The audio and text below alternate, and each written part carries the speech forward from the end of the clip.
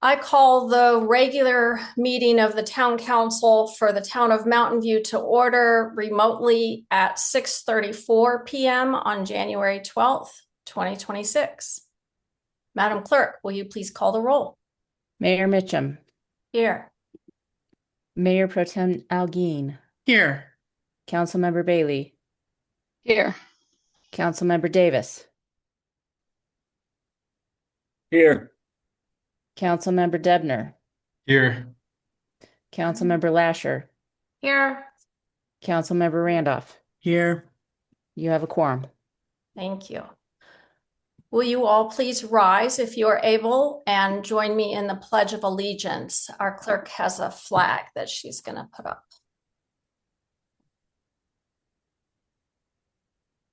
I pledge allegiance to the flag of the United States of America and to the republic for which it stands, one nation, indivisible, under God. Justice, liberty, and justice For all. Thank you. Before we proceed, just a few technical issues to clarify. So the remote format for tonight's meeting is intended to ensure reliable audio, equal participation for all attendees, and a clear and complete recording for the public record. Council members, you may mute your sound or leave it on throughout the duration of the meeting. Please leave your cameras on for the duration of the meeting. When you wish to be recognized, to have the floor, please use the raise hand tool at the bottom in the middle of the screen to get my attention. And then you can lower it after you've had the floor. And I will recognize speakers in the order that I observe those raised hands. I'm keeping a written list so that I can ensure everyone has access to the floor in accordance with our rules. But since, I might miss something, if I don't see your raised hand, you can call a point of order and let me know. You can just interrupt and say, point of order, I've had my hand raised for a while, and then I will handle that immediately. Before we move on, are there any questions regarding technical issues, and can everyone see and hear clearly? Okay, thank you. For the record, in addition to our full council, we also have our 3 staff members present this evening: the town clerk / treasurer, our town attorney, and our chief of police is here. Thank you as well to members of the public who have joined us tonight for our regular monthly meeting. Since this is a regular meeting, members of the public are invited to comment on any topic during their public comment period. And since our chat is disabled right now, when it comes time, we'll give you instructions for how to sign up for that. And lastly, because this meeting is being held remotely and in accordance with our rules, all votes this evening will be taken as roll call votes. With that context, we will proceed with the rest of the agenda. We are on agenda item number 4, which is our consent agenda. The consent agenda consists of items considered routine or non-controversial and may be approved in a single motion unless a council member requests an item to be removed for separate consideration. Council member Randolph has requested that agenda item 4D, the resolution establishing a designated public place for posting official business, be pulled from the consent agenda. And Council member Bailey has requested that agenda items 4C and 4E be pulled from the consent agenda. For efficiency, I'm happy to pull those from consent agenda using my chair's privilege to do so, and we'll consider all 3 of those in that order immediately after the consent agenda. So that leaves only the minutes on the consent agenda. And Madam Clerk, with that in mind, will you please read the amended consent agenda items into the record? The consent agenda consists of the minutes from the December 15th, 2025 regular meeting and the minutes of the December 22nd, 2025 special meeting. Thank you. May I have a motion to approve the amended consent agenda? I make a motion to approve. And a second? Second.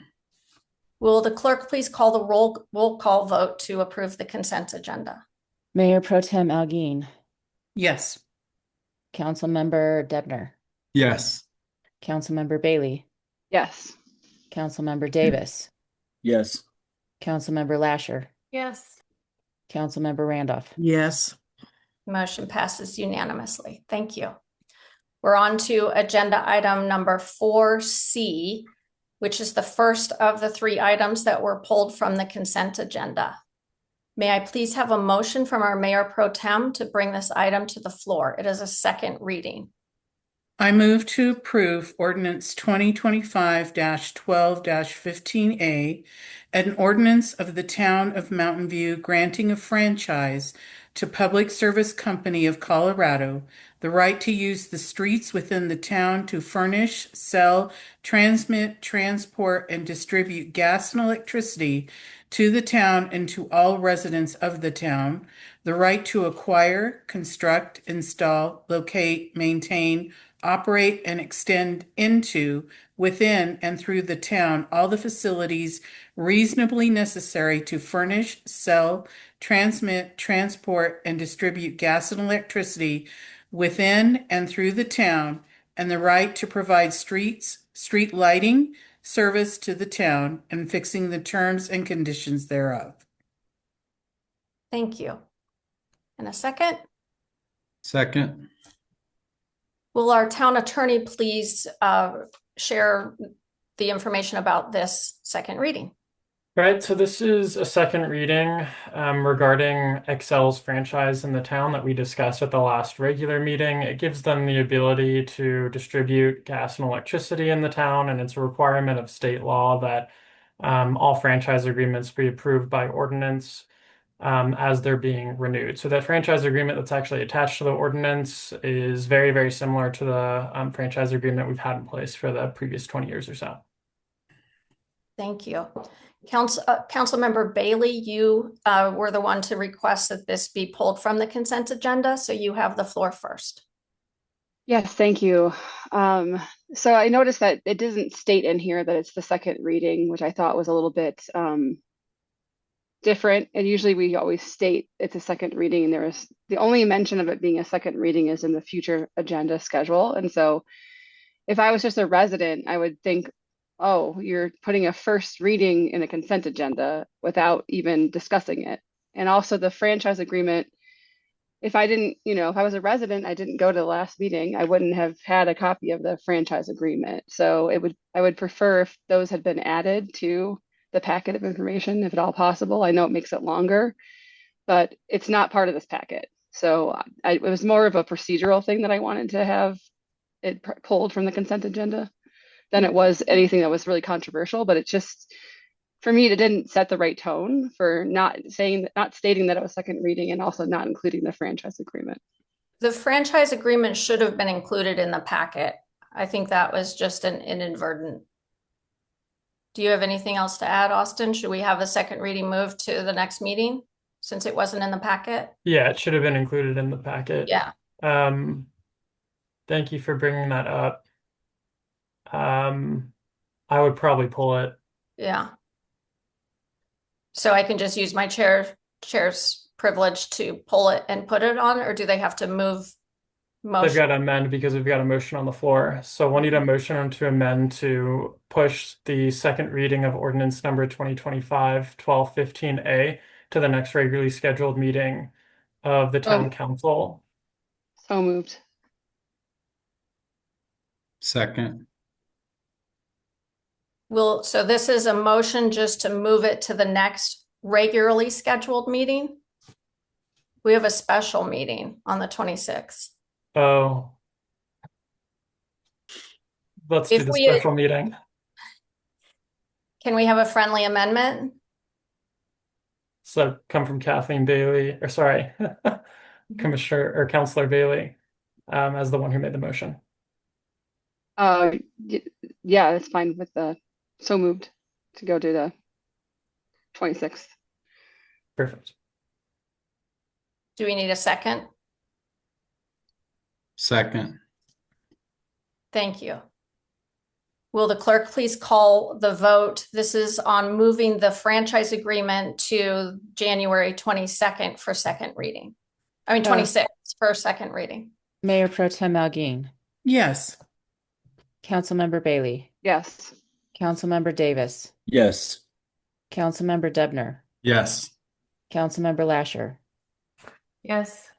Councilmember Randolph. Yes. Motion passes. If in the future you see something that's not in the packet that should be in the packet, let us know right away so that we can correct that, because we could have easily corrected that. That was just an error. Thank you, though. I'm glad you caught it. We're moving on to agenda item number 4D, which was the second of the 3 items pulled from the consent agenda. May I have a motion to bring it to the floor, please? I move to approve Resolution 2026-01-12A, a resolution of the Town of Mountain View, Colorado, establishing a designated public place for the posting of meeting notices as required by the Colorado Open Meetings Law.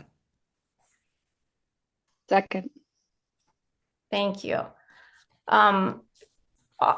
Would our town attorney please introduce this resolution for council? Sure, yeah. So this is a customary resolution that we have to do every year per the open meetings law. The open meetings law requires that you designate a public place of where you're posting notices in accordance with the open meetings law every year. So that's what this ordinance does. Or sorry, resolution. Thank you. Councilmember Randolph, this is pulled from the consent agenda at your request, so you have the floor first. So Mr. Flanagan sent me an email which helped clarify. I still have a question about Mr. Flanagan, because you said that it would be more work for them to post it on the bulletin board on 43rd and Depew, but they already do that. And that's why I was questioning why that was not also listed on this resolution.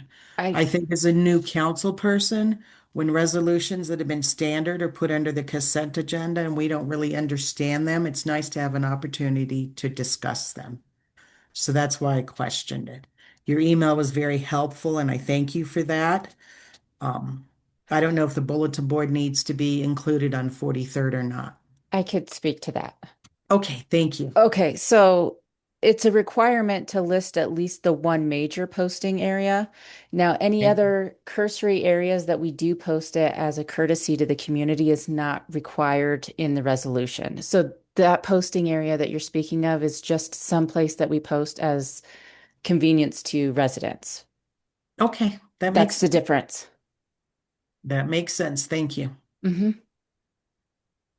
Is there any other discussion, any other council questions? I think it's good that if a council member has a question, even if you have the conversation that resolves your questions with the town attorney, it's important for those questions to come out in the open meeting as appropriate, so that because other people might have those same questions. So I think it's perfectly appropriate to have any questions and discussion about this. Are there other questions? Councilmember Debner.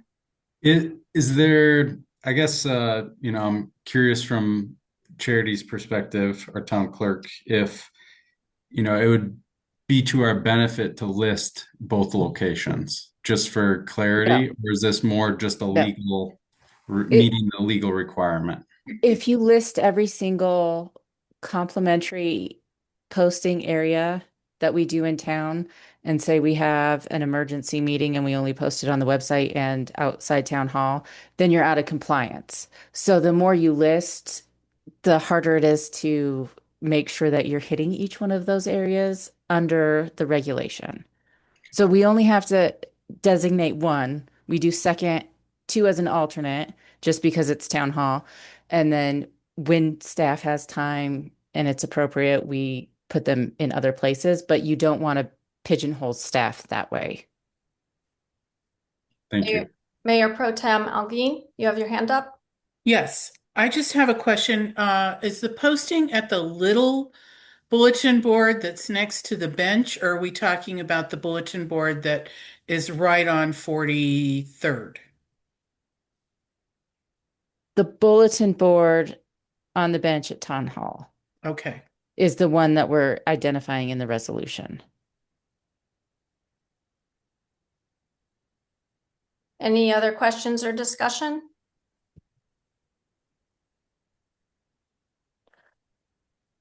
Will the clerk please call the roll call vote to pass this resolution? Mayor Pro Tem Elgin, Yes. Councilmember Bailey, Yes. Councilmember Davis, Yes. Councilmember Debner, Yes. Councilmember Lasher, Yes. Councilmember Randolph. Yes. Motion passes unanimously. Thank you.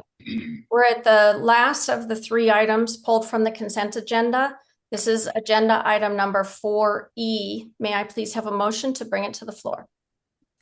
I move to approve resolution 2026-01-12B, a resolution of the town of Mountain View, Colorado, authorizing execution of a cybersecurity insurance policy with ARC Specialty Insurance Company. Second.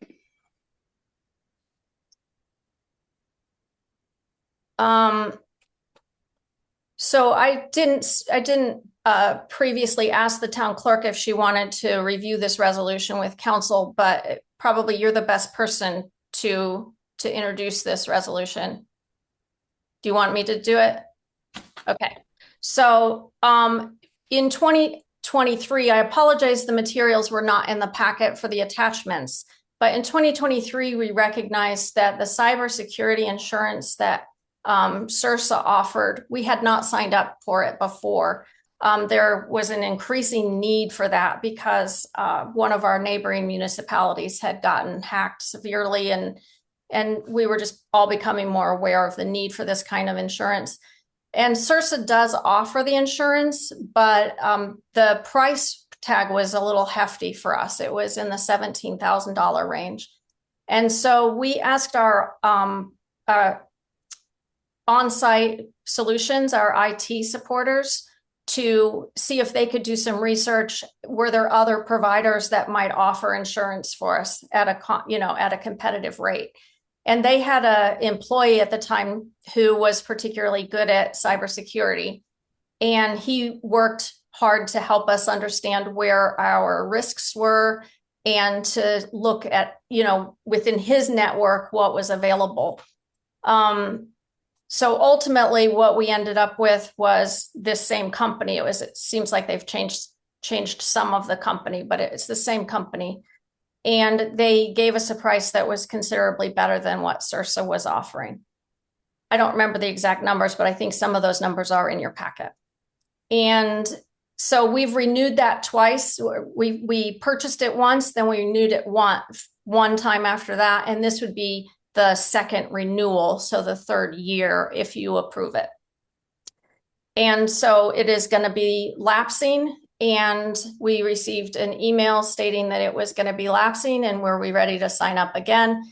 And so I'm just throwing this to council to see if they would like to keep our insurance with the cybersecurity insurance policy. And they also reduced the price, which I was surprised to see. I didn't have much interaction with them about that, so I don't know why, but maybe it's because we've done a good job.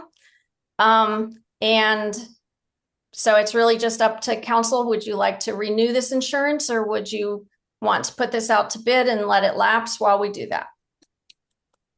And since Councilmember Bailey was the person who requested this to get pulled from the consent agenda, you have the floor first. Thank you. Yeah, it was missing. We didn't have the contract in there as part of the packet, and we didn't have the introductory material, and it was just sort of placed in the consent agenda. So it was again a procedural objection, but also because I would have liked to see like analysis of what changed between this last iteration of the contract and this one. And I didn't even have time to look this over at all because it came so late. And I don't know, when I see like, oh, it's like a price is going down and it's our 3rd year and costs everywhere are going up, I start to consider, like, is this too much? Is this too good to be true? Is this, what are we missing? And I feel like I didn't get time to do my due diligence in reviewing this information. And I also was curious, well, if in fact cybersecurity costs are just going down, in the industry, it might be worth seeing what CIRSA had to say about what their coverage costs would be, as well, and to see what other quotes would be like before we just sign up just because it's a slight decrease in cost. That was where I was coming from.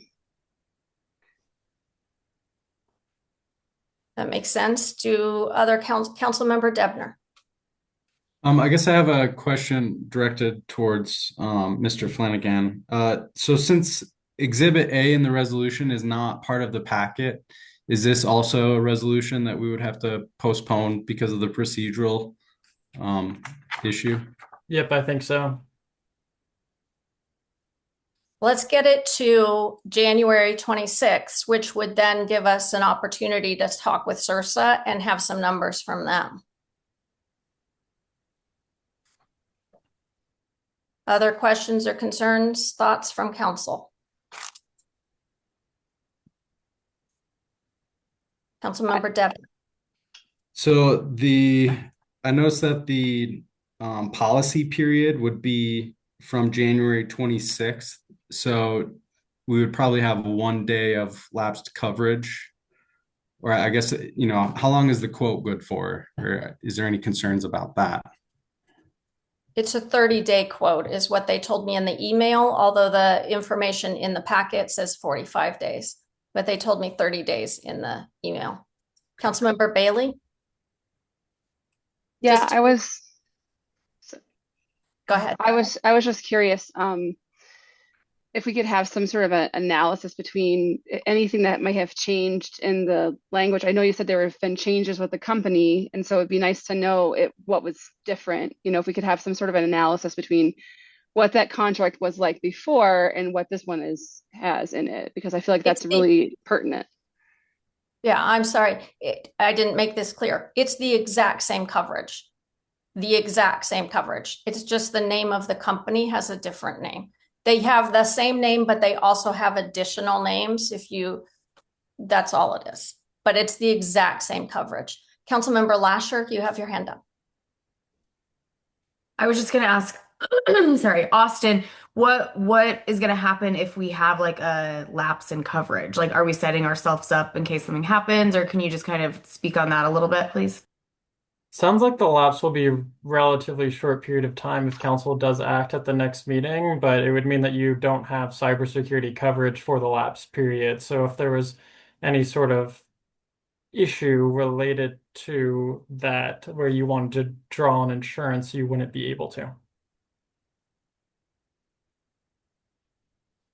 We could have an additional special meeting if people would like. That's one option. Councilmember Bailey. Yeah, I was just wondering if you could talk with them to see if they would give us a grace period where we would still be covered, and just explaining to them that there was some missing information in the packet, and so we had to postpone it, and we have another meeting on the date of the 26th, and so it would basically be the Monday after. I wonder if there's any kind of grace period you could, just give us the benefit of doubt and continue our coverage, like an overlap kind of policy, a stopgap kind of policy, if that you could negotiate something like that. That seems likely. Mayor Pro Tem Alguin? Did you mention that it would be just a 1 day gap? Okay. It depends on what we are able to come back with, right? Because we don't know that you would adopt it on the 26th, but I suspect, we've, had a relationship with them for several years now. I suspect they understand how this works and would be amenable to working with us. I can't promise that, but it seems reasonable, don't you think, to our town clerk? Yeah.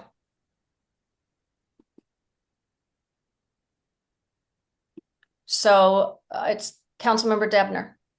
I guess from my perspective, I would be in support if we needed to have a special meeting between now and the 26th, just to cover that gap.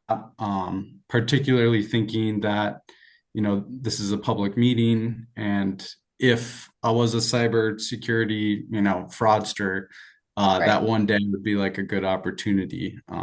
So if we need to have a quick special meeting, I would be in support of that. Thank you. Are there other thoughts or questions for discussion about this? It seems like Mayor Pro Tem Alguin. But that's if they won't approve a gap, right? Okay.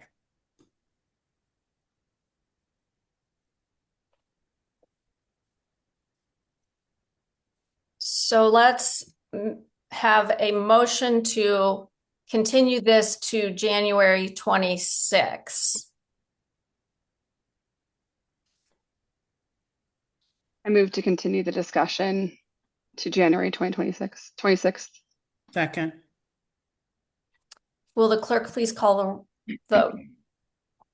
Mayor Pro Tem Alguin, Yes. Councilmember Bailey, Yes. Councilmember Davis, Yes. Councilmember Debner, Yes. Councilmember Lasher, Yes. Councilmember Randolph. Yes. Motion passes unanimously. Thank you. We are at our public comment period, and I will briefly summarize the rules as I do. Those who have, so normally we would have people sign up in the chat, but that's disabled tonight. And if you would like to have a public comment, you can raise your hand and the town clerk will call on you. When she calls on you and allows you to speak, please state your name and your address for the record, or state your name and whether or not you're a resident of town. And per our rules, you'll have 3 minutes to share your thoughts. You can speak on anything at all under the sun, as this is just a regular meeting and not a workshop. And council will not be responding to those comments or staff during this time period. But if your comment requires a response, staff may follow up afterwards if that's appropriate. Madam Clerk, do we have anyone signed up for public comment tonight? Yes, so first up is Melinda Plemmel. And we do ask that you turn on your camera. Is my camera on? I don't see an option for that. I don't see an option for camera. Down in the bottom, the left. Yeah, no, it only has audio. I only have an audio option. It might be disabled for non-panelists. Yeah, Yeah. probably. Can you make Okay. her a panelist for that? That's what we do typically for these. I've never seen anyone else having their camera on in the past, but I'm happy to do that. It's just in the rules. It's not consistent. You're just doing an audio, you're calling on the phone. Let me actually get my video on. Because that's one of the options. You can just call into the meeting. So how I can, I can hear somebody speaking. Oh, I thought that was somebody in the room with you. No, it's not. Oh, can you mute all the people who are not panelists, please, Charity? They are muted. Okay. I wonder who is speaking in the background then. Okay. All right. Are we good? Am I okay? Okay. Thank you. I appreciate everybody's time tonight. And really, I'm just here to talk about the support of item A, putting a governance change on the ballot, and item B, considering the appointment of a town administrator. When this governance change was on the ballot before, the mayor publicly supported it. She posted both on social media as well as wrote an article in the Gazette and outlined some really solid ideas, like some really good ideas about why that change should be happening. As we got closer to election, that sort of sentiment changed and the measure ended up being pushed to fail. So I think this time around, we owe it to the residents to have more clarity on what that actually means for our town. The last measure wasn't even in the blue book. It wasn't posted. It wasn't, nobody was really educated on what that was. And so I think there was a lot of confusion around that. And I believe that having a governance change could really impact our town in a very positive way. To use some of the examples, Mayor, that you did put into the Gazette, this would really help. Moving that to that council sort of manager type of government would create a much more professional administration. It would create consistency. It would eliminate politicizing the role of the mayor and really avoid bias that ultimately tarnishes that office. There needs to be clear separation between policy and management. It's essentially a best practice that I think would serve the town much better than we're being served right now. As we've seen over the last 2 years, what not having a qualified professional town manager actually looks like, we can see some things that have actually come up. We have seen more authority being pulled into the office with the mayor heading multiple committees, self-appointing as a town administrator, the head of public works, the code enforcers, roles that usually require professional training and experience. That kind of power grab is exactly what a council manager system is designed to prevent. We are also seeing consequences of having a strong mayor system when the administrative jobs are filled by an elected official without that professional background. The town ends up leaning really heavily on legal counsel to fill those gaps. The attorney invoices, which are now publicly available since they were submitted as evidence in a recent campaign finance complaint, they clearly show how often the town attorney is being Time. is. All right, thank you. Thank you for your comment. Do you have other people signed up? Laura Dennis. Okay, can everybody hear me? But we I need can't your turn on hand. my camera for some reason. I'm having kind of the same issue. Can you make her a panelist, please? I'm working on it. Thank you.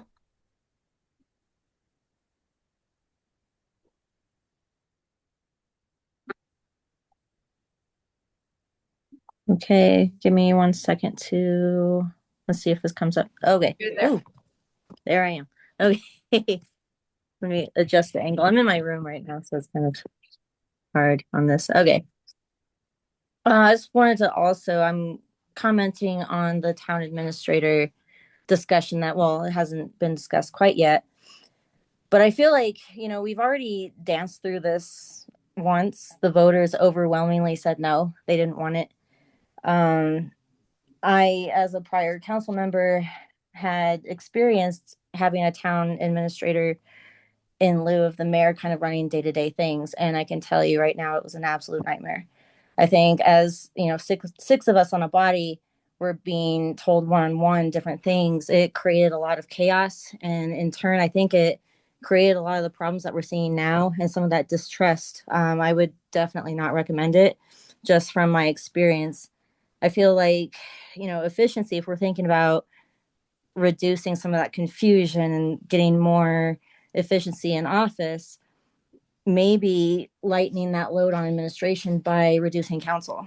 I don't see why we need to have 6 seats in council when there's less than 600 people in town. I've looked at Lone Tree. Lone Tree has 4 council members. They have 14,000 people.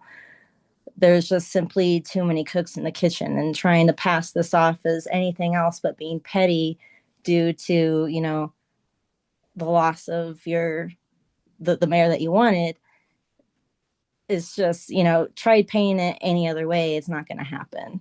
This discussion has only come up because you're unhappy. Well, not you. I'm saying for whoever needs to hear it. Some people are unhappy about the election results, and in turn are trying to change the governance. That's how I see it. That's just how it is. You can't paint it any other way. And just in my opinion, oversaturation of authority clearly with this council is not going to do anything good for the town. I say, you want efficiency, reduce the number of council members that you have. As far as the Gazette goes, moving on, I think, when you get into rezoning, as you're going to get into soon, it's important to have those outlets available. You want to be promoting yourself. You want to show people outside of the town what you're doing. And by, limiting what can be said, what can't be said, it's just only gonna, it's not gonna draw the right attention. Who's gonna invest in a town that they don't know what's happening? You know, I just think we need to be more mindful. Well, the council needs to be more mindful of how they're conducting their business. And right now, it's just looking like you're being retaliatory and not really pushing for progress. And that's really going to hurt the rest of us in turn. Just make better decisions, make them wisely, and not really coming from a place of emotional turmoil. And a lot of people are upset, and that's just, that comes with a lot of the things that have happened lately. But it's time to put that aside, put your council hat on, and think about what's better for the town, and not serving yourself, self-interest. That's what I'm saying. That's all I have to say. Thank you for your comment. Anyone else attending want to speak, please raise your hand.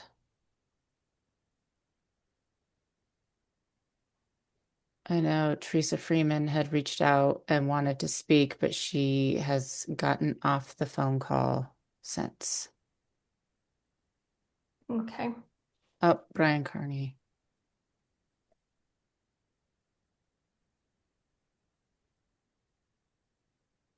Can you guys hear me? Just a minute, Mr. Carney, we're gonna have, the town clerk is gonna invite you to be a panelist so that you can turn your camera on. We can hear you, but we can't yet see you. Okay, working on it.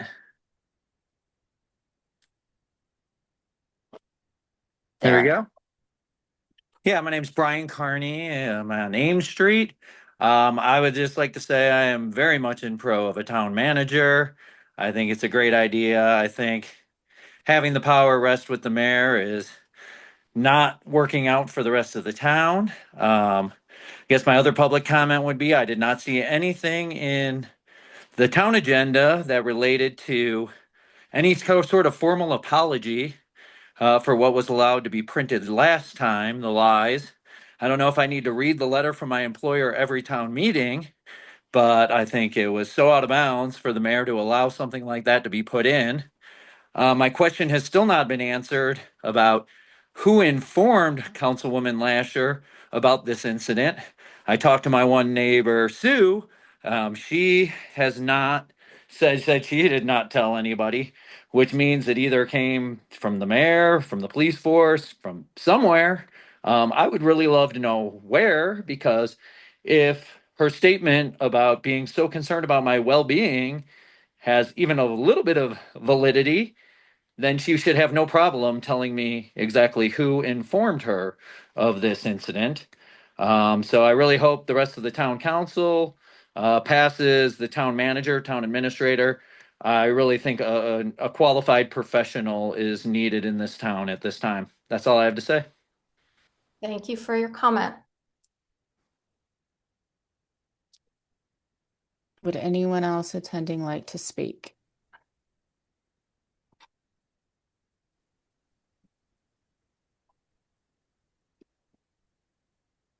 There's no one else at this time. Okay, can you remove their panelist options, I'm please? working on that right now. Perfect. Thank you.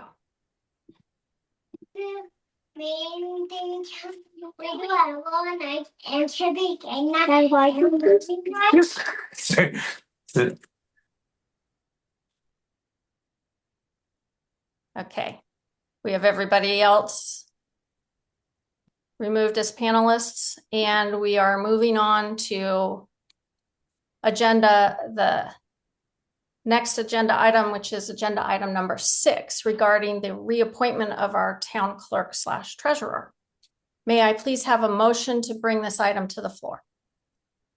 I move to table resolution You can't 2025-12. table it yet until it comes to the floor. I move resolution 2025-1215A, a resolution reappointing Charity Campfield as the town clerk / treasurer for the town of Mountain View, Colorado.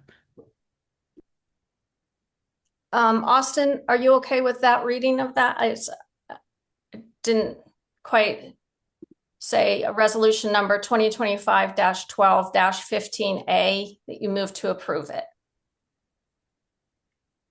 Was Can that you, the motion, Mayor Pro Tem? I moved to table it, but I was told I needed to move in order to to discuss it, resolution. bring it to the I floor move first. resolution number 2025-1215A, a resolution reappointing Charity Campfield as the town clerk treasurer for the town of Mountain View, Colorado. I think the question was just, was that a motion to approve, which will bring it to the floor, and then we can have a motion to amend to table the item? Yes. Okay. Yes. So we'll Thank just need a second on that Second. motion to, okay. Okay, just one moment. Charity, when you removed panelists, you also removed Councilmember Lasher. She's back in. Okay, thank you. Okay, so we have a motion on the floor and a second to consider the resolution. Now we can have discussion. I will give this to the town attorney to introduce the resolution and speak to why it is on our agenda tonight and what council is being asked to approve. From there, you can have your discussion. And at that point, after discussion, you can make your motions to change the resolution if you wish. Can you please introduce the resolution, Austin? Sure, just real briefly, with each of your appointed positions, there's a requirement in the charter that council reappoints them or appoints the position annually to fulfill the obligations within the charter for that appointed official. And so that's what these resolutions aim to do. And I just wanted to briefly note that sort of these resolutions are a little bit different than hiring and firing. For instance, you could have an employee in the town, and we did this a couple months back, who was already an employee of the town, and council decided to appoint them to a different office. If council decided not to appoint them, they would still be that employee of the town, operating under the functions they were previously. They just wouldn't subsume the additional roles within the appointment. So to remove an officer, an appointed officer, you have to do a removal, which is a separate resolution. We can talk about that if needed. But what this is doing is just fulfilling that charter obligation to appoint these two positions. Which is really a formality. Is that correct? Yeah, I mean, it has to be done annually for each of these positions. And so as we've learned, again, recently with particularly the position of the town treasurer, we have had to sort of look to a lot of different people to be able to check that box in the charter, that formality. Mm-hmm. Okay, so Mayor Pro Tem Alguin, it sounds as if you have some desire to not adopt this resolution and not appoint Charity at this time as the town clerk treasurer. Can you speak to that, please? Yes, I move that we table the resolution number 2025-1215A, resolution reappointing Charity Campfield as the town clerk treasurer for the town of Mountain View until January 26, 2026.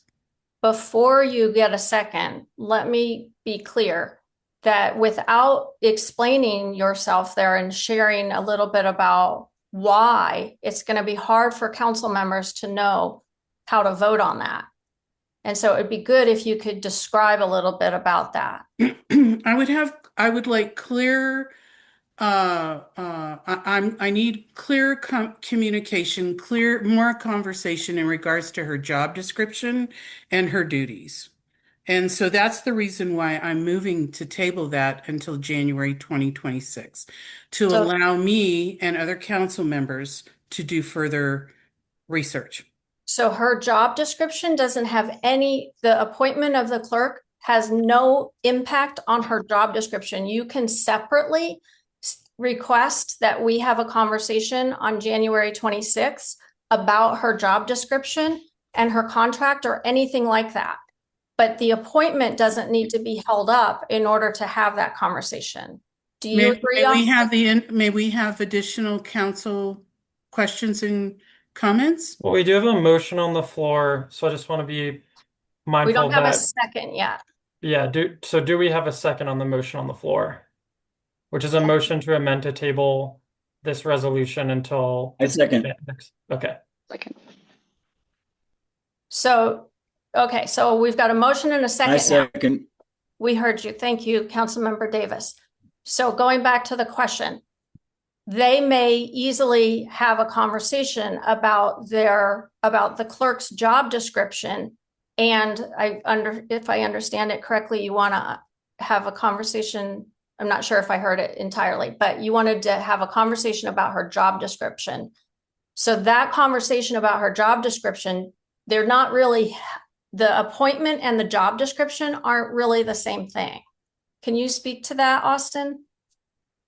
How the job description can have a conversation on the 26th without holding up her appointment. Yeah, so the main duties of the appointed officers is to fulfill their roles within the charter and the code. But I think what I'm hearing is that there might be some additional duties that the council wants to add in addition to what's stated in the charter and the code for this office. And so that's the item, I think, the point of tension of where they want additional time, if I'm understanding correctly. Yes, I would like to entertain further discussion regarding general business before we move to appointing the town clerk. So you could still appoint her and change it January 26th. What I'm concerned about is that the council has a duty per the charter to make these appointments annually. And it's an easy thing to then have having the conversation about her role at a later meeting doesn't change your obligation. Wanting to have that conversation doesn't change your obligation to make the appointment on an annual basis per our charter. And so there's no harm in having her appointment follow the charter. You can still have further conversation at the next meeting. So if it doesn't change, and I'm requesting a discussion on the appointment on the 26th, then I'm not clear what the pushback is. I'm just trying to follow the charter. That there seems to be absolutely no negative impact by following the charter and making the appointment. And that does not limit in any way your ability to have further conversation at the next meeting, but it just has our council following the charter. Thank you for your input, but we did have a motion and a second. Is that correct? I hear, yeah. Okay. So I want to see if is there any other discussion about this? Any questions from council? Councilmember Bailey. So you're saying that even though we are having a conversation later in this meeting under general business and that there might be a role expansion, it doesn't impact anything in terms of this appointment. Correct. Councilmember Debner. I guess, my thinking is what's changed since council unanimously tabled this. I mean, we had discussion about job descriptions and the need for executive session in last December's meeting. So I guess that's my perspective. It sounds like we need to have a conversation about the job description. I understand that. And I think that makes sense, but it doesn't have anything to do with the appointment. Councilmember Lasher. Since it says we're supposed to appoint someone in our charter, if we don't, are we in violation of our charter if we don't do that? Or what's the consequence? What would happen if we didn't do that? Yeah, so the requirement is that you annually appoint each one of these positions. I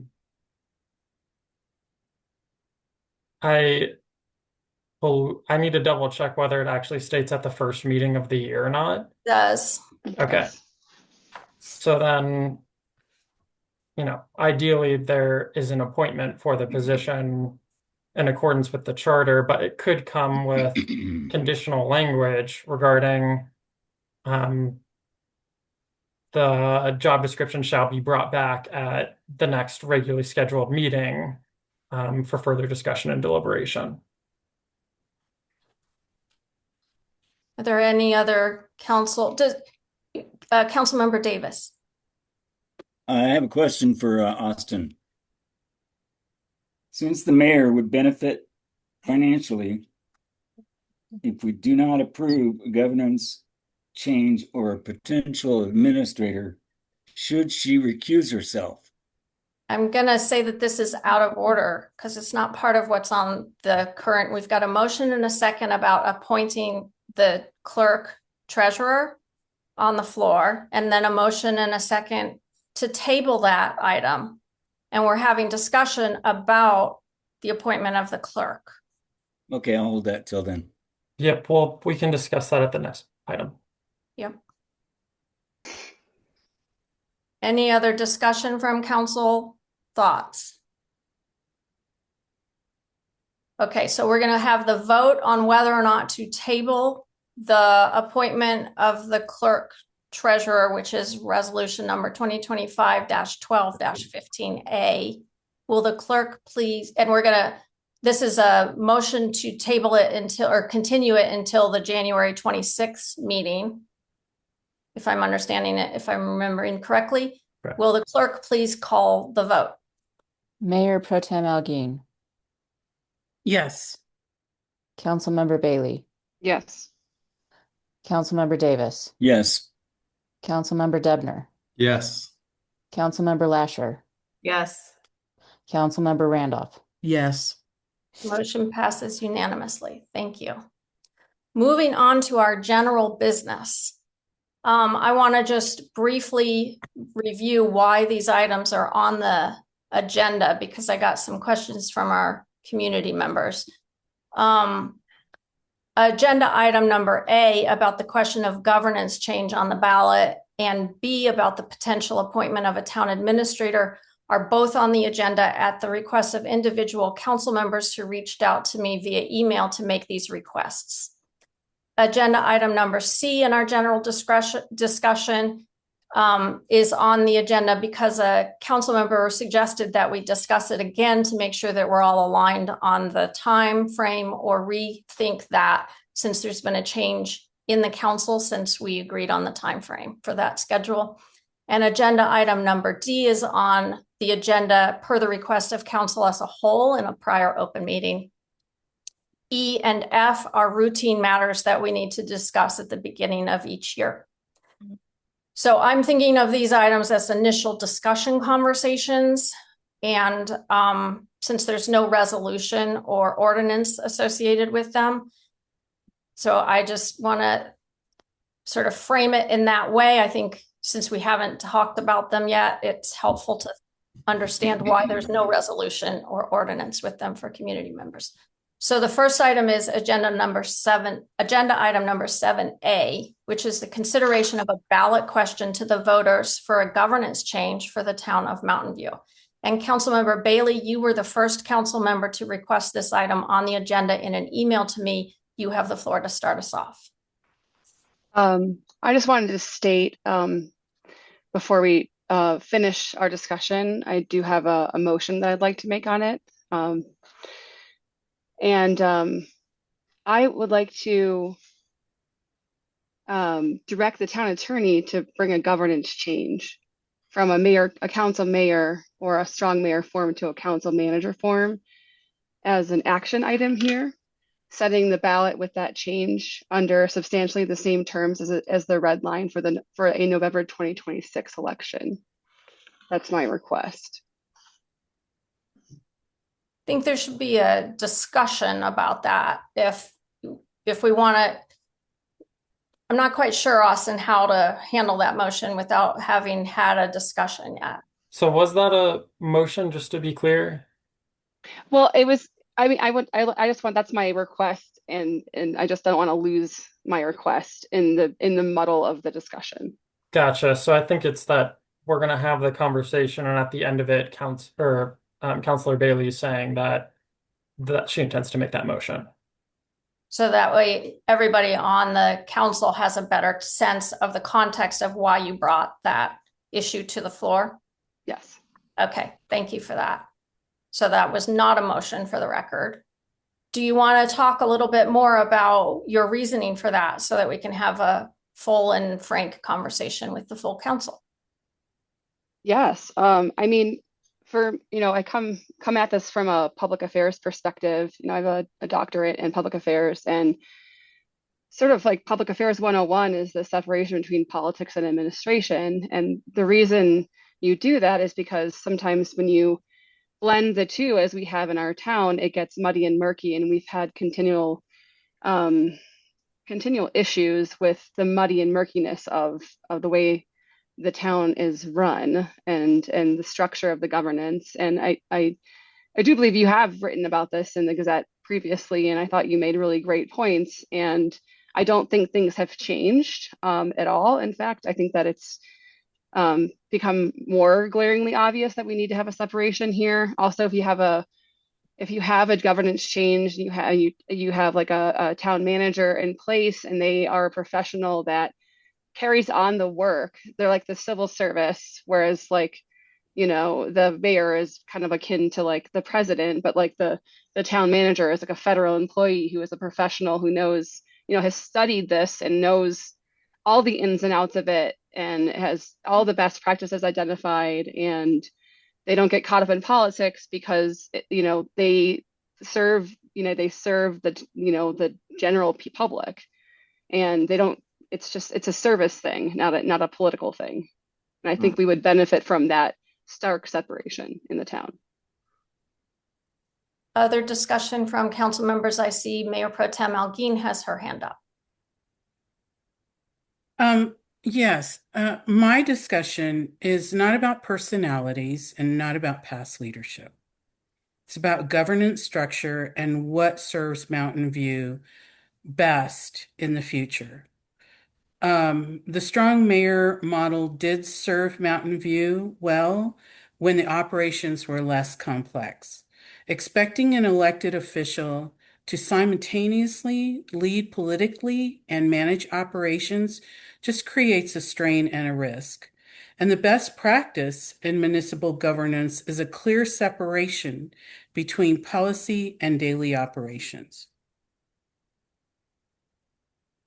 Thank you. Councilmember Lasher. I was probably one of the biggest people pushing for hiring a town administrator when we did that previously.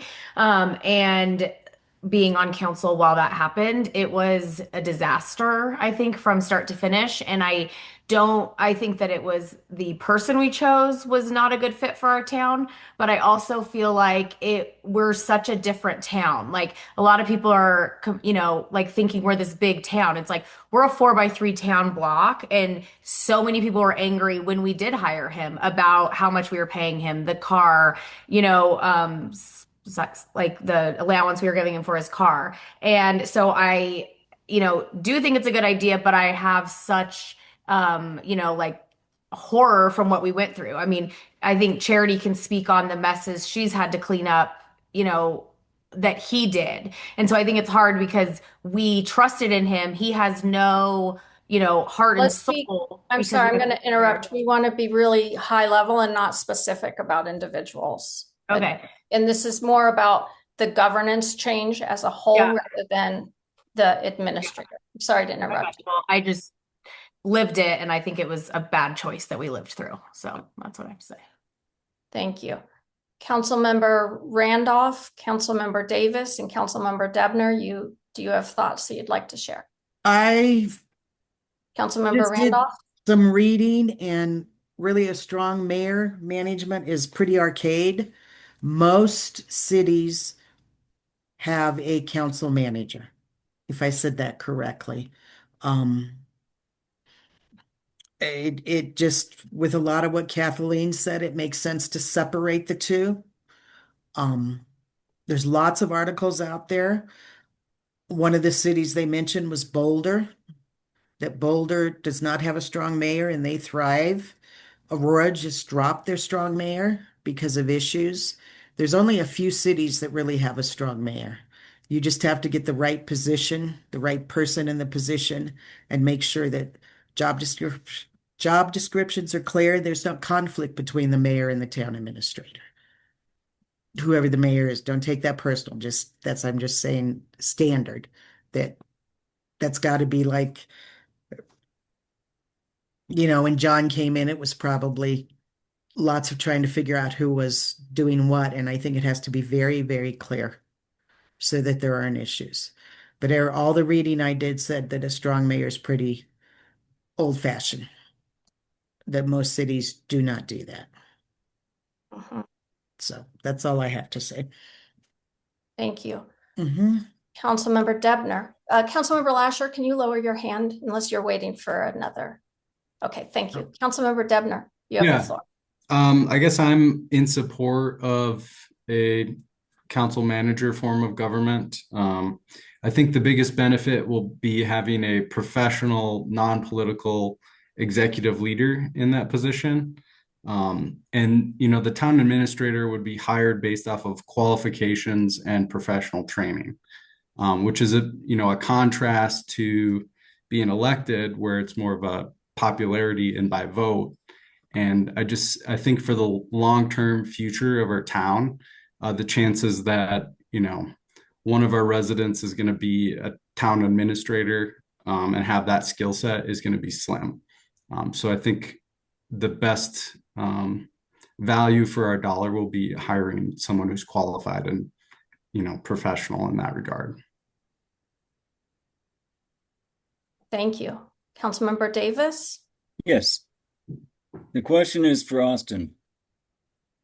Since the mayor would benefit financially if we did not approve a governance change or potential administrator, should she recuse herself? Thank you for the question. As far as 7A, the council is just deciding whether to put a governance change on the ballot. So you, as a council, aren't able to actually make the governance change. And so in my view, that governance change affects each and every person here, each and every elected official. That provision that will be changed within the charter is the same provision that changes the council member voting procedures. So in my view, it's of a general nature and doesn't actually create a direct impact to the mayor or any other elected official. However, there's a different answer for 7B, and we'll get there at the next item. But to answer your question, in my view, I don't believe any elected official here has a conflict with 7A because of the general nature of the legislative change and the fact that it won't affect anyone until at least the next election.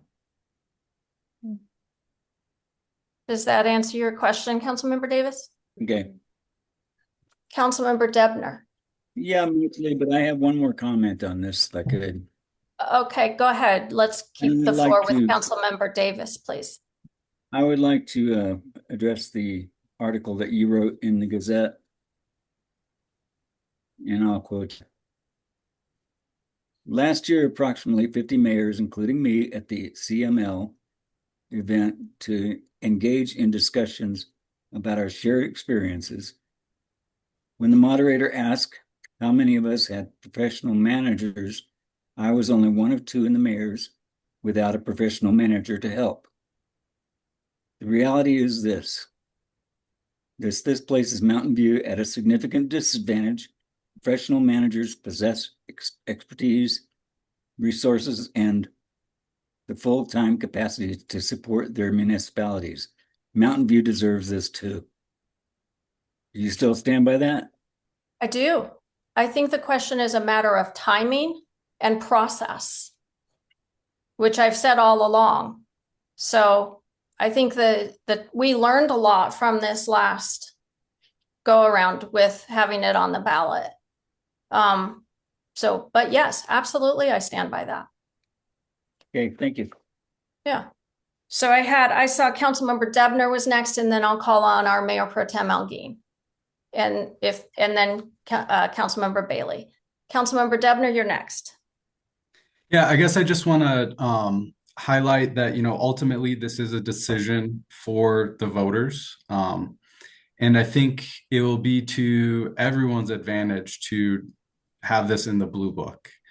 Speaking, from my experience as a resident, when that came in the mail, without having that blue book to help me understand what I was voting on, it was a disadvantage. And I think asking the residents a second time will go a long way to just kind of highlight the issues that we see as council members and kind of the benefits that that council manager form of government would bring to Mountain View.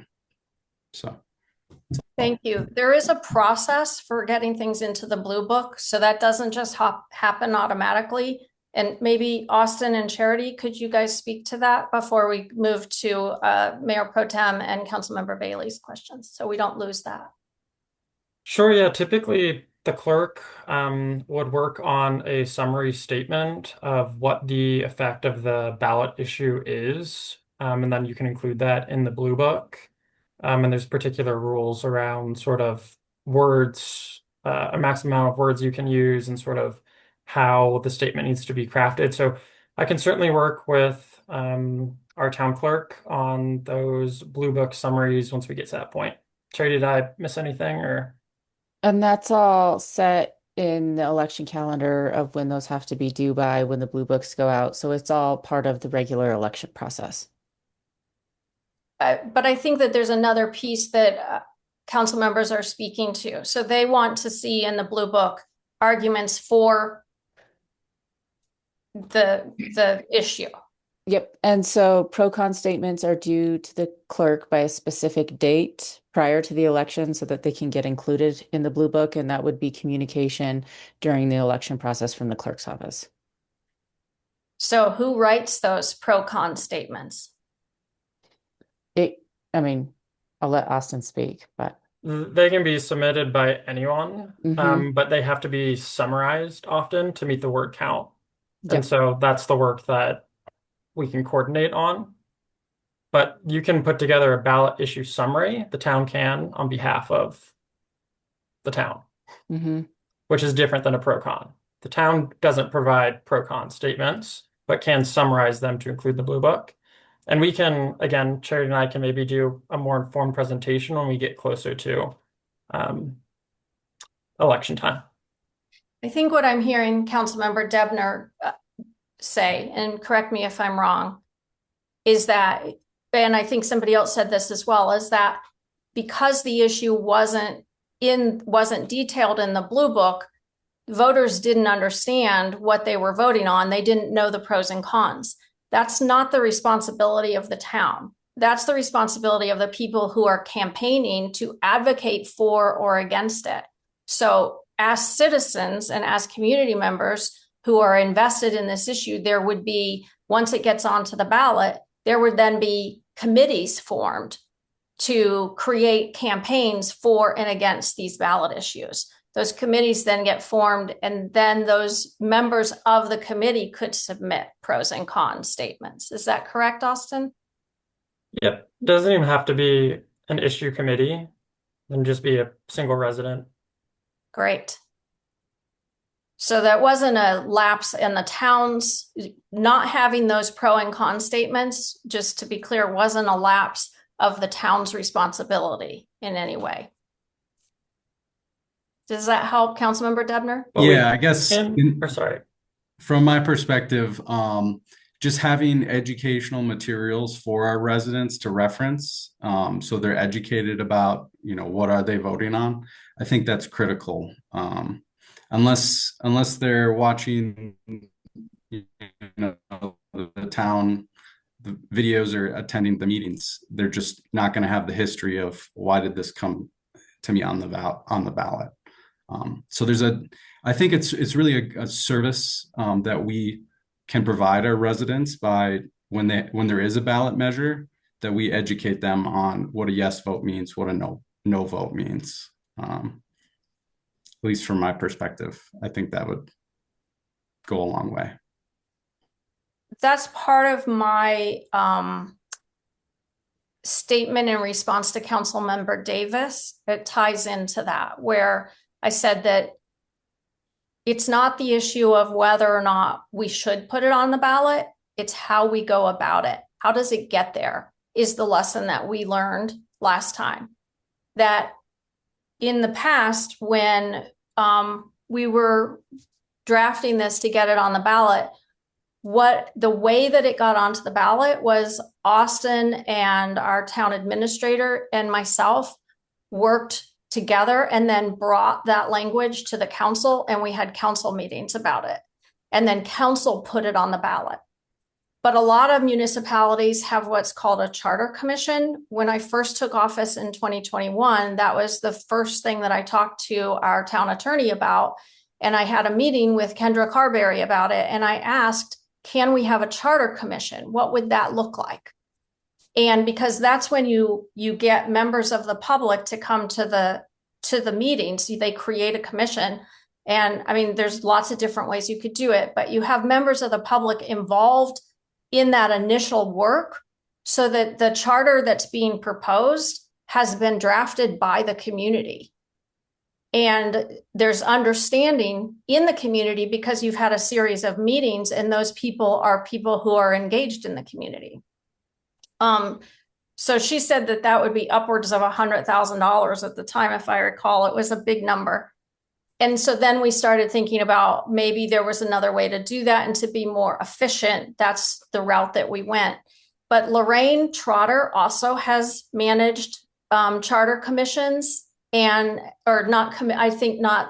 think the charter commission is a specific legal term, so I don't want to say it's a charter commission, but she's managed this process as well through community engagement from the very beginning, so that then there's community buy-in and you're drafting the charter together.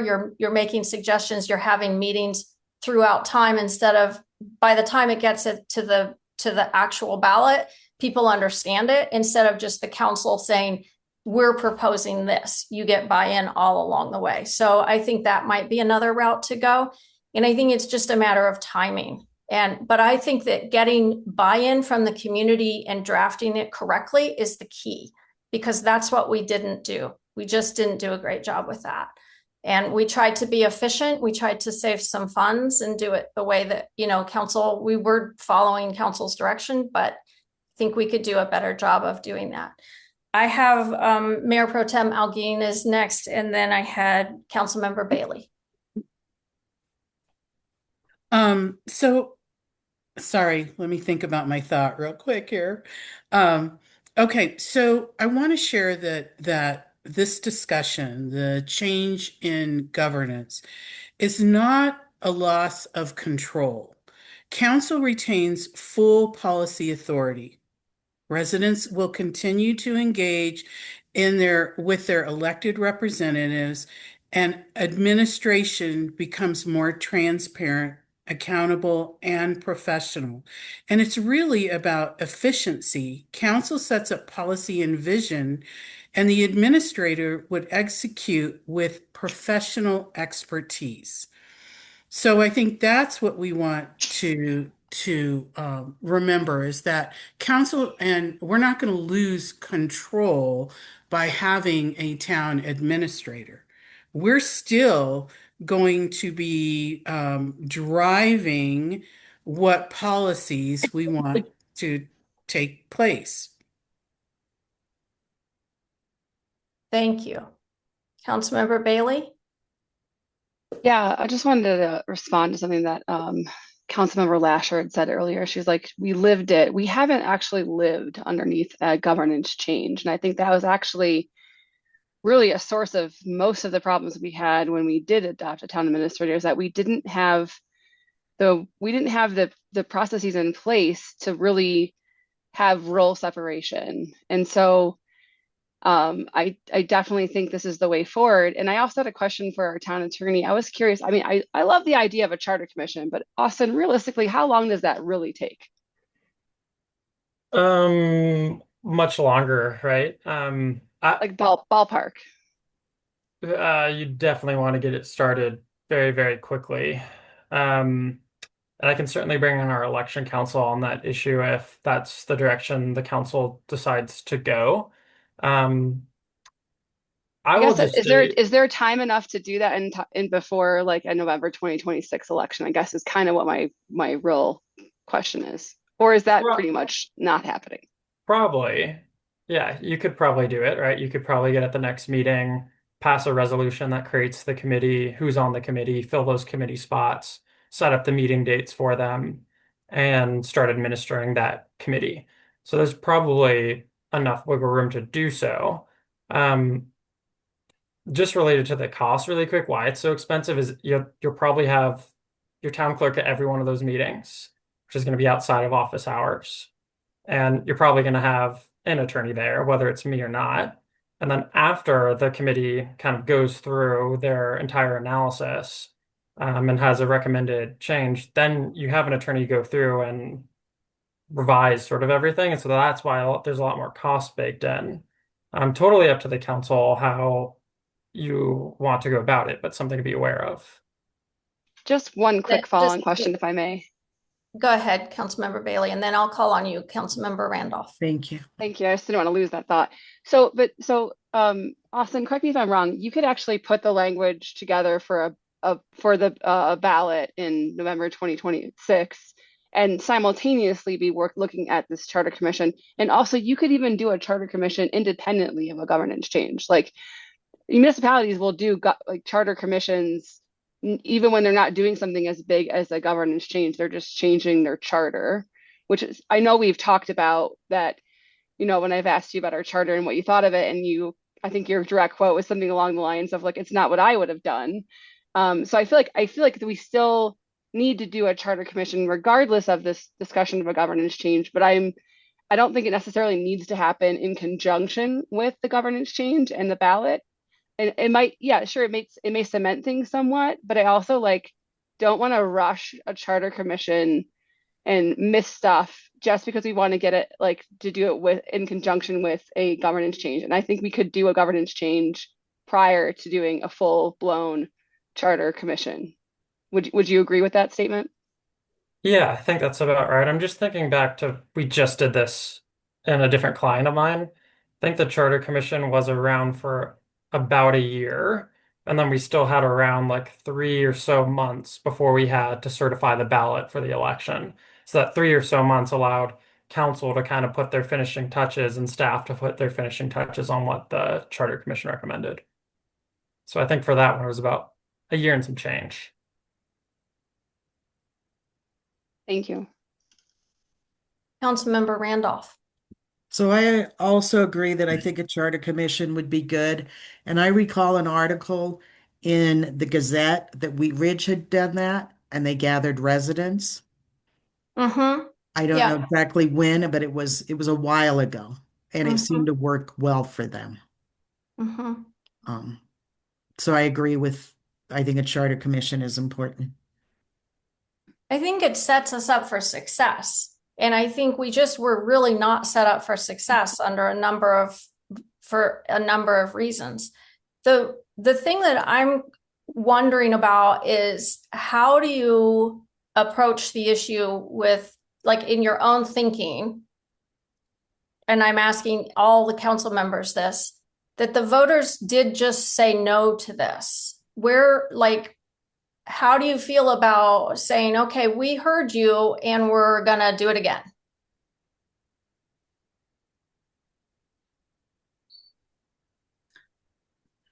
I think sometimes you have to ask twice.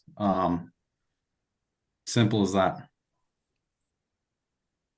I feel like the key is changing how you ask it. Does that make sense?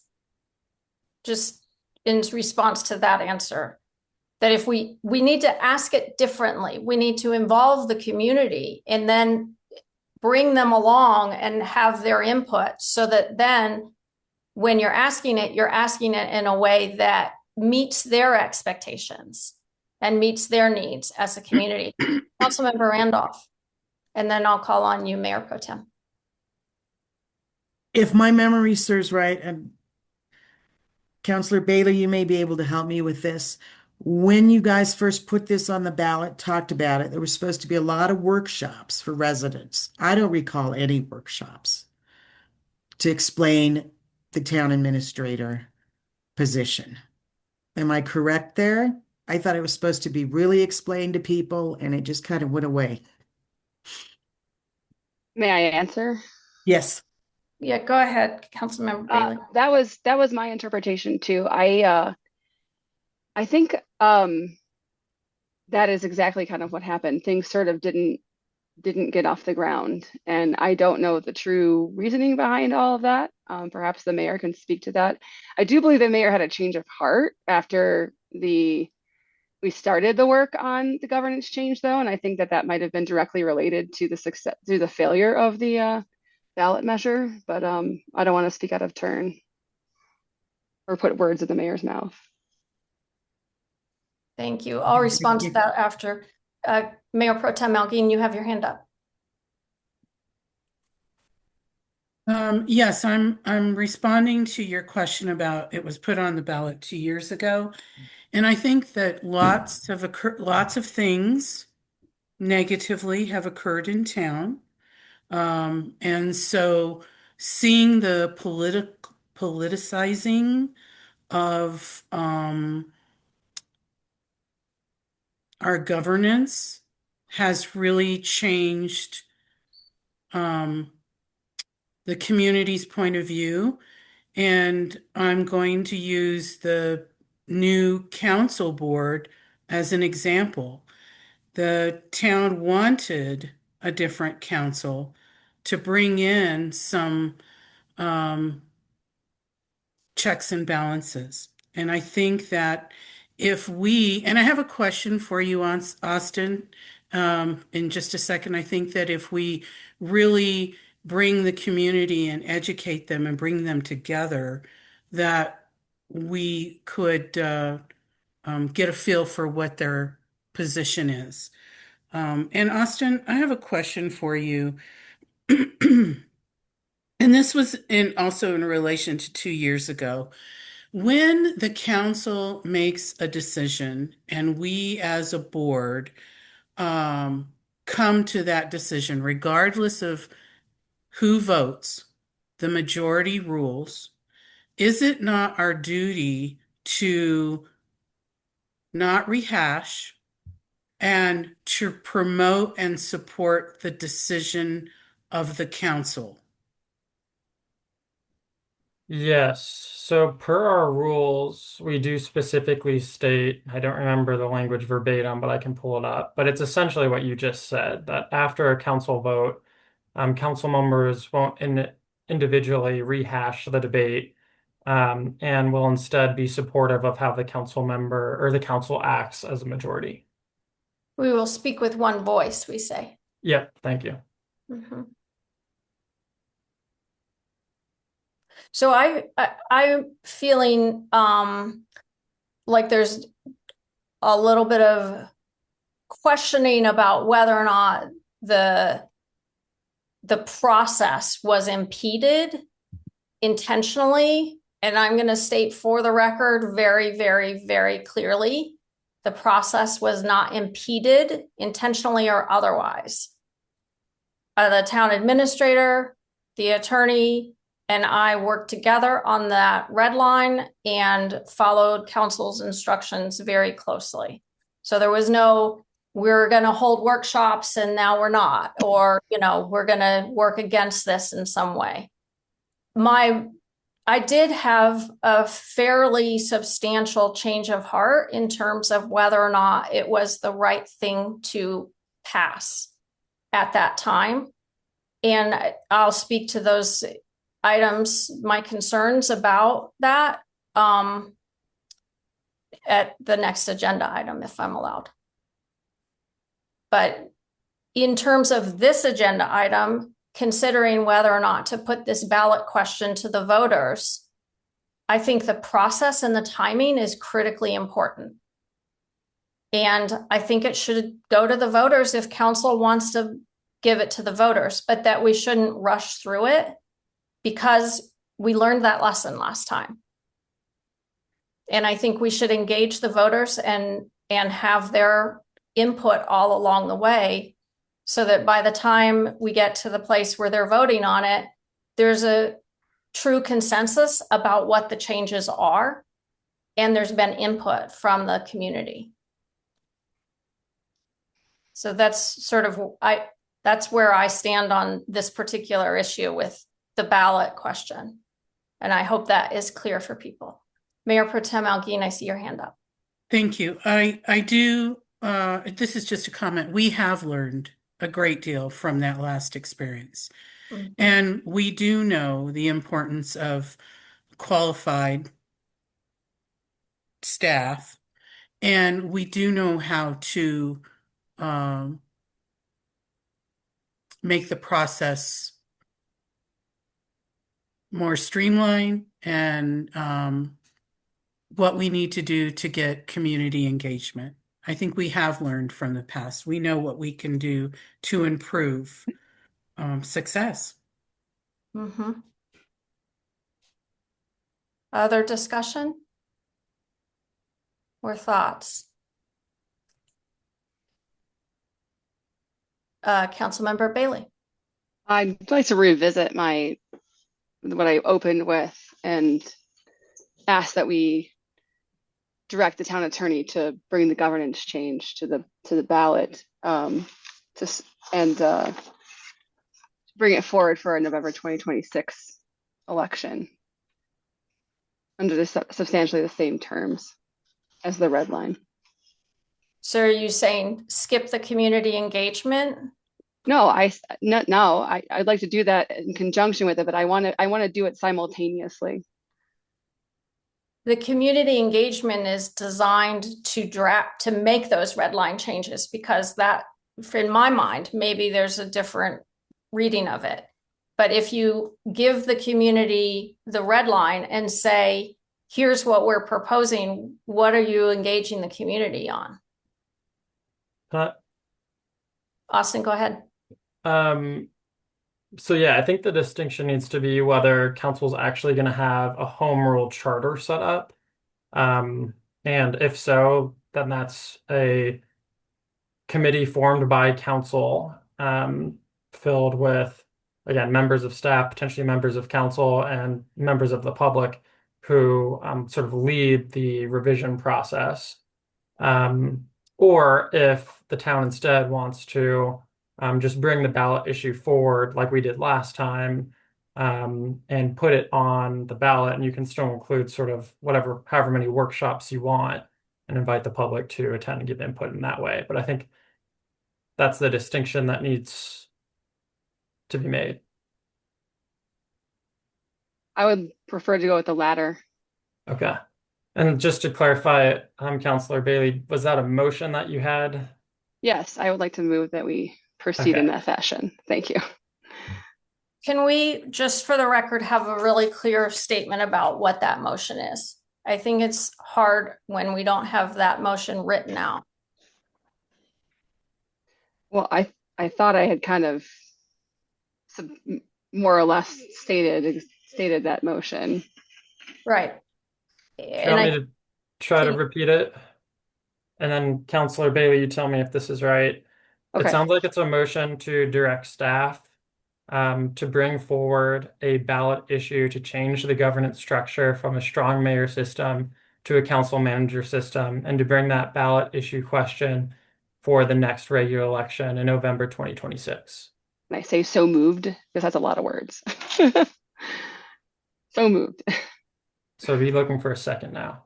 Second.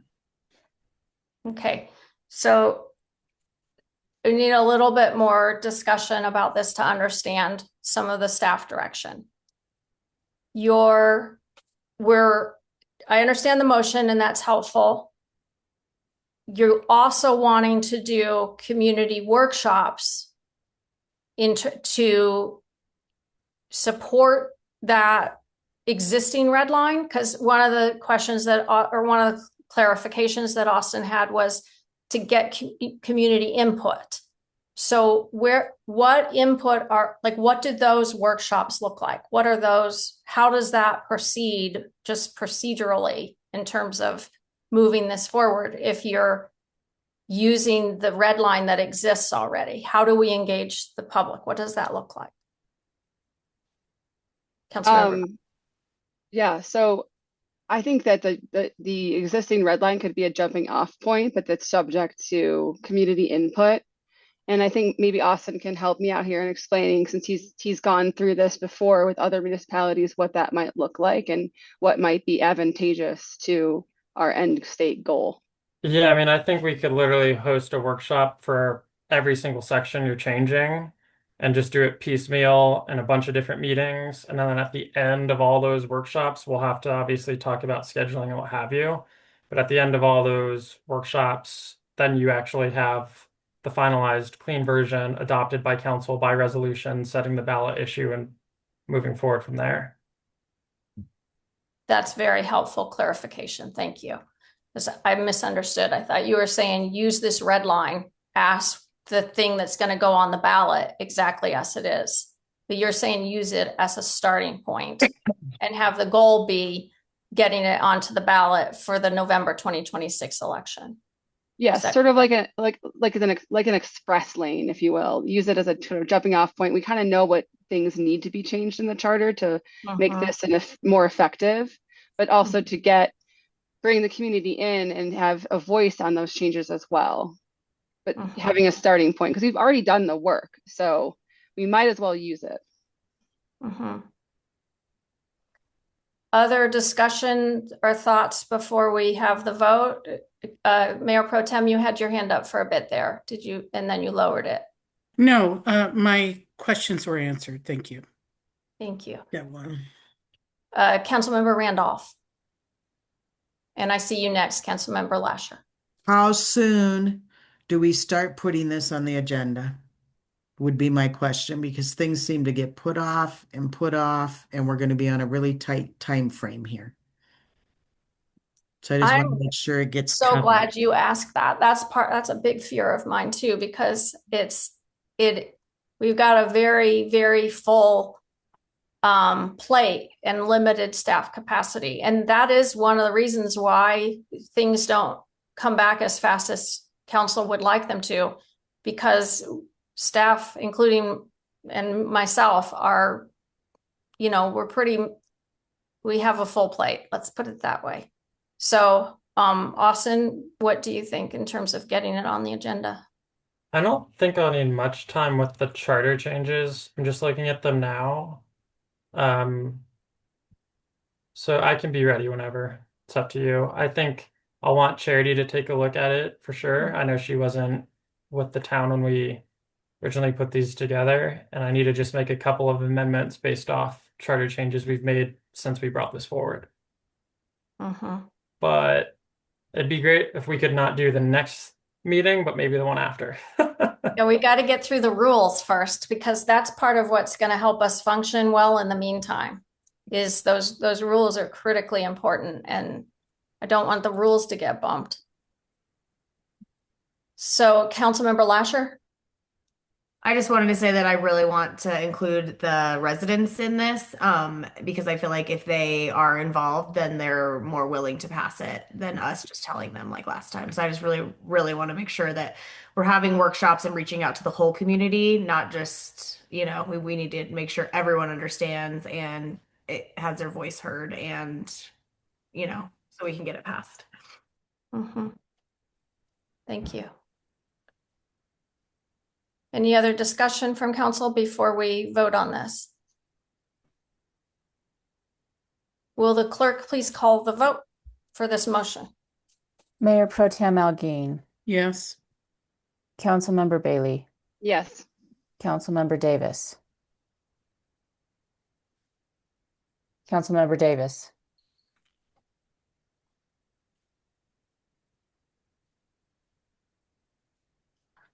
Oh, still on mute. Sorry about that. Yes. Councilmember Debner. Yes. Councilmember Lasher. Yes. Councilmember Randolph. Yes. Motion passes unanimously. Thank you, everybody. So we're on to agenda item number 7B, which is consideration of the potential appointment of a town administrator. It's 8:09 right now. Does anybody need a break or should we continue going? I see some head nods for a break. Okay, so let's go ahead and take a 10-minute break at 8:09, and we will be back here at 8:19. Thank you.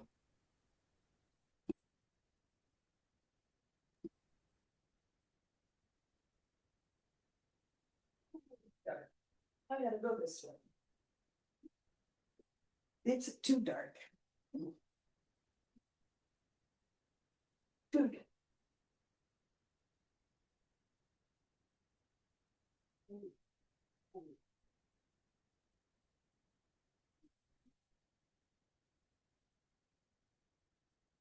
That's right.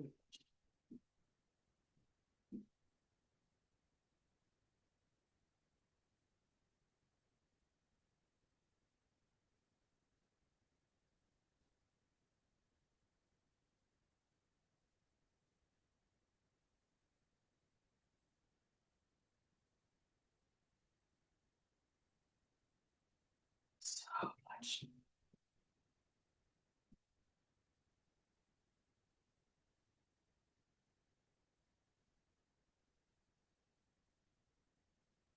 Yes.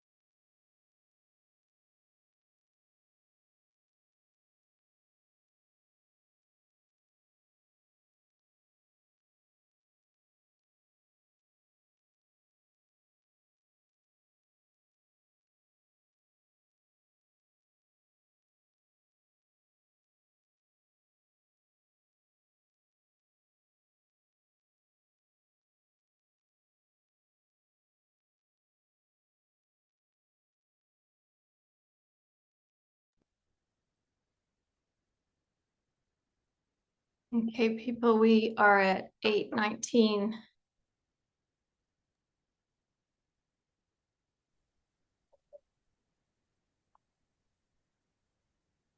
We could come back to order.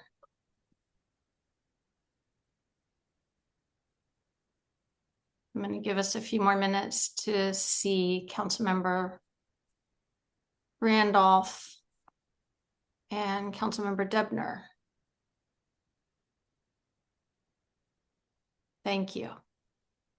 Calling the meeting back to order at 8:20 p.m. We're at agenda item number 7B. Can everybody hear and see? Mayor Pro Tem? Yes. Thank you. Okay. Thank you. So this is the consideration of the potential appointment of a town administrator. And I'll start us off here with a disclosure that because I think this is what Councilmember Davis was getting at in the first 7A. In this case, I will declare a disclosure that an appointment of a town administrator would have the immediate impact of cutting the mayor's salary per your decision at the last time that you adjusted the mayor's salary. So there is a conflict of interest when it comes to my participation in this part of the conversation. However, in conjunction with this fact, there are two parts of the code that directly require my input on the subject.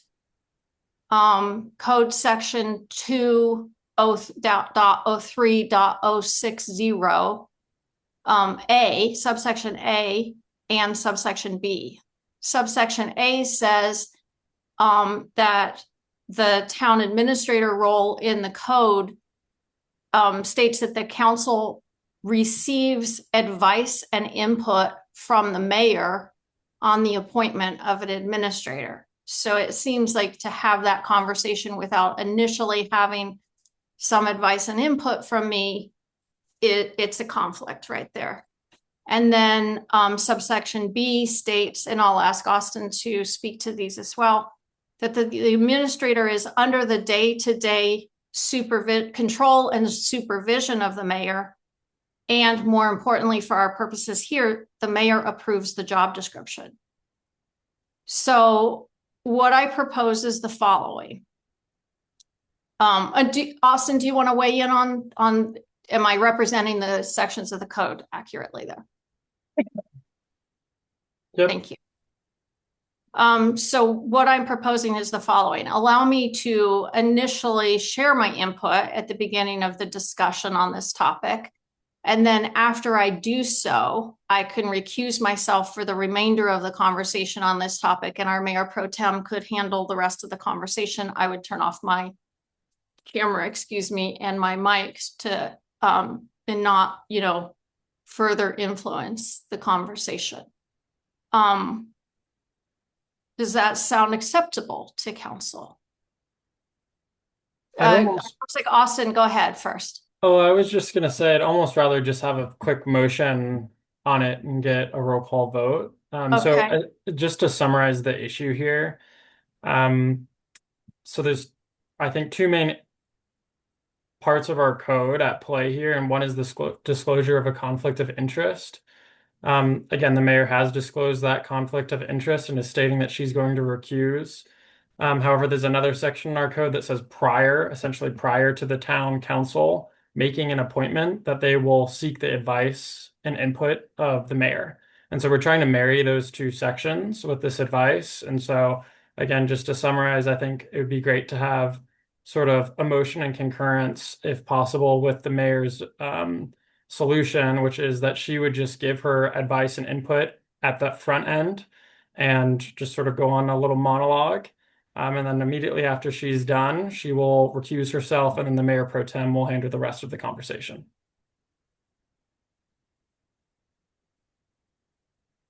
So does that make sense to everybody? Yeah. So are we voting? We need a motion can we state that motion? Yeah, I think the motion is essentially to carry out the direction that the mayor presented, which is that she disclosed her conflict of interest. She's going to recuse herself, but prior to recusal, council will be hearing input from her in accordance with the town code related to the town administrator position. Full stop. Thank you. Can we hear a so moved or Councilmember Bailey? I thought we had a procedure for the conflicts of interest where we voted on whether or not we thought it was a conflict of interest, and then we voted whether or not that person could proceed. Isn't that the standard for handling where the vote goes to council? It is, but the member can just choose to recuse themselves without the vote. So I think that's what's happening here is that the mayor's choosing to recuse herself. But only from a portion of the conversation, it seems Correct. like. So we can absolutely do it as you've stated, Councilmember Bailey, and first vote on whether the council finds that it is a conflict of interest and whether recusal is necessary first. Oh, To no, me- I mean, I definitely think there's a conflict, Okay. personally.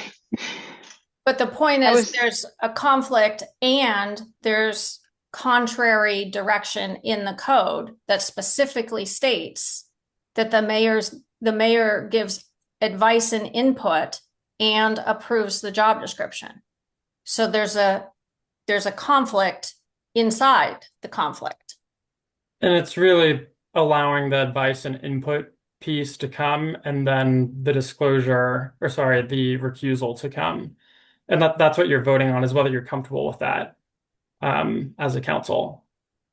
Is there no, I mean, I'm assuming that there's no other option than us, and given I mean, I the, think the other option is that you just don't allow the advice and input at this time. And we will have to sort of work out how that advice and input is communicated to the council at a later time. And it doesn't allow me to have any approval of a job description. And that is clearly in the code. Well, I think you would still have the ability to do so, approve the job description, even with How? not. How would that happen if they craft a job description without me present? Oh, I don't know if I didn't realize we would be crafting a job description today, but if council decides No. to craft a job description, I think it could come back in a form that the entire council, including the mayor, approves. So it it sounds would like, be more efficient to allow me to share my thoughts and give my advice and input initially. Then I'm out of the conversation. You have the conversation. We've complied with both parts of the code. But if you want to just disregard one part of the code, that's, I guess, your prerogative. So I know we had a motion on the floor, or did we have a? No one moved. Okay.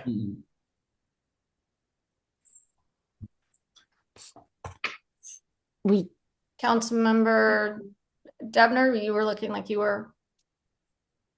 No. I think maybe the town clerk was. Charity? I Do you have was, input? no, I was trying to see if there was actually a motion, but there wasn't. So I'm saying I don't need a motion in a second to vote on my conflict of interest. I have a conflict of interest, but I'm trying to, same as with the charter and appointment of the clerk, I'm trying to adhere as closely as possible to the charter and the code, which is always my goal. And in this case, I believe that I do have a conflict and I should disclose that on the record, which I have done. I also believe council has an obligation per the code to allow me to follow the code and give advice and input on the appointment of an administrator.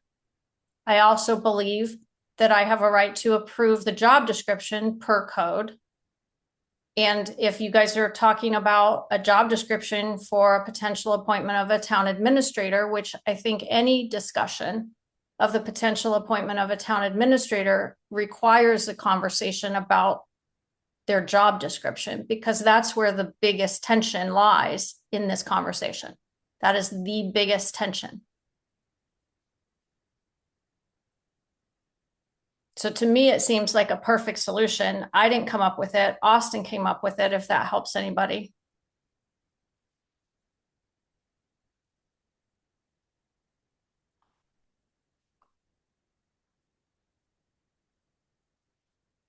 Discussion?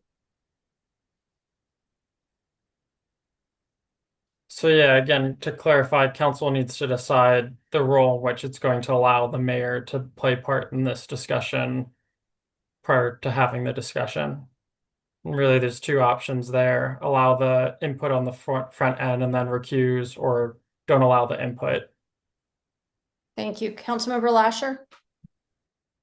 I'm fine listening to your input and then you recuse yourself. So I don't see what the problem would be, especially because it's going to, you're going to be working very hand in hand with this person. You've experienced it. Like, I don't know what hearing your input, why that would be a bad thing. Or it's not like the council's going to still talk after you're gone anyways. So I'm fine with it.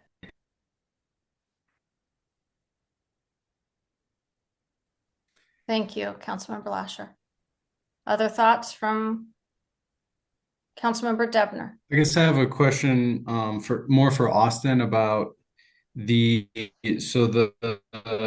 that A language in the code that Emily had or Mayor Mitchum had mentioned.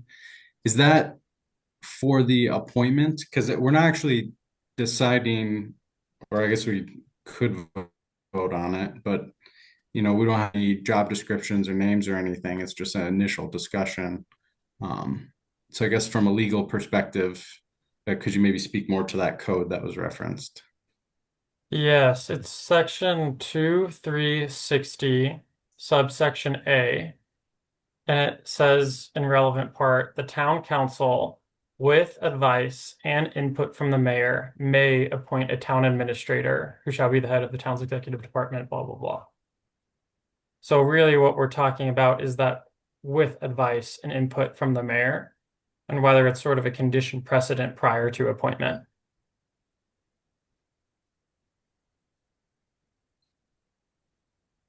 Mayor Pro Tem Alguin.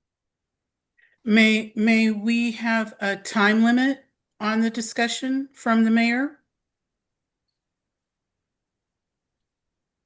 I think we could probably decide that. I think, yeah. Sure. Yeah, there's no problem with that. Okay, 3 minutes. Or alternatively, if you would like, I'll just recuse myself and you guys have the conversation. And then at a later date, I fulfill the obligation of the advice and input and the job description. Because what I'm getting the sense that you guys aren't forming a job description right now. I think it would be advantageous for us to hear from you, but like I mentioned, have a 3-minute time limit. Do we want to put that to a motion, perhaps, Mayor Pro Tem? Yes, I make a motion. Okay, so it sounds like there is a motion made for the mayor to give her advice and input on this matter prior to recusal for a period of 3 minutes. Second. Will the clerk please call the vote? Mayor Pro Tem Alguin, Yes. Councilmember Bailey, Yes. Councilmember Davis, Yes. Councilmember Debner, Yes. Councilmember Lasher, Yes. Councilmember Randolph. Yes. Motion passes. Thank you, everybody. Okay.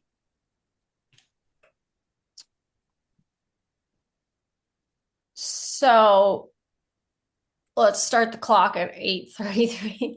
8:33. So rudimentary questions about having a town administrator at this point a lot of rudimentary questions come to mind for me. Why would the council not want my advice and input, first of all, from this conversation that we just had, when I'm the person who is the supervisor on a day-to-day basis? That seems questionable to the extreme. That if you're interested in professionalism and a well-managed town, you would not want the supervisor to not participate fully in that conversation. It seems very unusual, and it's hard not to take that personally and see it as retaliatory, essentially. I've worked with 2 administrators in the past, a part-time administrator under Mayor Kitty and a full-time administrator more recently. There are some things that have worked. Those things are, they allowed me, by extension, the town, to be more regionally engaged. It allows the mayor to have, to be in attendance at things like the county commissioners meetings, to be more engaged in Metro mayors, to be more engaged in DRCOG. That's one of the advantages.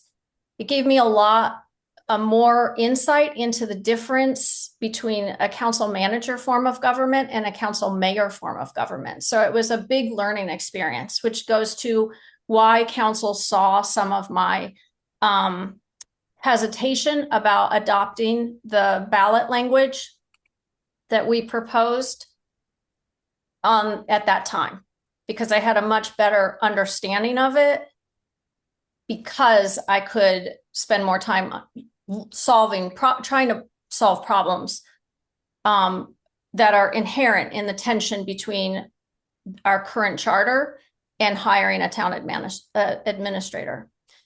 It helped me see how the voters have a much more active role to play in the council mayor form of government, which I'm using to describe the strong mayor form of government.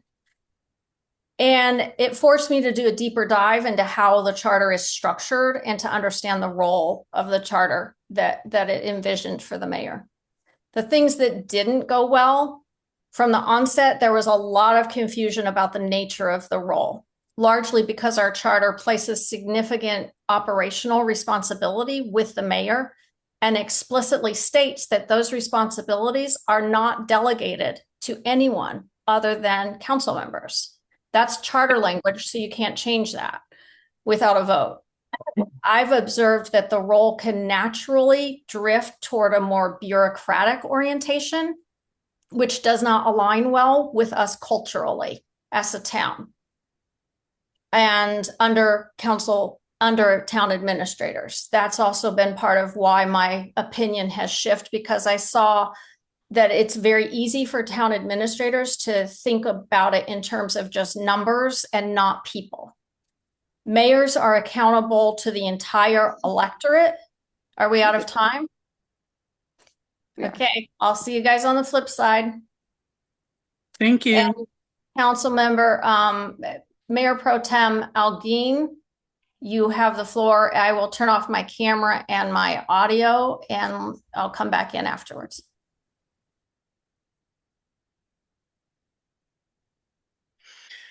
Thank you, Madam Mayor. And I am going to reach out to Austin as well as the clerk for assistance, since this is my initial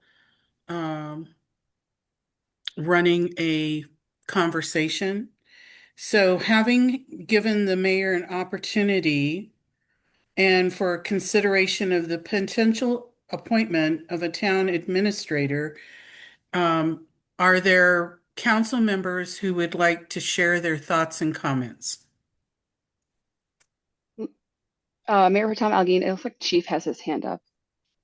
I just wanted to check, would it be appropriate for me to log out as well and come back in, or do you want me to stay?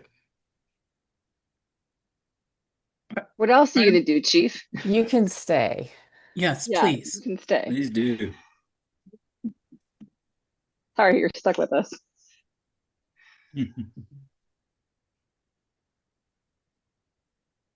All right. And so is there anyone who would like to make a comment or have thoughts regarding this discussion? Yes, Doc Davis, Councilmember Davis. Yes, anything that we take as advice from the mayor We don't have to take that, right? We can just decide our own. Yep, her input wasn't binding on the council. Okay. All right.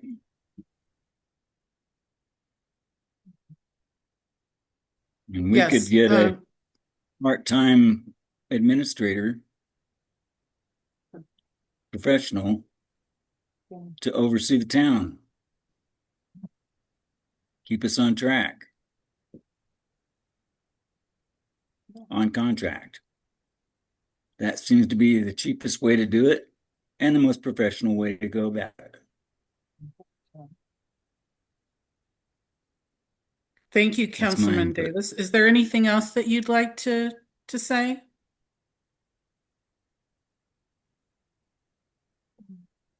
I'll think of it. Okay, thank you. Yes, Councilmember Bailey, you have the floor.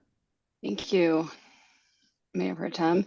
I just wanted to say that the council has recently received advice from our appointed officials, and I have the tendency to agree with, supporting and following the advice of the professionals that we hire and pay for their opinions and their expertise.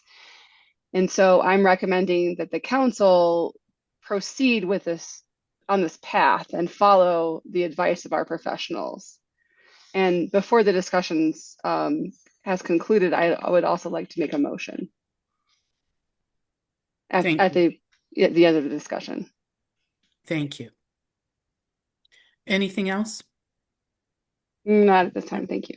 Okay, thank you. Yes, Councilmember Loescher, you have the floor.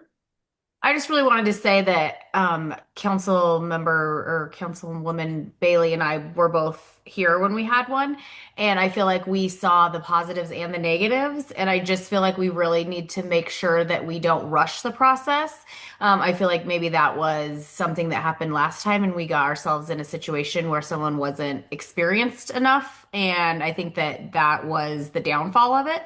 So I just really want to make sure that when we do this, that we are, really clear on the job description, especially if we're doing this before the ballot measures pass. I think it's very important that we spend a lot of time working on the job description and working with Austin on his advice on if it's in the charter that the mayor is set to do it.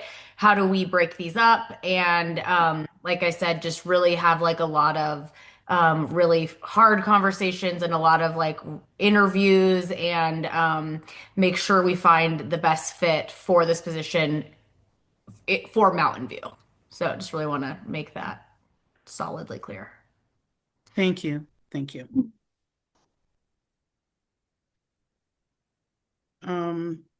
Any other council members have?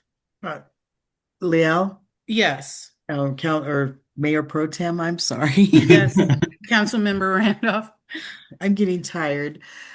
I want someone to tell me what the last sentence was that the mayor said, because I missed that. Something about the town administrator was more into accounting than people.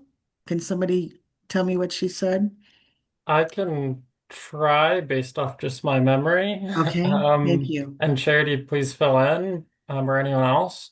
I believe what she was stating was that the town manager and administrator role can sometimes be more fixated with numbers and making the town more cost efficient than they are with how those decisions affect the actual people in the town. But if I didn't get that right, someone please correct me. Okay, thank you.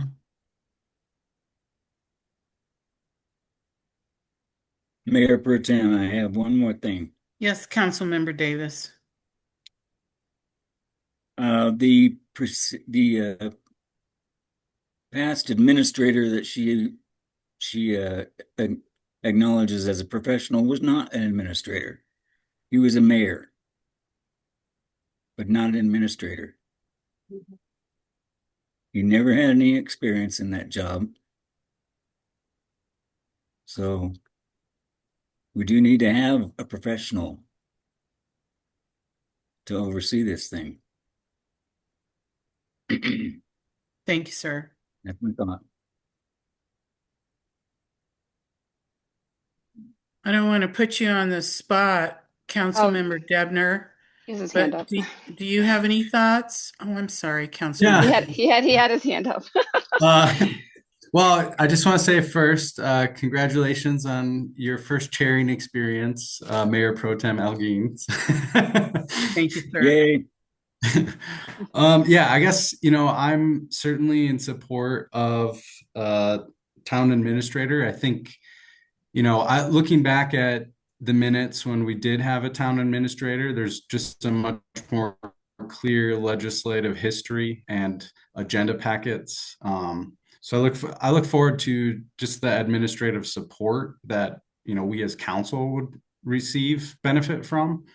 We don't have council member assistants, unfortunately, but yeah, I'm really in support of it. And I have to say, Councilmember Davis, your idea of maybe a part-time contract might be wise. That, I'm not sure if there's necessarily the administrative workload for a full-time job.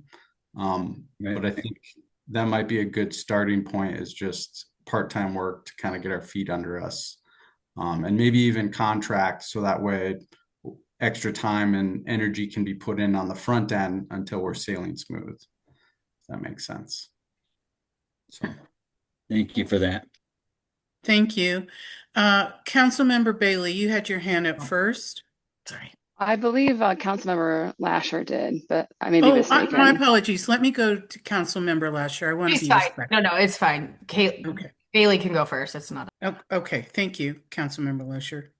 Yeah, I just wanted to, just since I've been on council now for 8 years, and as Councilmember Lasher did say, I was there when we had, the administrator, just like you were, Mayor Pro Tem Elgin, you were there as well during that time, so you understand. So it's not like the two of us are the only ones with that experience, that lived experience. I will say that I think part of the reason that role was so difficult for our town, number one, I don't think it was the right person for the job. The person never had been an administrator. The person had been a mayor and a council member, and that person had sort of political ideas and didn't understand. And then we, of course, like the council, just out of necessity, made that administrator, the clerk, and the treasurer, and that person was a CPA and didn't have any like municipal budgeting experience. So it was an ill fit for just about every single role that we threw at that person. And so I think that's why it was such a spectacular failure in a lot of ways. Although we did, under that direction, we did join the Denver Regional Council of Governments under that direction, which was a huge, huge win. And I would applaud that, that past administrator for that, seeing that was a need. So it wasn't all bad, but it was an ill fit for all the roles of that person. And also part of the problem was we hadn't learned yet the difficulties of operating with our code. Our code has things in place that need to be changed if we're going to have an administrator be successful in this role, until the time at which we have a charter change, and then we can really make that role thrive, because it'll just be very crystal clear what the roles are. And correct me if I'm wrong, Austin, I think you've done a lot of work identifying specific code changes, as well as analyzing roles and responsibilities of the mayor and the town administrator that we would benefit out of the gate at hiring of an administrator. Correct. And if it's council's direction, I'm happy to share that with all of council. So I can plan to email that out to all of council. Give me just a couple days to tighten it up. I would love that personally. Thank you. As I would too. And also that any charter. I mean, I know that there's a lot of charter changes code changes that need to happen, as well as charter changes. But we really need to. I mean, we can make those charter changes relatively quickly because that work has already been done. And it's just a matter of bringing it to the body at a, at a later date. And then I feel like you were halfway there. We're more than halfway there, actually, I would say. So, so that's just what I would say of that. Thank you. Thank you, I have one last thing. Councilmember Bailey. And I would recommend letting Councilmember Lasher have the floor first. yes, please. I was going to ask Austin about his opinion, but Kathleen did that, and I'd really appreciate that email as well. And then I was just going to ask kind of more of the council. Last time we did it, there was turnover, whatever, but are we going to still have a clerk position, or is the town administrator going to step into that role like last time? And I think that might be all. So just wanted to hear what other council members were thinking in that aspect. Thank you, Councilmember Loescher. And before we move on, may I please have a request that you use your raise hand if you want to speak. So I make sure that I'm addressing everyone in a timely manner, please.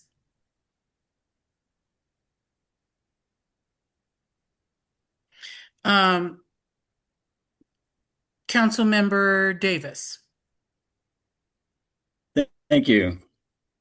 I'd just like to point out that a big part of the job of the mayor, as I understand it, is making good decisions on people they appoint. This mayor chose this past administrator knowing that he had no experience at all, that he had been a mayor, not an administrator. And there's a few other decision-making things that I've seen that could be questionable. And that's why we're in this position to talk about it. Thank you. Thank you. Austin, may I, you want to put your hand down, Councilmember Davis? And Austin, I have a question for you. As the Mayor Pro Tem, am I allowed to make a comment, or do I need to be neutral? Nope, you can make a comment. Okay. You retain your full powers as a council member. I just want, for the record, I do want to say that it was the council who voted the administrator in, to be on the record. And although we had limited options, truly limited options, I believe we had two, we voted who we thought would be the better of the two, the more economical of the two. That was our decision. So I just wanted to share that. Thank you. And I apologize with the hands. I believe Councilmember Bailey, did you have your hand up before Councilmember Randolph? I think point of order is in order because I don't believe Councilmember Randolph has shared yet in this conversation, if I'm not mistaken. Okay, thank you. Councilmember Randolph? I just want to say I agree that we need a town administrator. I do not agree with Councilman Debner that it should be contract. I've worked with a lot of contract managers and they're not as committed. I think they need to be an employee. But I think it's very important to move forward and to separate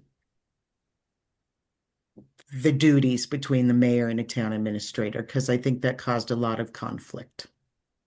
I'm just assuming or guessing. That's all I have to say. Thank you. Yep. Fair enough.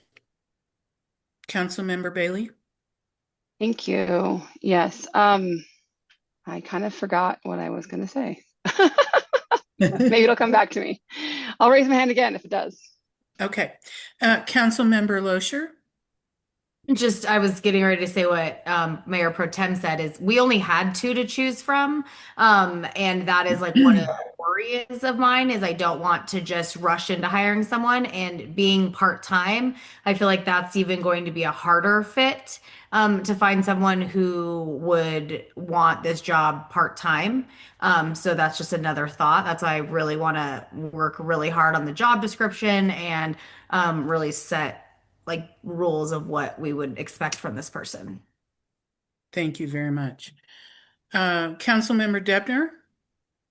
Yes, I just want to thank you, Councilmember Randolph, for your insight about the, contract work. I could definitely see having like a full-time staff member who's not contract. There would be advantages to that. So just appreciation for sharing your thoughts. Thank you. And Councilmember Bailey, please.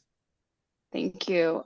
Yeah, I remember what I was going to say. I was going to say earlier that, our clerk Charity at one point had mentioned that there are quite a few towns, although it's more common in small towns like ourselves, but also it's more common. I think geographically in like the Midwest, if I'm not mistaken. And there are towns in Colorado that have the combined clerk and administrator role, and so that to me seems like it would be a pretty amazing fit, considering that I don't know that we need a full-time administrator, but we do need a clerk, and it's federally required, pretty much I think in every state, and per our charter. And it just seems like it would be a pretty amazing to have somebody who could do both roles. Charity, can you speak to other towns that have this same model? In the state of Colorado specifically, Or Colorado and other locations? the town of Hugo, which I think is larger than the town of Mountain View, the town of Saguache has a clerk administrator role. It's extremely common in the northern Midwest in Michigan and Wisconsin, where it's a clerk administrator treasurer. But it's usually population based in terms of about 1,000 and less in population of the community. Very much like us. Mm-hmm. Councilmember Davis?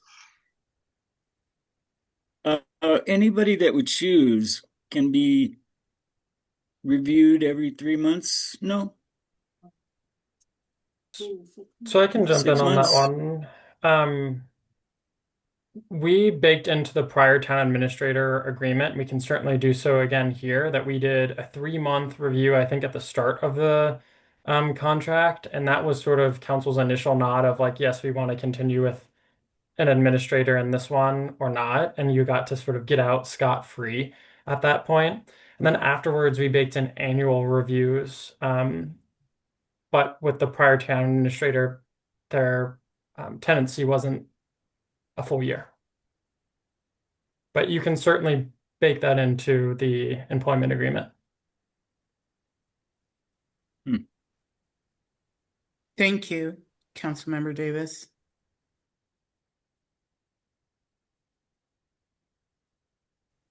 Am I missing anyone?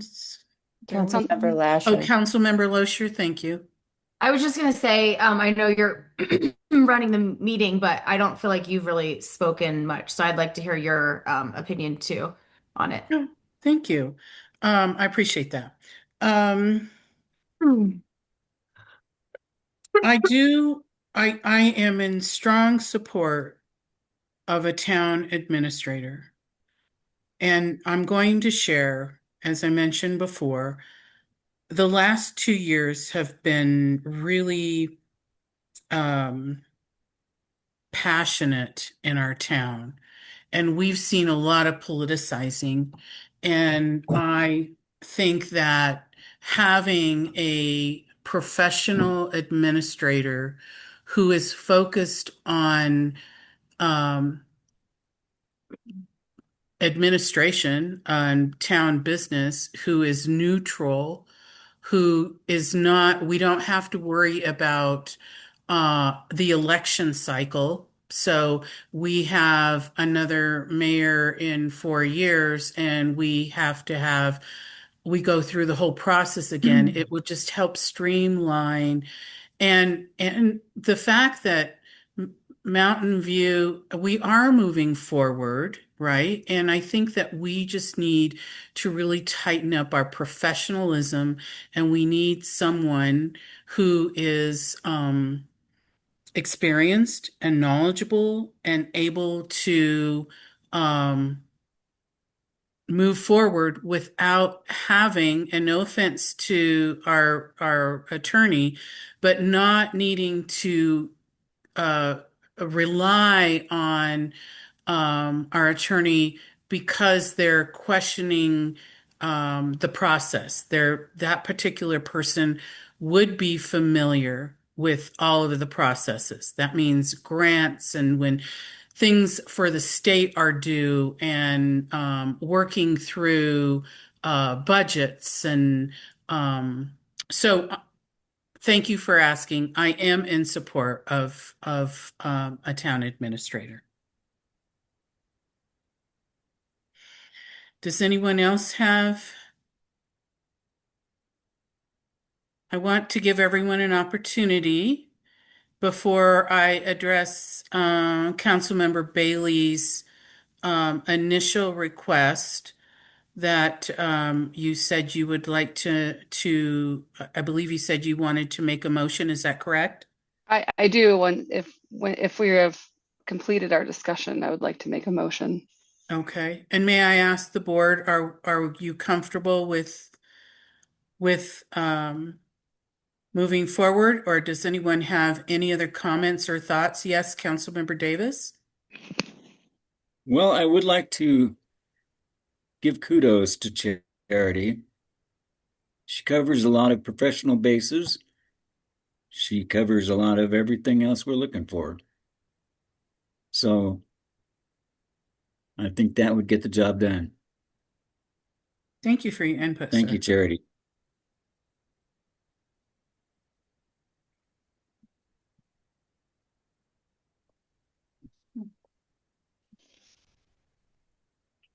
Okay. Anyone else? All right. Councilmember Bailey, I'm going to give you the floor. Thank you. I move to appoint Clerk Charity Canfield as the town administrator effective immediately. As part of this, I'd like to direct the town attorney and Clerk Campfield to work on an employment agreement under substantially the same terms as the previous town administrator, and to include with the employment agreement a job description. Second it. Okay, so we have a motion and a second. Austin, can you direct me, please? Yes, we'll be looking for a roll call vote from the town clerk. Mayor Pro Tem Algeen, Yes. Councilmember Bailey, Yes. Councilmember Davis, Yes. Councilmember Debner, Yes. Councilmember Lasher, No. Councilmember Randolph. Yes. Motion passes. With 5-1. Yep. I had also had two more motions that I would like to make, if I may. Yes. I'd like to direct the town attorney to prepare amendments to the town code to ensure that all administrative functions and duties, to the maximum extent possible, or maximum extent permissible, permittable by the town charter, be fulfilled by the town administrator, and ensure that the town administrator directly reports to the town council as an official of the town. Second. Second. May we have a roll call vote? And just want to make sure, Charity, did you get that? Because I'll need you to send it to me if not. I'm gonna have to get it off the recording, but yes, you Okay. should have it. Mayor Pro Tem Algeen, Yes. Councilmember Bailey, Yes. Councilmember Davis, Yes. Councilmember Debner, Yes. Councilmember Lasher, No. Councilmember Randolph. Yes. Motion passes 5-1. All right. And then Councilmember Bailey, you had another motion that you still have the floor. Yes, I do have one more motion that I would like to make for council consideration. I would like to further direct the town attorney to provide the analysis of the town administrator versus the mayor's role under the current charter and code. But I think actually we already are going to get that, so maybe I don't even need to make that motion. Yep, I think I got unanimous consent, but I guess I'll just ask, is any council member opposed to me providing that direction? Okay, so I'll go ahead and provide it. So no Okay, need for thank that you. motion. So you can do a friendly withdrawal. I will do a friendly withdrawal of that. I'd like to do a friendly withdrawal of that motion. Thank you. So moved. It's actually just withdrawn by. Oh, the original withdrawn motion. So you by? get- Yeah. Okay, thank you. Okay, so if That's that's all I have. the end of this agenda item, we can invite the mayor back in the room. Thank you. Yeah, thank you, Mayor Pro Tem. Okay, thank you. Thank you all for your patience. Charity, could you text the mayor? That's okay. Thank you.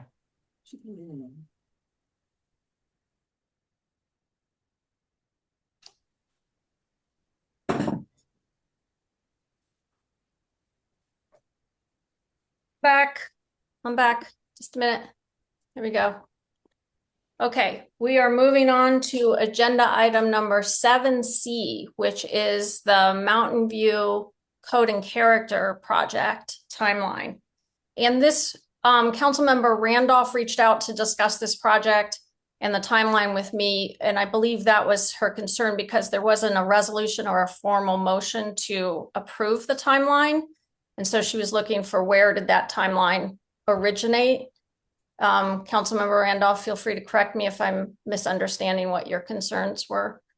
But regardless, that's still important because we've had some changes to our council. So we want to make sure that what I've heard from community members is that there's some urgency to pursue this project, the modernization of our code, and from both the residential zoning and the modernization of our land use code from the residential perspective and the commercial areas.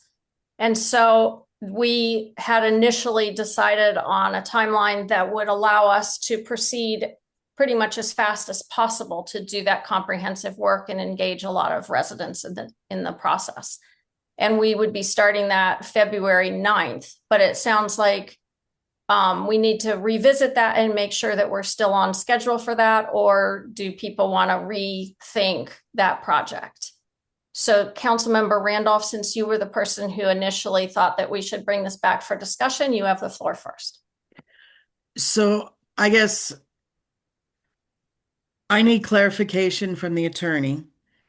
I don't understand a nod or a thumbs up when it's something as important as voting on this project, and you sent me a link. I could not ever see where it was actually voted on, and that was my concern. I don't have an issue with moving forward. I think stuff is important. I do kind of have an issue with the 5:30 time because I think that shuts a lot of residents out. When I worked, I was not home in time to then attend this meeting, which I think is very important for the residents to attend.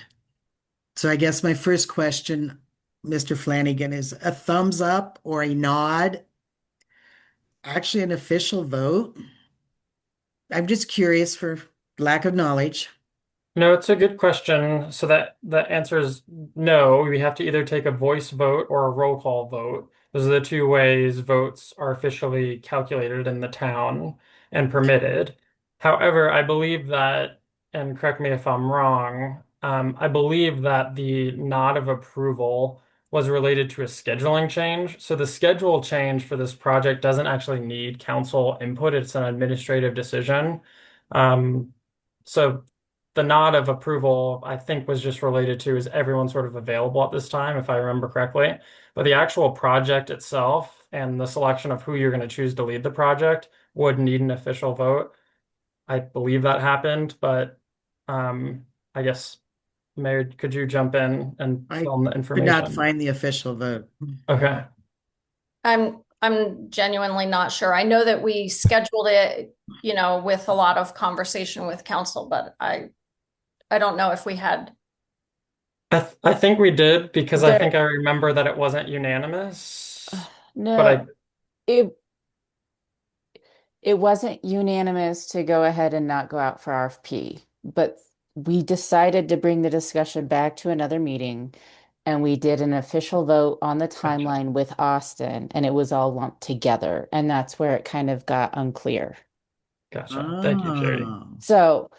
So there was an official vote for it. It just kind of happened in a roundabout way. So that's why there's all the confusion about it. Thank you. Because we learned more about the grant requirements in between the two meetings. I remember.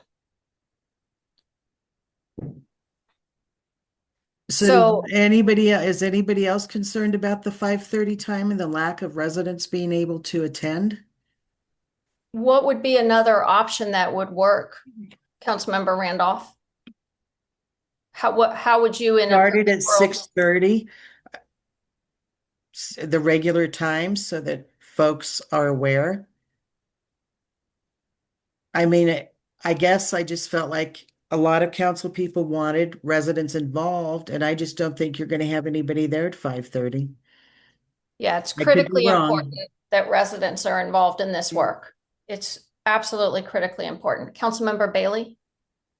Thank you. Yeah, I think the reason why we talked about 5:30 is because we were trying to be efficient and have it before a council meeting, and also to avoid having council meetings going till quite late at night. But I honestly, like, if this council would like to change the time, I have zero problem with it, to be honest. And I think it's a good point that you raised about it being more difficult. If you're working until 5, you get stuck in traffic, you're not making it by 5:30. So I would feel comfortable and support a time change. Mayor Pro Tem Algin? So, sorry, let me lower my hand. Oh, there we go. So I'm going to tag on to that about the length of the council meetings and having our meeting starting at 6:30 instead of 5:30. Knowing that, and can council consider the reducing the council meeting in terms of agendas and resolutions and discussions, knowing that we're going to not be able to start our council meeting until 7:30? And that's being conservative. So what is the council's thought on how can we honor the 6:30 time to allow residents to participate, but also being respectful of the duration of time that we're sitting at council meetings during this time?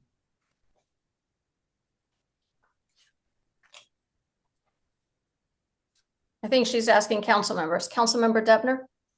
Yeah, you bring up a very good point about agenda prioritization. We only have so much time to talk about things. And if we're taking on a major project, the other things that we discuss, we'll just have to carefully select them. And to speak to the 6:30 start time, I was planning on adjusting my work schedule so I could make the 5:30 time. So that's actually a very good point. That normal residents are probably less likely to adjust their work schedule to attend. So no, I guess I would be in support of a 6:30 time if that's how we all feel. Would coming in between the two at 6 help anything?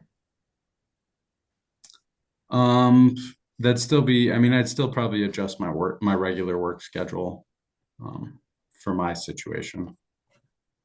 Councilmember Bailey? I think that 6 o'clock would might actually confuse people because it's like, is it 6 or 6? It's like, it's just almost a little too close to it. And I don't know that it would make that much of a difference, like only a half an hour later. That's just my 2 cents.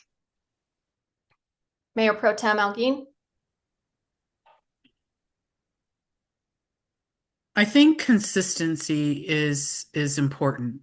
And if our meetings start at 6:30, we should really, really look at being consistent because when residents are wanting to attend, they generally know this is the time that we start our any type of meeting. I hear council wanting to start it at 6:30, but reduce some of the agenda load. And we can talk about that in the future agenda schedule, sort of routinely at every meeting. So you guys can say, this agenda is too heavy for us, the one that's coming up, if we're going to be having this workshop at the same time, ahead of time. And so that's kind of what the future agenda schedule, how it's functioned.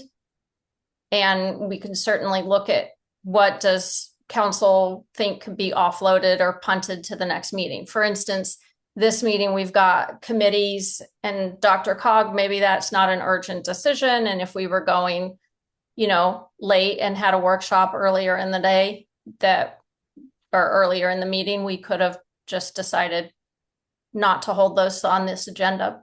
But there are some agenda items that you just have to, they can't be punted, and some that can. Councilmember Davis and Councilmember Lasher have not weighed in on the timing for the workshops. Councilmember Lasher? I prefer doing 5:30. I have a 5:45 wake up for kids every day. So these late meetings are extremely hard. And just as they're so hard for people getting here at 5:30, it's also really hard for people staying until 11. And I remember we stopped doing late meetings because everyone was just not having quality discussions because everyone just wanted to go home. So the last few items just really got passed quickly without a discussion. So I prefer a 5:30 time. Councilmember Davis? I am of the thinking that we should do this for 2 hours, 6:30 to 8:30, and be done with it. So the workshops are just an hour. The way it's currently scheduled is the workshop for the land use code project is 5:30 to 6:30. And then the meetings start at the regular meetings or workshops start at 6:30. No, they're regular meetings. And then our current rules have us going no more than 3 hours for a regular meeting. So we go as late as 9:30. And that's what the current rules are, but you guys can change them clearly.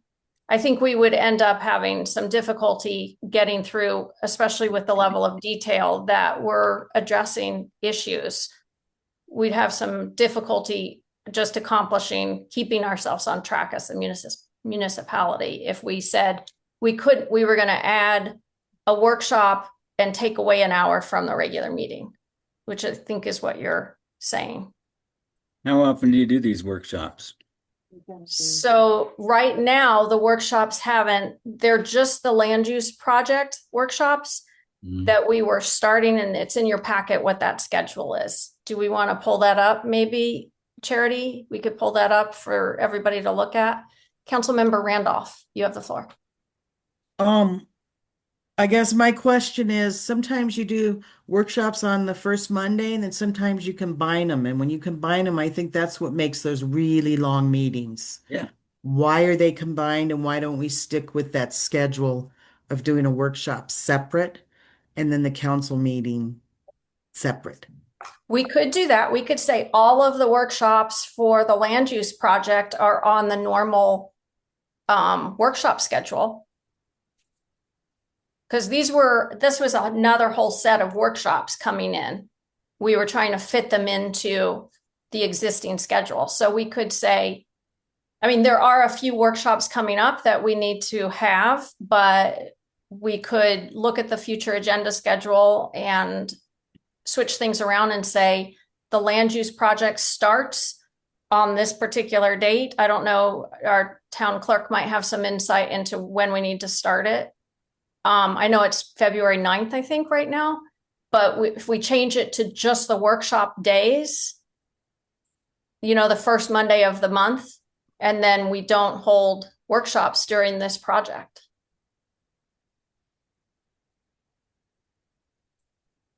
Thank you. So this is the current schedule if we want to rethink it. where you can see, yeah, February 9th, which is that a regular meeting date? Yes.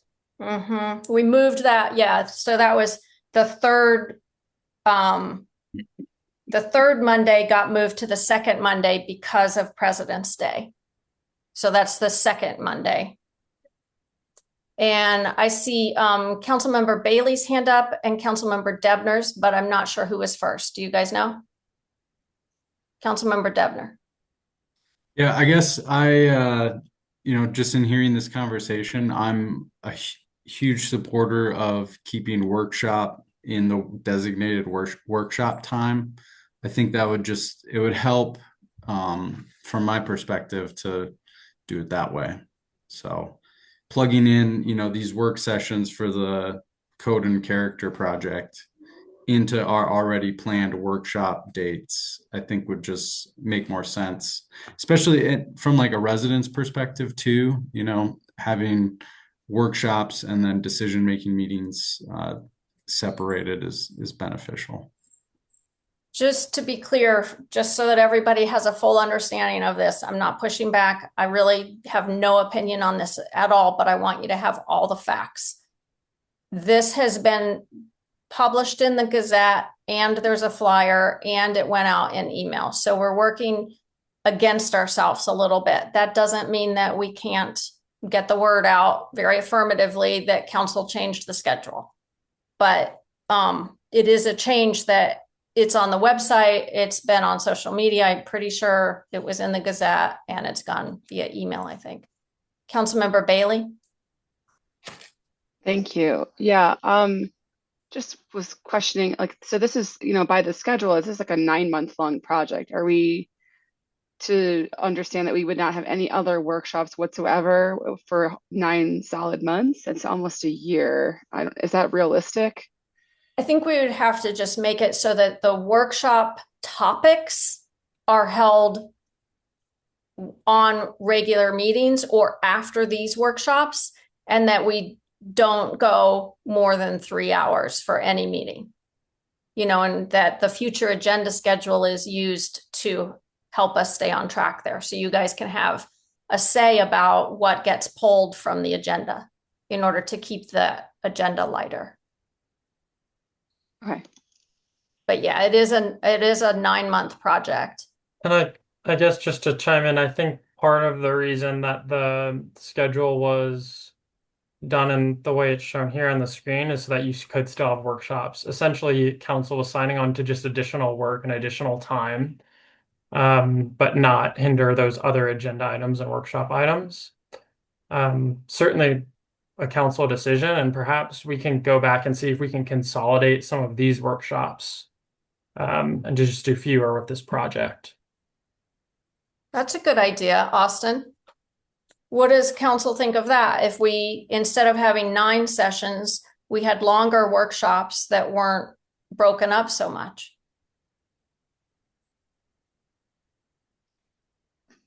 I can't see everybody. Yeah, go ahead, Councilmember Bailey. I mean, I would be Mayor Pro Tem. I would be okay with that. I feel like it also could. My only concern with that is that it might just be a little bit too. It might just be like people's eyes might just glaze over if it's too long. So I think we'd need to balance that carefully. But it might be more cohesive to have a longer discussion, if more infrequently. I know there is a lot of urgency to get this done. I'm sure you guys are hearing it as well. There is a lot of urgency from the community to move this project forward. I'm going to just let everybody know what order I've seen the hands so that everybody knows that they're in line. I see Mayor Pro Tem Algeen first, then Councilmember Randolph, then Councilmember Lasher, and then Councilmember Debner. Go ahead, Mayor Pro Tem. Thank you. I'm in favor of consolidating topics in a workshop. I guess my question would be, have we developed an agenda? And I apologize if we have, so that we could look at how we could make it more efficient. And also, you know, it's like this balance because we also need to have workshops with other town business, right? So I am in favor if we can consolidate this particular project with fewer council meetings, but really be mindful of the amount of time. So if it's an hour and we're combining, perhaps we could look at how we could consolidate it in an hour and a half. Just a suggestion. Can I ask in response to that? Because I hear that throughout this conversation, I've heard that maybe we could, reduce the workload. Can you point to anything that we've done that we've brought to the table that maybe shouldn't have been on the agenda? Because like where is the fluff? I'm not seeing any place where currently there's been items on the agenda that maybe didn't need to be spoken to. Can you give some examples, Mayor Pro Tem? I mean, everything, I believe everything is of importance, but we have to prioritize. And if we look at the agenda when we get that on the Friday before the Monday and we see that there's intensive conversations, I think we really need to look at how we can prioritize in specific subjects so that we're not, there are certain conversations that we know are going to be quite lengthy. And I think that we could look at how we may be able to juggle that to give our agenda a little more balance. Um,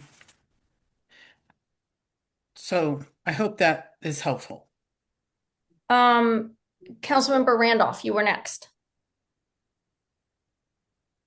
I think it would be helpful if we kind of had a draft of the agenda earlier than Thursday so that we could pull things out. And I also think as a new council person, when there's stuff on the agenda that I'm questioning, I mean, I would not have questioned the signs at all if I'd had a little explanation. Just putting resolutions under that we're not familiar with. Um, Also, I have not heard any urgency from residents about the land use because I don't think they really understand what it is. I don't think um, they get it. I mean, I don't think they understand what it is. I think dates have been put out there, land use has been put out there. You put the thing on the website. But if people don't come to the meetings, they really do not understand what's going on in this town. I respectfully have heard a lot of input from residents. They trust us, the residents who I'm hearing from who feel the urgency. They don't feel the need to get involved in the minutia, but they are telling me to keep this as a priority, that it matters to them. So I don't think that they're necessarily going to show up at the meetings, but they're trusting the final result. And Austin, the agendas for these workshops, the land use project, are those, I mean, the agenda is the time frame, right? Like what do those packets look like? Can we get them out any sooner? Yeah, I think it's a good question. So typically, if I would lead the project, I would do that. So I would send out to council a draft of what we're going to be talking about, and then I'll give you specific questions. So for instance, for the permitted uses workshop, I'll say, hey, you're going to be looking at the permitted uses table. I want council to look at every single use that's permitted in every single district. I'll be asking you one by one if you think that this use should be allowed in this district and with what level of permission. So we will go through every single use that's permitted in the town in each district, and council will answer the question. So you'll have an idea before the meeting of, okay, I know exactly what he's going to ask. Can I add one more thing? Yes. What are residents saying the urgency is about? I guess I don't, just getting it done or building stuff, or I don't understand. I need a definition of the urgency. Go ahead, Austin. I think what we've heard in the past was primarily related to the work that the council did around the residential zoning. So that's when we had the Fairfield and Woods contractor come in and do that whole analysis about what needs to be changed in your zoning code and your land use for the residential development in the town to sort of better reflect what residents want to see. And that's what Todd Messenger came and presented on in the survey that we sent to all of the town residents. So I think that's part one of what we heard was sort of an urgent need was addressing those residential development standards. And then part two, I think, of what we've heard as a need is the commercial corridors. And so when we're talking about those two things, and we're talking about revitalizing the commercial corridor, and when we're talking about residential development standards, what we're talking about is this project. Okay. Councilmember Lasher, you had your hand up next. I would like to combine the meetings and do longer ones and get more accomplished. And all of like my supporters or neighbors and people are very into this. And they know that we can't move forward with our commercial corridor. And I know that that's been a goal of the council. So that's why we need to get it done. Thank you. Councilmember Debner. Yeah, I guess I would agree with Mayor Pro Tem Alguin about, having when the information for the Monday meeting comes out on, Friday, it's essentially it takes all weekend to digest and understand that information. And it's been shared that this is more, I guess, an intensive project getting into the details. So the sooner that we can get the materials and have them digested, I think it will be more efficient for our conversation in those workshops. I'm also in support of combining them to make them larger chunks of time to, address more of the concerns. And I think if we get the materials far enough in advance, we can be chewing on them for 1 week, 2 weeks, ideally, and then come really prepared with our thoughts and perspectives. Would it be possible, are the workshops for the land use project specifically, are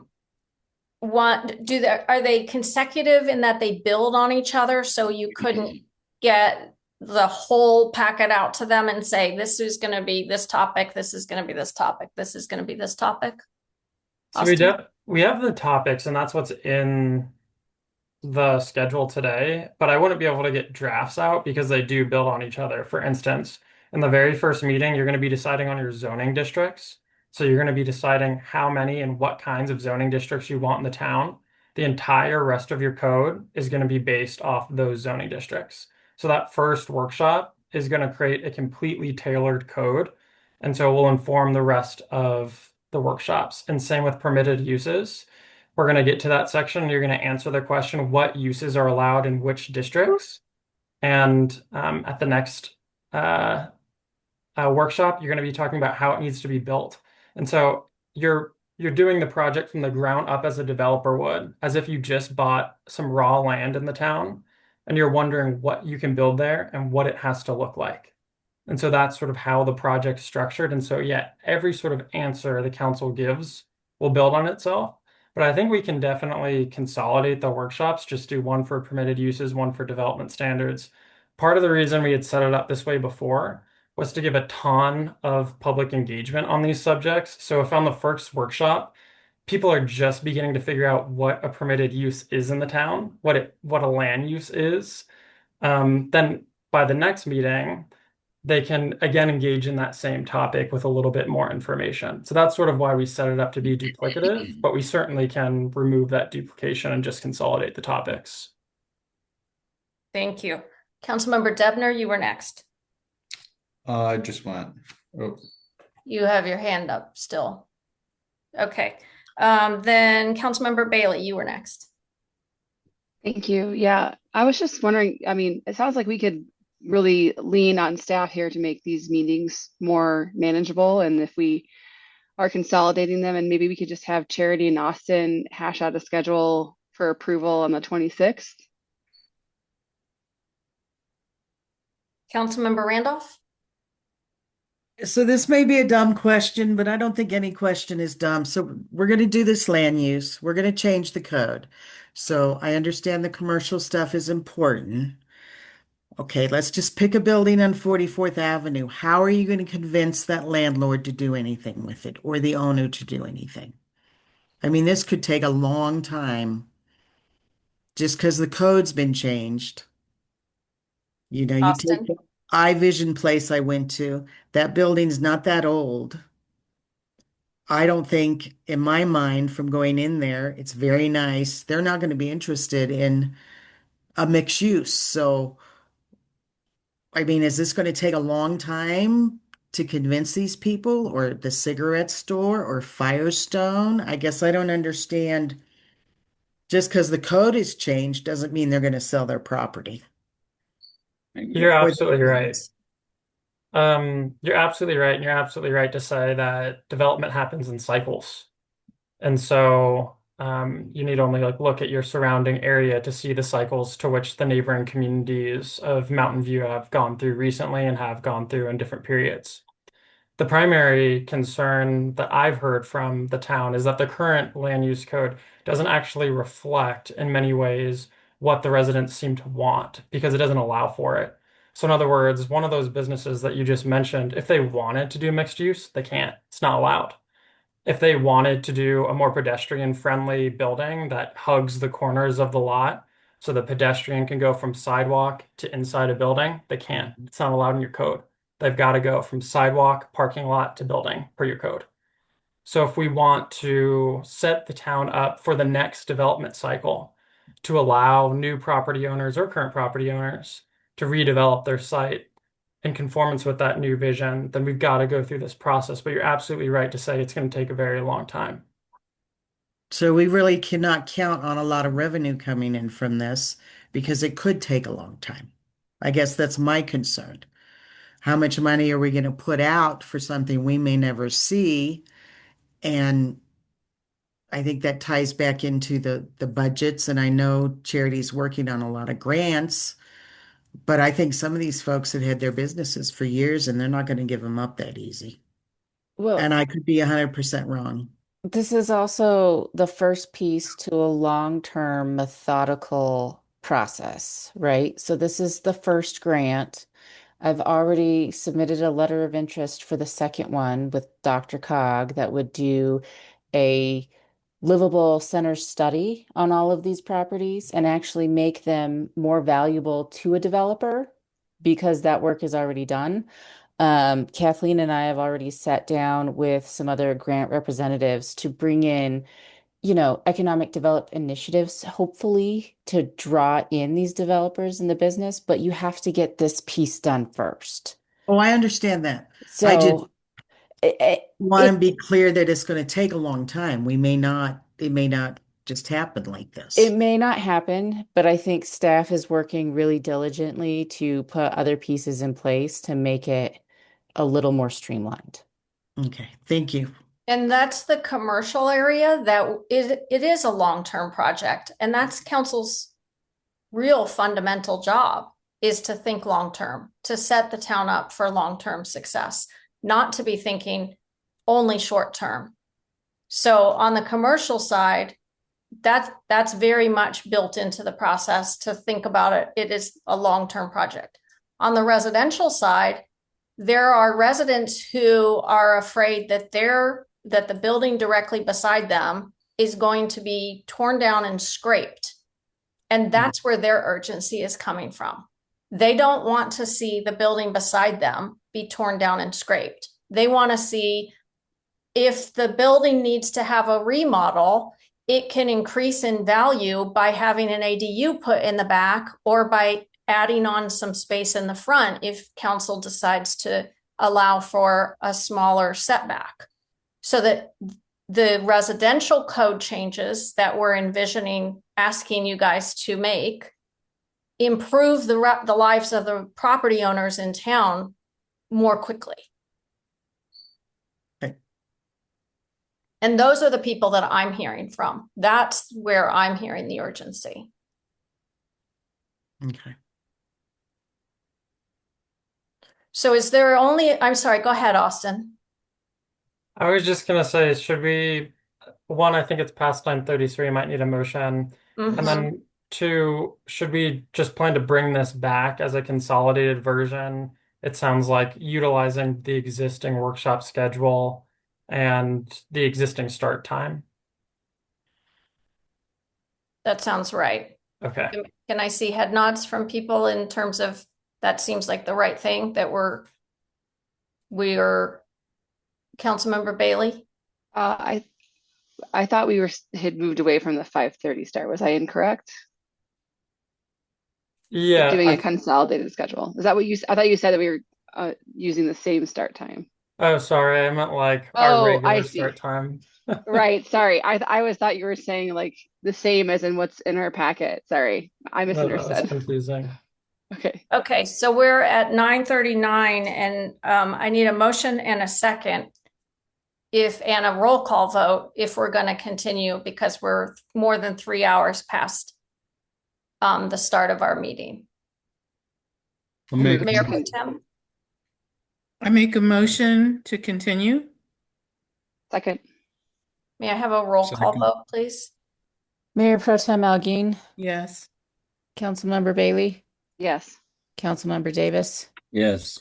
Councilmember Debner, Yes. Councilmember Lasher, Yes. Councilmember Randolph. Yes. Thank you. Okay, so we're going to bring this back on the 26th with some changes to the schedule where we start the workshops at 6:30 per usual, and they're on workshop days. Okay. And so the question really isn't about, are we doing this project? Are we doing it in this manner? It's really the schedule. I want to make sure we're all in agreement because the goal is to move this forward. And I love Councilmember Randolph, your questions, because I think those are the questions that need to be had. Like, is this important work that council wants to do right now? And is this the route that we're doing it? And I think we've heard a lot of feedback in terms of the schedule, and we can bring that schedule back. Are we still on track in terms of other elements related to this project? I never thought it was unimportant. I Mhm. just could not understand. I didn't see a yes or no vote. And I think residents need to understand that the residential will happen quickly, but the commercial could be a long time. You know? So to me, urgency means if it's 10 years before anything happens to the commercial, that's not urgent to me. That's, I think residents need to understand that it'll help them residentially, but it's like tossing a coin up in the air. It may happen a lot quicker. We don't know. Right. One of the pieces that might happen quicker in terms of the commercial work is specifically the property that the town owns. That's where the urgency comes in and a faster expectation for a return on the investment of time from council, because we own a piece of property that we're hoping will get developed, right? And we can't get it developed unless we do that rezoning work. Yeah, I understand that. Okay. All right. Austin, do you feel like you have everything you need from this conversation? Great. Thank you. Councilmember Debner is next, and then I'll hear from Mayor Pro Tem. Yeah, I just had a question for Austin. So regarding the, voting on this, is that something that would be advised from like a legal standpoint for like a land use code update, or is the record that we have sufficient? Yeah, it's a good question. I think for scheduling, you typically don't have formal voting. Certainly for the project itself and the consultant, yes. And it sounds like that happened. But scheduling doesn't need any sort of formal action. But let's go ahead and bring it back as a written, resolution so that way there's a lot more clarity. I think that's good feedback. It doesn't hurt to do that on the 26th, right? Mayor Pro Tem Alguine. Thank you, Mayor. I have a couple questions. In the packet, it stated that the town could possibly lose the grant money. And so I wanted to ask a question. Is that a possibility? That was directed from, I think, at you, Charity. I think that was from your report. I mean, I didn't necessarily write the report, but no. So part of the DOLA grant funding is there's monthly reporting to DOLA. During the application process, they ask you, what is your plan? Are you going to use a contractor, like in-house staff, go out for RFP? Those things can always be fluid in the grant process, and as long as that's communicated with DOLA, the risk of losing the grant money is pretty low, as long as staff is doing their part in appropriately reporting to the state. Most of the time when these grants are applied for, they don't even have a contractor or an RFP sent out, and they recommend you don't do any of those things until you're awarded the money. So hopefully that provides some clarification. Thank you. I appreciate that. And may I ask one more question, please? Go ahead. What is the stability of our town's planning services?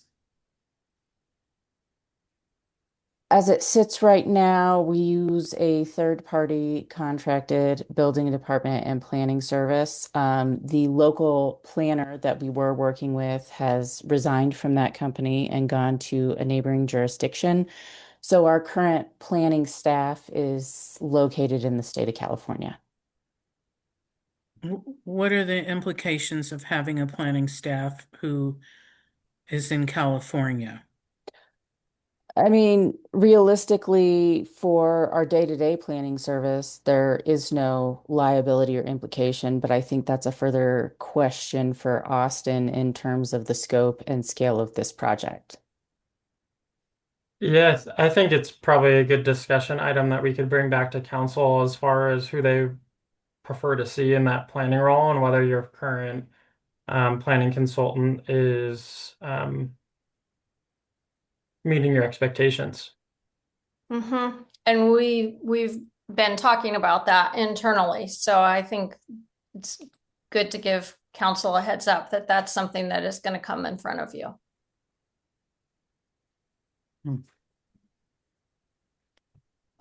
Charity, I don't want to let that comment go past without commenting on it. If you don't feel like the reports represent your voice, then you need to say so, because those reports have your name on them as well, and we work on them together. So let's make sure that if there's something in the report, that the council staff report that doesn't reflect what you believe is accurate, then let's flag that before we put it in the packet.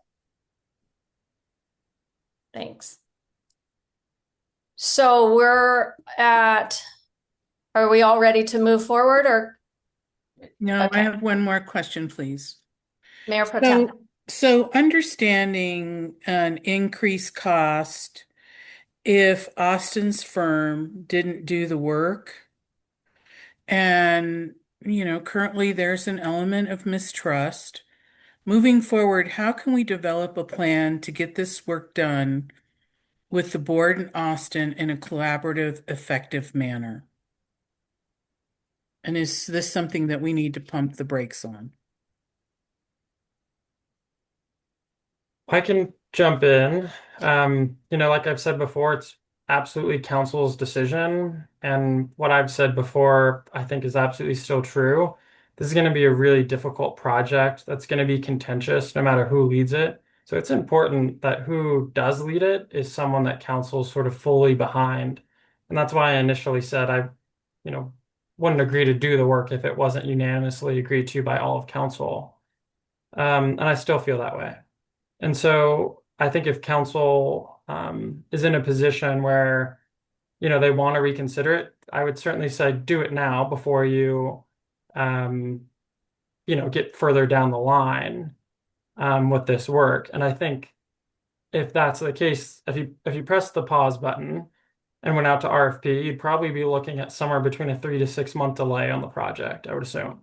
But you'd certainly want to make that decision, now. And I'm not sure, Charity, if there's any effects on the grant if we would lose it if we delayed 6 months or so. I don't think the grant is really the bigger concern. I think right now the issue is institutional knowledge. And right now your institutional knowledge sits with Austin, right? We have a very unstable planning department. And if we were to bring in new planning staff during this project and for this project, they would rely heavily on Austin's knowledge and expertise. And so that is what I want you guys to keep in mind when you're thinking about pumping the brakes or pivoting against using Austin and his firm for this work. Thank you, Charity. I appreciate that. But this is the time to have that conversation. That's why I'm checking in with you guys, if it's just schedule or if there's more to the issue here, because now's when we want to do that. If we're not in agreement, we should change course. Councilmember Debner, you're next, and then Councilmember Bailey. I just lost what I was thinking I was gonna ask. So We'll come back to you. Councilmember Bailey? Yeah, I was just wondering, maybe do we just do like a straw poll to sort of, take the temperature of where council's at? Since this is a topic of conversation right now, it makes sense to like really kind of gauge where we're all at, right? I can say personally, I really would be quite worried about losing the institutional knowledge, because Austin has been with our town for quite some time, and also like it's not just Austin himself, but the firm itself. So it's not just Austin, but the whole firm. And we know that he has done this exact work with great success in other municipalities that are of a somewhat similar size to us, like in Morrison, for example. So that's just my 2 cents. I would like to retain Austin for this work. Mayor Pro Tem? Thank you. I wanted to ask those questions because it seemed to be an area of concern. And I appreciate having the clerk's candid remarks and having Councilmember Bailey discuss that. And it is true. We do have an expert here, but it was important that I acknowledge what had happened and what the discussion was, and that there was a comment that if it wasn't a unanimous buy-in, that there would be questions about doing it, and it wasn't unanimous. But we can continue to have this discussion, and I feel that the rest of the council should give their input. And I'm in support of the firm being overseeing this. I'm not sure I'm following you, Mayor Pro Tem. I wanted to, there was discussion about us having to vote unanimously. And when we didn't vote unanimously, right, I wanted to address that. And I wanted to address that, I don't know what our stability of our town planning services, and I don't know what would happen if we went with another firm. I understand it would cost more, but I wanted just to open that up for further discussion. When you say it wasn't unanimous, I'm not sure what you're referring to. Retaining the firm. We currently, the reason that this conversation is on the agenda tonight is because it was unanimous and there was a change in our council, and we wanted to confirm that it was going to remain unanimous, that we're doing it in this manner on this schedule. And we've gotten direction to change the schedule. And now I'm checking in to see, do you also want to change the whole thing or just the schedule? And so we currently had unanimous agreement moving into this meeting are you saying now that you do not support doing it in the way that we were currently planning to do it, even if we make the schedule change? Doing the schedule, I'm in support of doing the schedule change.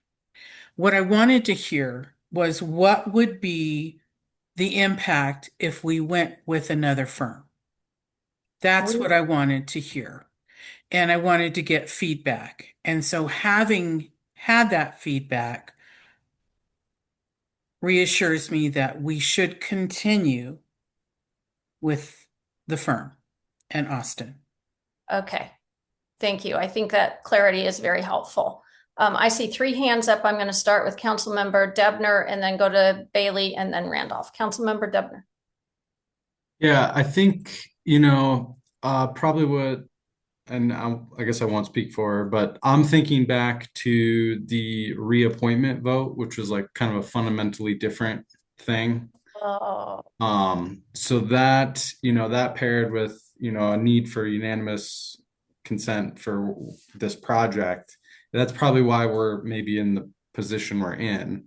And one thought that I had, I guess a question for Austin would be that we had previous discussions about a breadcrumb approach, which would be maybe a transparent way to, understand the code changes. So I guess what's the cost impact to that breadcrumb approach, which I don't believe is the approach that this was previously discussed. Yeah, I think council opted to not use that approach, and I think that was also unanimous. But the cost impacts of a breadcrumb approach would probably be about double the time. So probably another 30-ish thousand, I would guess. would the grant pay half of that, Charity? I think you'd have to apply for, yeah. We were only awarded a matching $20,000 grant. Okay. And so even if we went out to RFP, we would have to do an RFP with a not to exceed of $40,000, which would make a lot of companies not even want to apply because of the value of it. Yeah. Thank you. I'm going to call on Councilmember Bailey and then Randolph, but I want to make sure, Councilmember Davis, do we need a break? Okay. I'm sorry, everybody, but we need to take a 5-minute break. Yes. For council. Yes. So it's 9:56. We're going to take a 5-minute break instead of a 10-minute break, and we'll come back in 5 minutes. Thank you. Oh.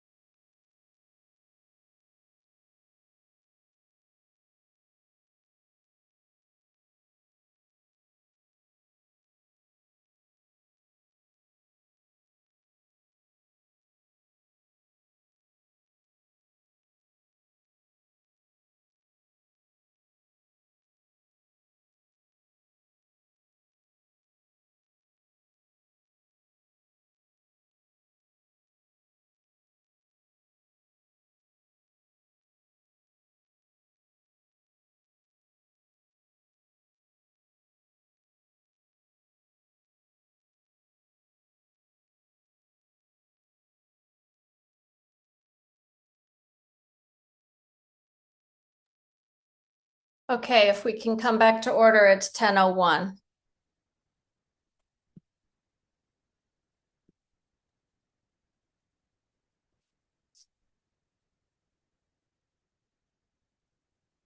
We have almost everybody here. We're waiting for, okay. It is 10:01 and I'm calling the meeting back to order. The next person to speak was Councilmember Bailey, and then I've got Councilmember Randolph next. Yeah, I just wanted to share that I think what, like, not to put words in her mouth, but I think what Councilmember Debner said about Mayor Pro Tem's, like, the retaining the firm at the appointment at the beginning of after the election, and it was you broke the time, Madam Mayor, to retain counsel. So I think that called into question whether we would want Austin and his firm to do the land use planning, which is why I think that's where she was going with that. Thank you. Councilmember Randolph? I don't have any problem with Mr. Flanagan doing it. What my concern was when all the MVV stuff was posted and you had Mr. Flanagan's quote, an unknown recipient, which I've never seen in all my years of construction, and then Fairfield and whoever they were, Wakefield. I think folks had asked for some RFPs, and I just thought that was a really odd way to present that. So I don't have any All right. problems.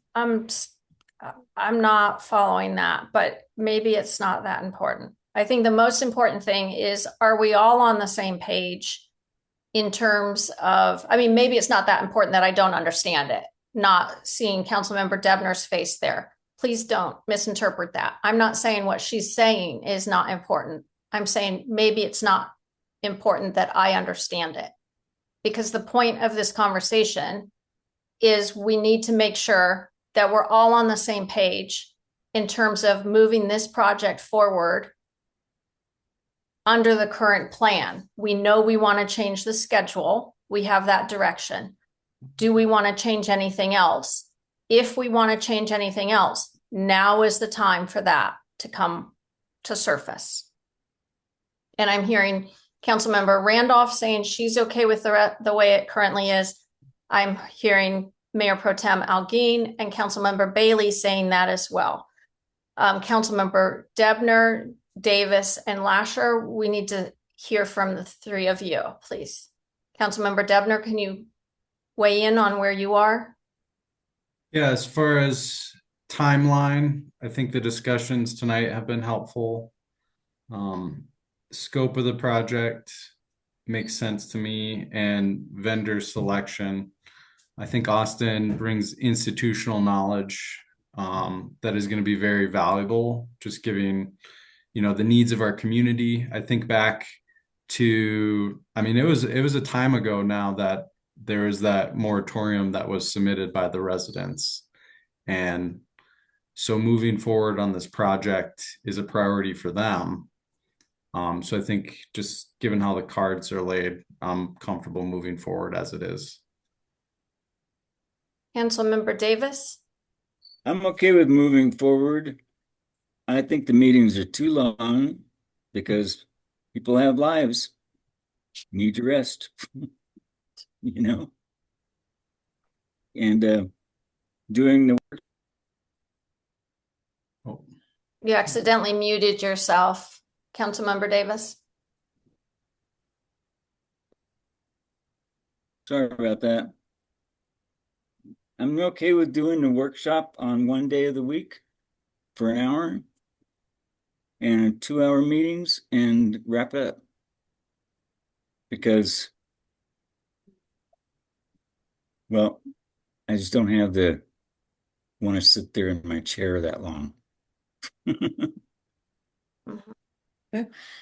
Councilmember Lasher? I think that Austin's going to do a great job, and I think we're very lucky to have him. Thank you. Do we have everything we need for this discussion, Austin? Yes. Okay. Moving on to the agenda item number 7D is the Gazette policy discussion. I drafted this policy as my best understanding of what council was looking for when we had that initial conversation about the Gazette content. Again, it's a draft policy that essentially makes the Gazette an extension of our flyers and removes any editorial content. Where are council members? What kind of direction would you like to pursue when we bring this back for a resolution? What changes do you need to see? Anybody can raise their hand if they would like to speak first. Councilmember Bailey. Yeah, I'm wondering if we might want to revisit this discussion about the Gazette, just overall. If this is the right direction and the council wants to proceed in with continuing our relationship with the Gazette, and that perhaps we might have other options given our staffing, and we could potentially do this in-house for a cost savings. Perhaps our clerk Charity can comment on this.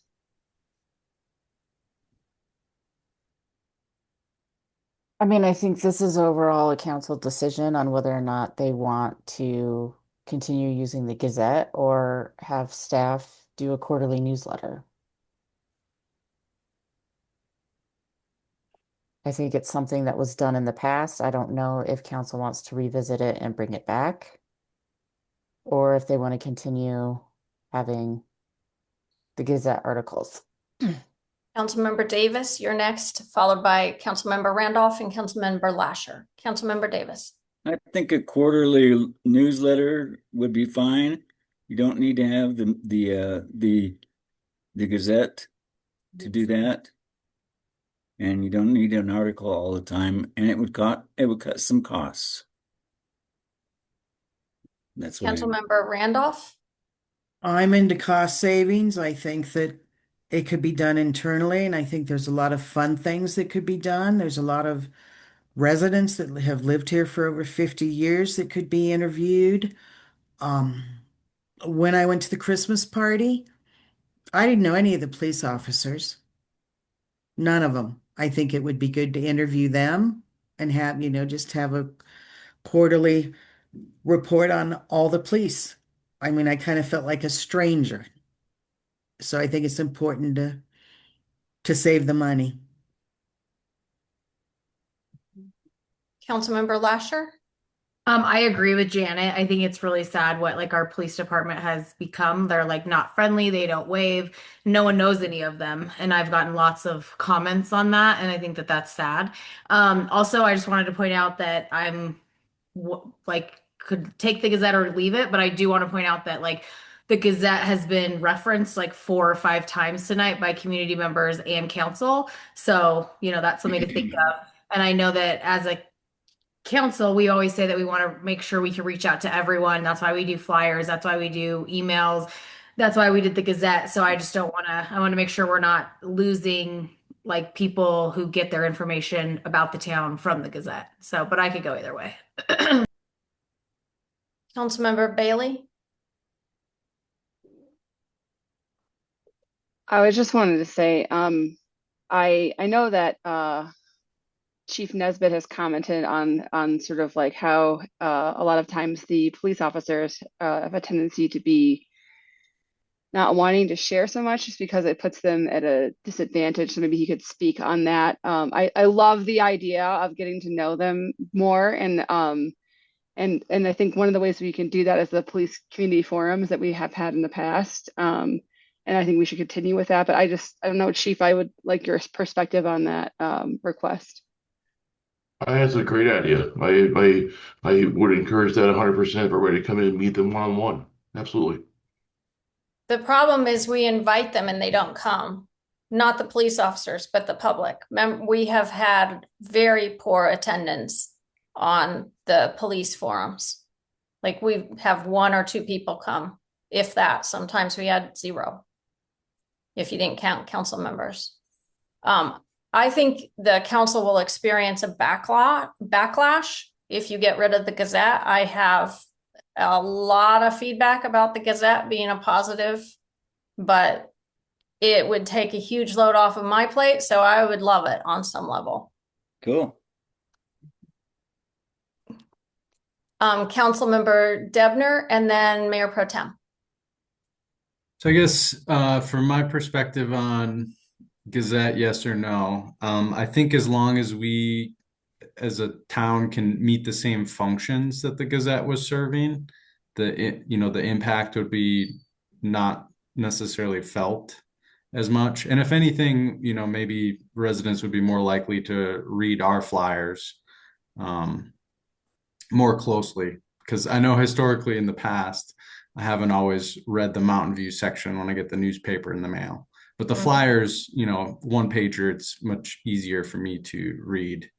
So it's possible that this policy draft could maybe just turn into like a communication policy versus that specific. I did have a question for our town clerk. Are the Gazette submissions or the flyers that we receive at our doors, are those retained as part of the town record? Yes. Okay.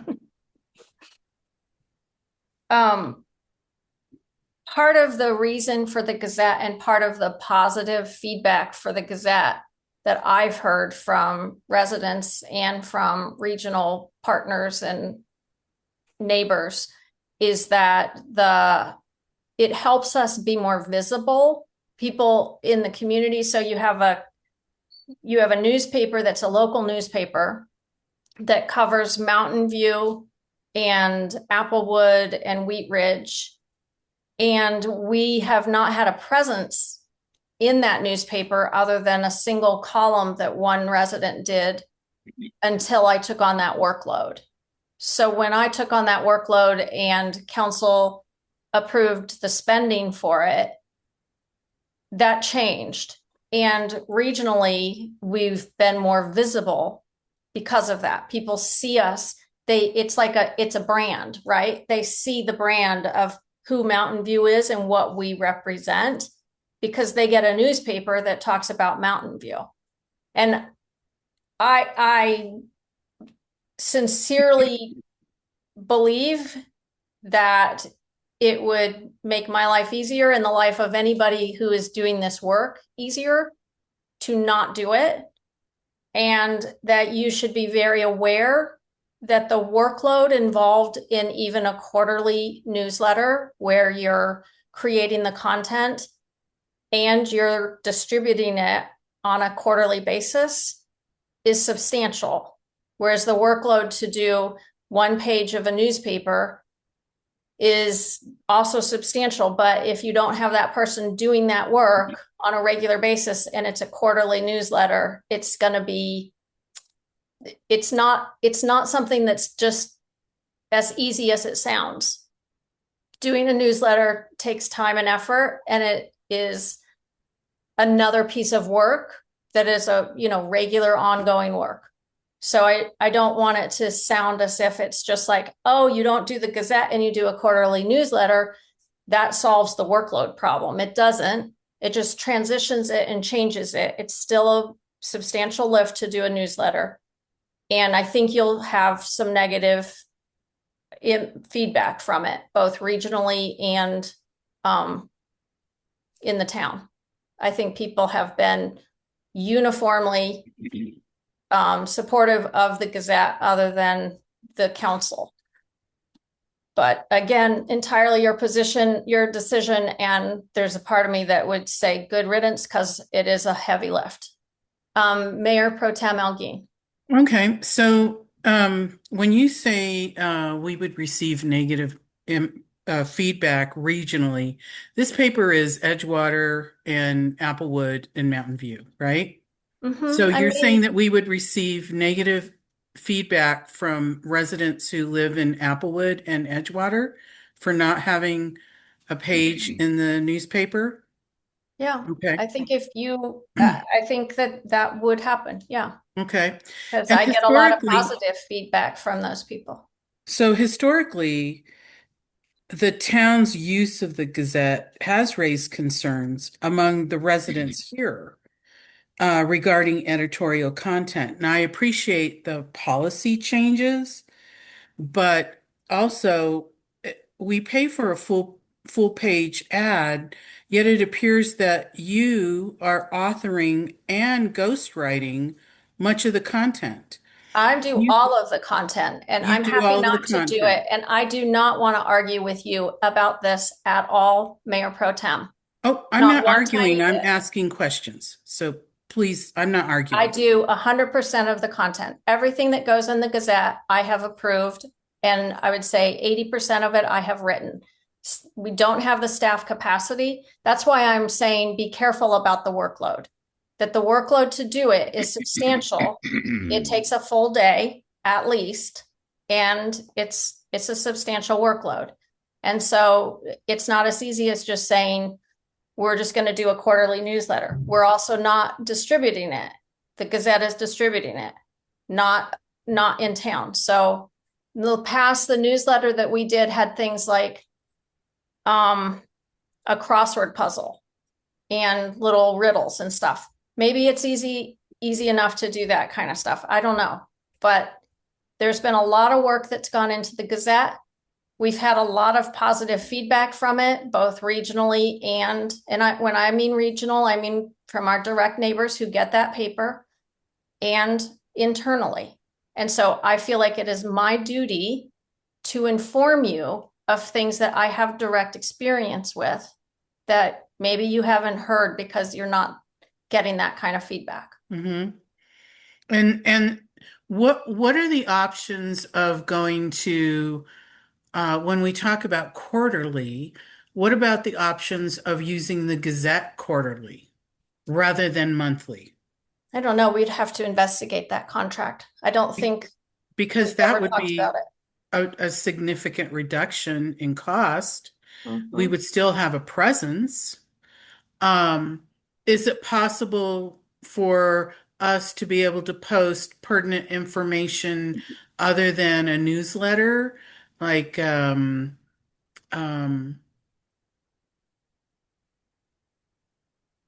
we receive a bill, or, I mean, we could get creative, important information. And so that's my question is that something that we could do quarterly? And how would we, other than this policy, could we develop a communications committee that could be involved with the content and approval of the content that's going into the Gazette? Sure. Right now, the Gazette gives us a steep discount. I think we get we pay, my best guess would be a quarter of the cost that is their standard rates.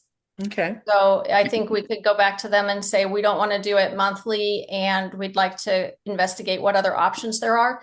But you can buy space in the Gazette regardless, and we could share those rates with you so that you could see what they are. Mm-hmm. And that would inform the discussion, I think. So Councilmember Davis and then Councilmember Randolph. Okay. I'd like to give a shout out to the police department.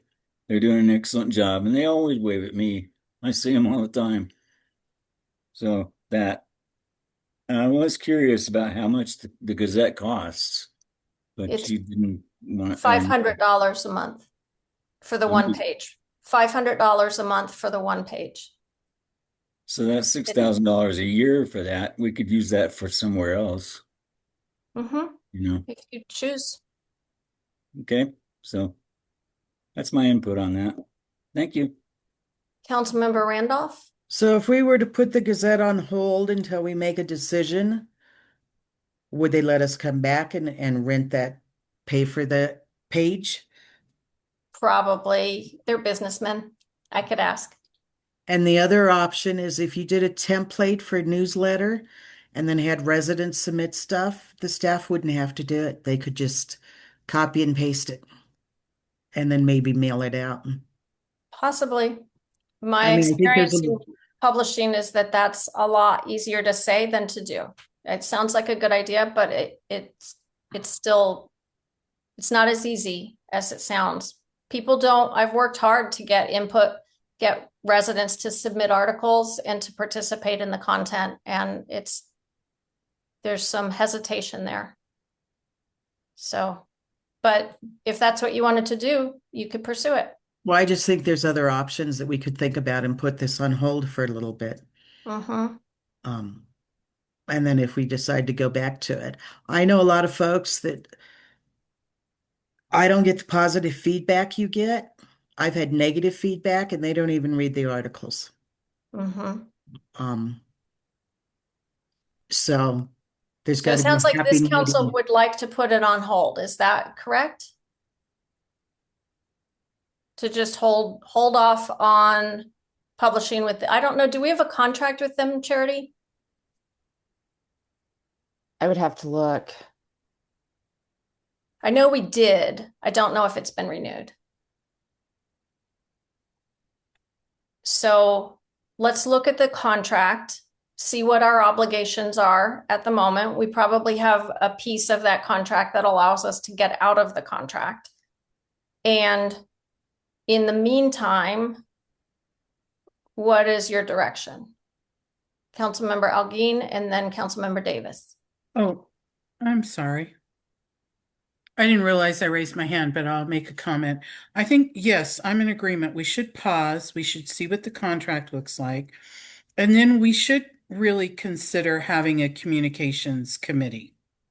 And that could encompass many things, right? So I think that it would be okay for us to not have an article in the Gazette for a month or two. Councilmember Davis, and then I'll call on Councilmember Debner. Yeah, I'm with you on that because we just said we don't really need to have that expense and don't really have a writer that wants to do it all the time. There's a lot of people in town. Just ask a few of them what to think, and if you need to, just put it on a paper and put it on the bulletin board. Councilmember Debner?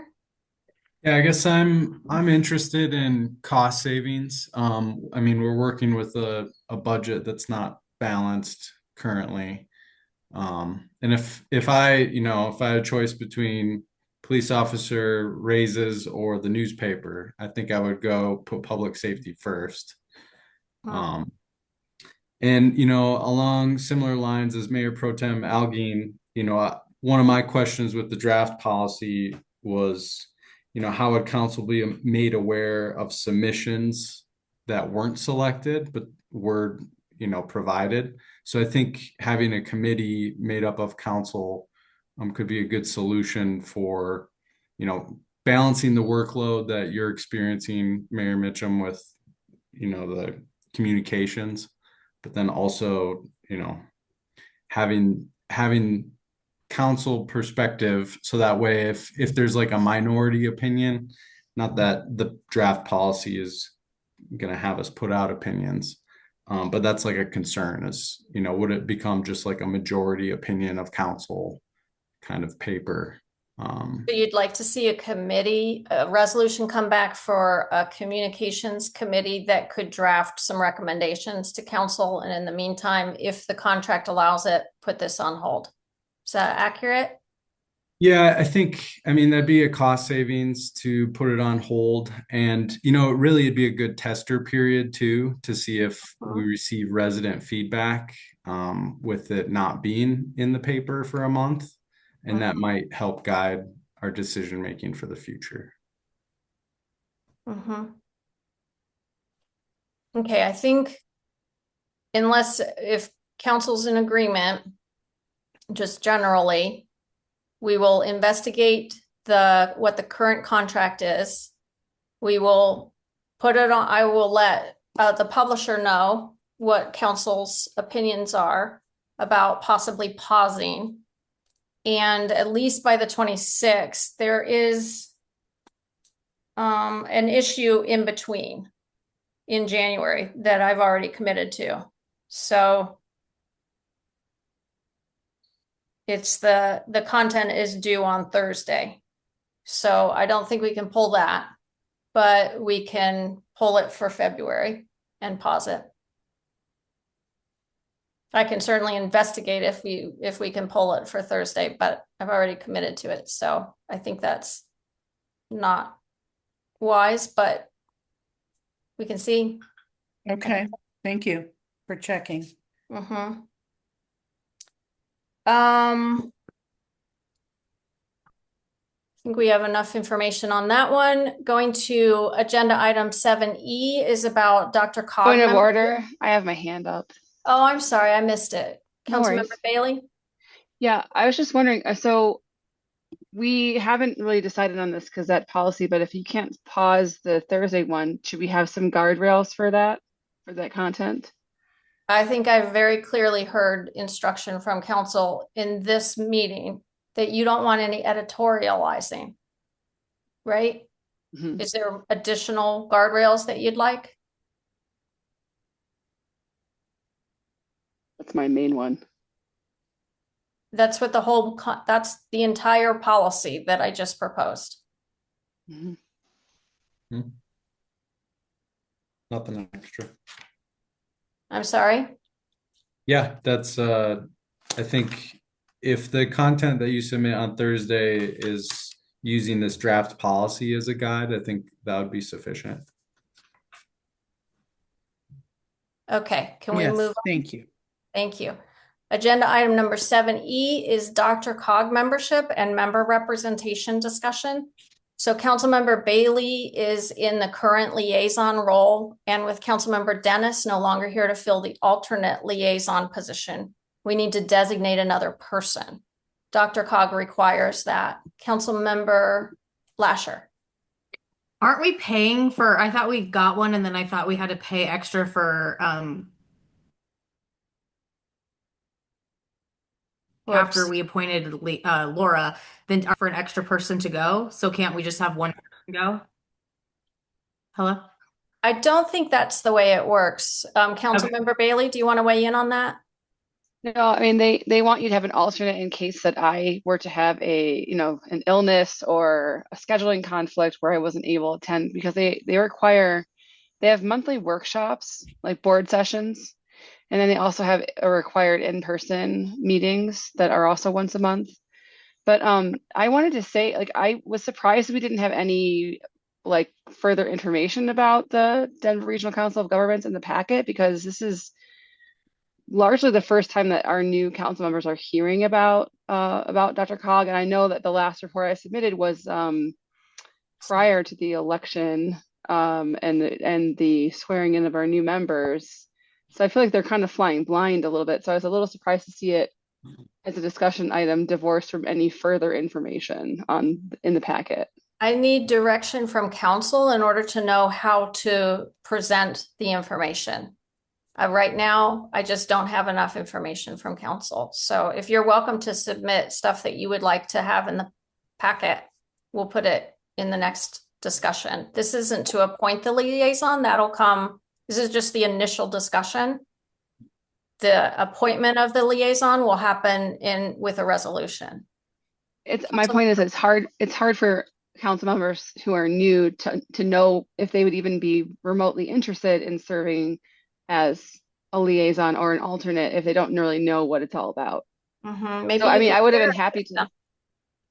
Yeah, I could have, if I had advance notice that this is going to be on the meeting, I could have prepared something.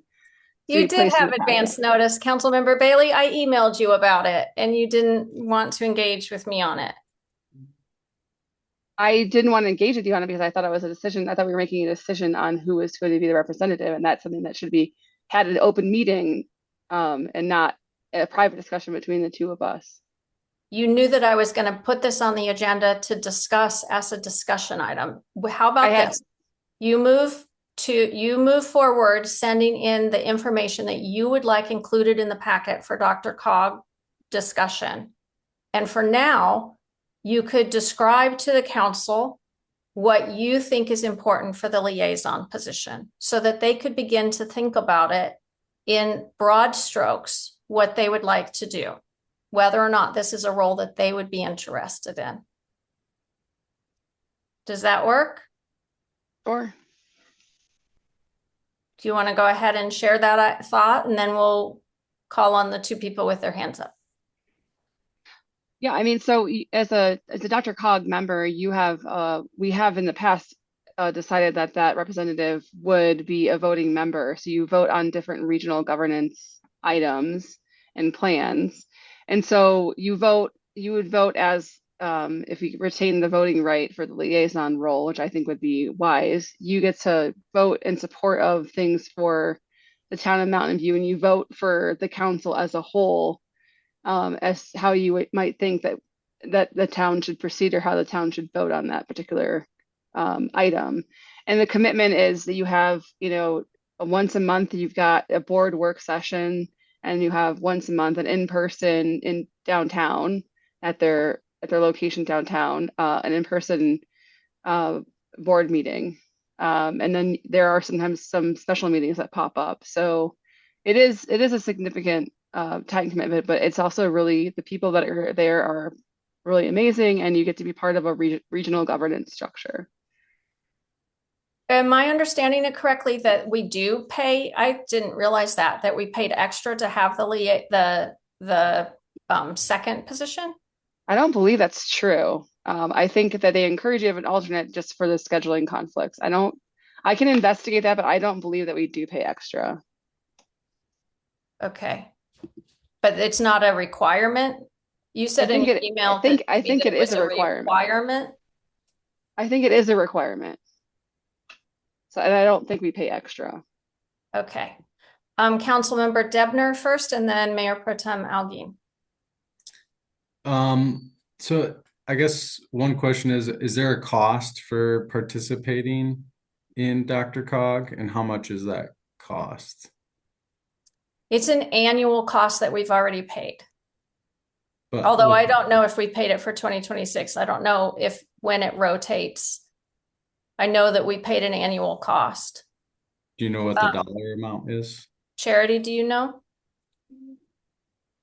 I would have to research that and bring that back to you. Yeah. So I guess I would agree with Councilmember Bailey's earlier comment regarding just, not having like framing or context for this discussion, because having that framing and content will allow us as council to come to the discussion more informed. Mm-hmm. So is it something in general, though, the concept of Dr. Cog being it's the Denver region of Council of Government that we just recently joined? In general, you see that as a positive thing, or you just need more context before even having a feeling about that? Honestly, I feel like I would need more information, like what's the background, like what, how did we first get involved? What are the benefits that it provides? Just an overview of, how we contribute or how Dr. Cog contributes to Mountain View. Just having that general framing would be helpful for the discussion. I think it would make it more substantial. We can have it. In general, I'm appreciative of Councilmember Bailey's contributions in the council member reports, because I pulled a lot of my information from there. So I had a better understanding coming to this. But I think it would be to our advantage to have that information before discussion, so that way discussion can kick off with the shared understanding. Councilmember Bailey? You're muted. Sorry, I just wanted to speak to the point of what Councilmember Debner said. Like, what does Dr. Cog do for us? I'll just give a quick, overview. They have, the governor's office has dreamed up this grant navigator program, and it's being run through Dr. Cog. And so they have hired a different firm, a local firm called WSB, and they've hired them to run this grant navigation program. And Charity and I met last week with them, and these are people that their job is quite literally to look and find money for grants for the things that you want to accomplish in your town. And that's a huge benefit. Another benefit, of course, is like you have a voice in regional government. So people are not deciding things about how your surrounding area is run without your input. So for example, like there's a lot of questions about the safety of Sheridan, for example, and there's been talk of, oh, let's put a median in the middle of Sheridan, but that would significantly cut off half of our commercial areas to be able to turn into our businesses from Sheridan going northbound. So like these are things that are considered. So sometimes if you don't join them, you don't have a voice, and so decisions are made without your representation. And so it's kind of like it's kind of an imperative to really join it. I think it was one of the best decisions that our former town administrator made was having us join, and we joined. I believe last April is when we joined. And so that's just a little quick background on that. I mean, those grants can quite literally pay for the membership itself if you're successful in getting them, and they have a top-notch team. So I just wanted to put out there. And I think the cost is per population. So it starts at 600 and and it goes up from there, and it's based on population. So it's not like we're paying the same amount that Wheat Ridge pays, but I don't know the exact. I just believe that. So we'll find out more information about that. And for now, just go look at DRCOG, each of you. This really was just intended to be a very initial discussion to see if anybody was interested in being the liaison. It was not intended for a decision in this meeting. That's why it was, it's hard to have initial discussions that are fully fleshed out. It's not, I don't think, a reasonable expectation, because given the staff that we have and the workload that we're currently under, I just don't think it's a reasonable expectation that every single thing that we're asking you just in general to give us some thoughts on be entirely and perfectly fleshed out. I think the initial discussions are reasonable to have, just like we just did. So we got some direction from you guys that you want to see more specifics, you want to know the exact dollars, and now you understand that we need to assign a liaison if you want to continue on with DRCOG. And each of you can look into whether or not being a liaison for DRCOG, being the second, is something that you'd be interested in. And then we'll bring it back from there. Sound okay? Okay. Moving on. Agenda item 7F is our initial, again, council committees discussion. I understand you guys want a communications committee. I know that we have currently a need for an events committee and a finance committee. Right now, Councilmember Lasher is on the events committee and Mayor Pro Tem Algeen is on the finance committee. What other committees are you interested in? And you don't have to have the exact answer right now. This is just the initial discussion. What direction are you interested in going towards when it comes to council committees? So that way we can come back with a little bit more that actually already lines up with what your hopes and dreams are. Councilmember Randolph. I'd like to see the historical committee come back. And I have a question about the zoning and commission. I don't know what I've done with my notes. Maybe the planning Zoning and and planning zoning. commission, you said that that's supposed to be council. Well, who's ever been on that? Nobody's ever been on it? It's not a committee, so there's a difference between a committee and a commission. The commission is the Planning and Zoning Commission. Austin, do you want to speak to this? It is currently populated by the council, but Yeah, and that's not unusual for smaller municipalities. So under state law, it specifically refers to a planning commission. And so it talks about the planning commission shall be the one to administer and adopt the comprehensive plan, for instance. Most very small municipalities simply just state that their governing board, so either their board of commissioners or board of trustees, or in this case, the council, fulfills that duty. So it's really just a legal check the box for state law stating all of these duties that are required to be fulfilled by this body will be fulfilled by the council. Okay, thank you. Yeah. Of course. So the historical committee is one that we have some interest in. Are there other committees that council members are interested in? Councilmember Bailey?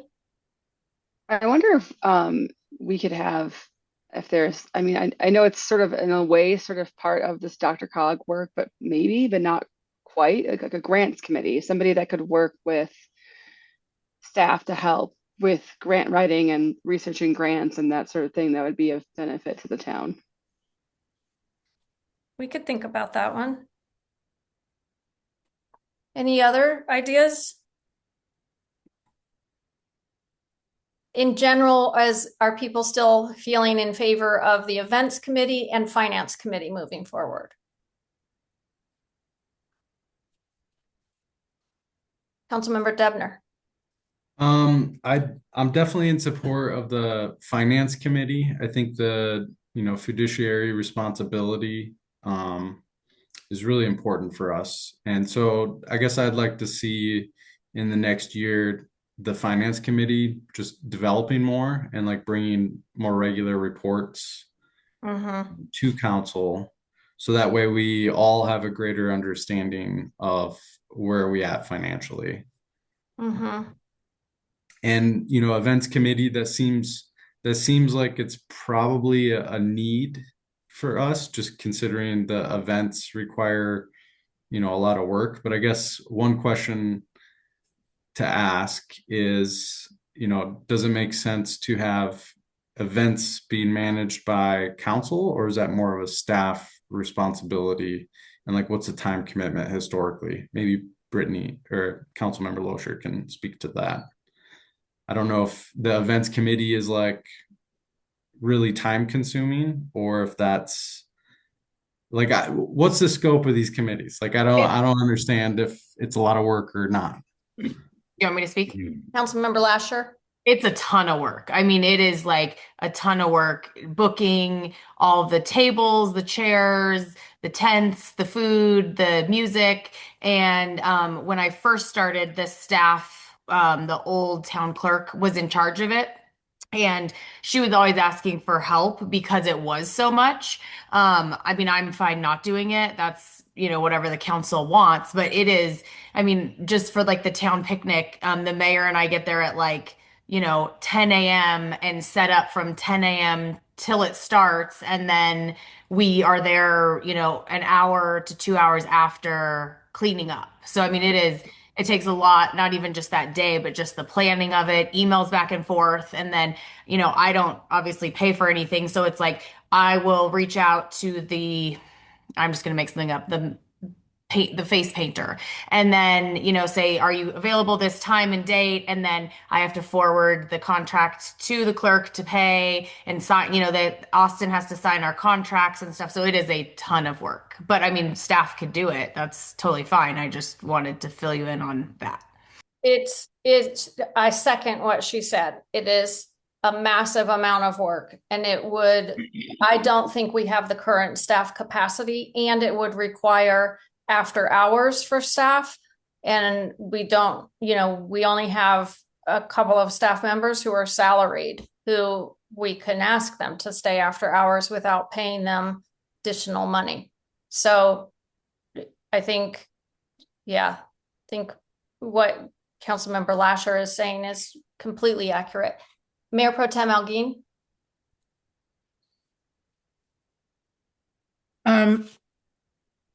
I wanted to comment on the finance committee. I do agree with you, Councilmember Debner. We need to be more proactive in the finance committee, and I would really like to see another council member on the committee. And I really strongly feel that the mayor should not be on the finance committee, because if you're signing checks and credit card authority and participate in financial operations and approvals, then that should be separate. So I would love it in a perfect world to have two council members and a volunteer resident participate in that committee. Okay, we'll bring that back. Councilmember Bailey? I was just thinking that I know that we've had committee discussions and on previous councils with previous councils and haven't had. I know this is just a general discussion, but I know that having the history behind the committees, like what committees we've had before and what those committees did, I feel like that information would be really helpful for council to have in this conversation. So like a historical look back and what the current statuses of those, but like also like what we've had before would be really helpful to see where people's interests align. We'll do that with the next conversation. This is just the initial discussion to get some understanding of where you guys are so that we can come back with something more substantial. I think Councilmember Debner was next. I guess generally, and maybe this is more for Mr. Flanagan, what's this allowed scope of a council committee? Like what are the different options? Like, is it anything we want kind of thing, or I would think of it really as the ability of council to break off particular policy and administrative issues and sort of further that work and then bring it back to council for initial consideration. So, for instance, it probably wouldn't be appropriate if you tried to like parse out a job of an appointed official. If you said, hey, we want to lighten the load of the chief of police, so we're going to take these duties from him. You couldn't do that. But you could take any sort of policy-making function or administrative function within the council and assign it that way. I don't know if that answered your question at all. Your face is telling me no. Oh, well, I guess your answer makes me think of the events committee because there's not really any policy coming back to council. It's just council as like labor for the events. Yeah, I think in that case, it's really the administrative function or council saying, hey, we have this, whatever it is, X dollars that we're going to put towards events. We need someone to help coordinate and run them. If you don't have the staffing capacity, then sort of the filling in the gaps would be a council committee. That's the same as the events committee where there was an interest in compiling and researching, like going through the files and having the historical documents get, indexed. And we just don't have the staff time to do that. So a council committee was formed and council members volunteered as well as residents. I've got two hands up, Councilmember Bailey, and then I'll hear from Councilmember Randolph. I'd love to see a sustainability committee.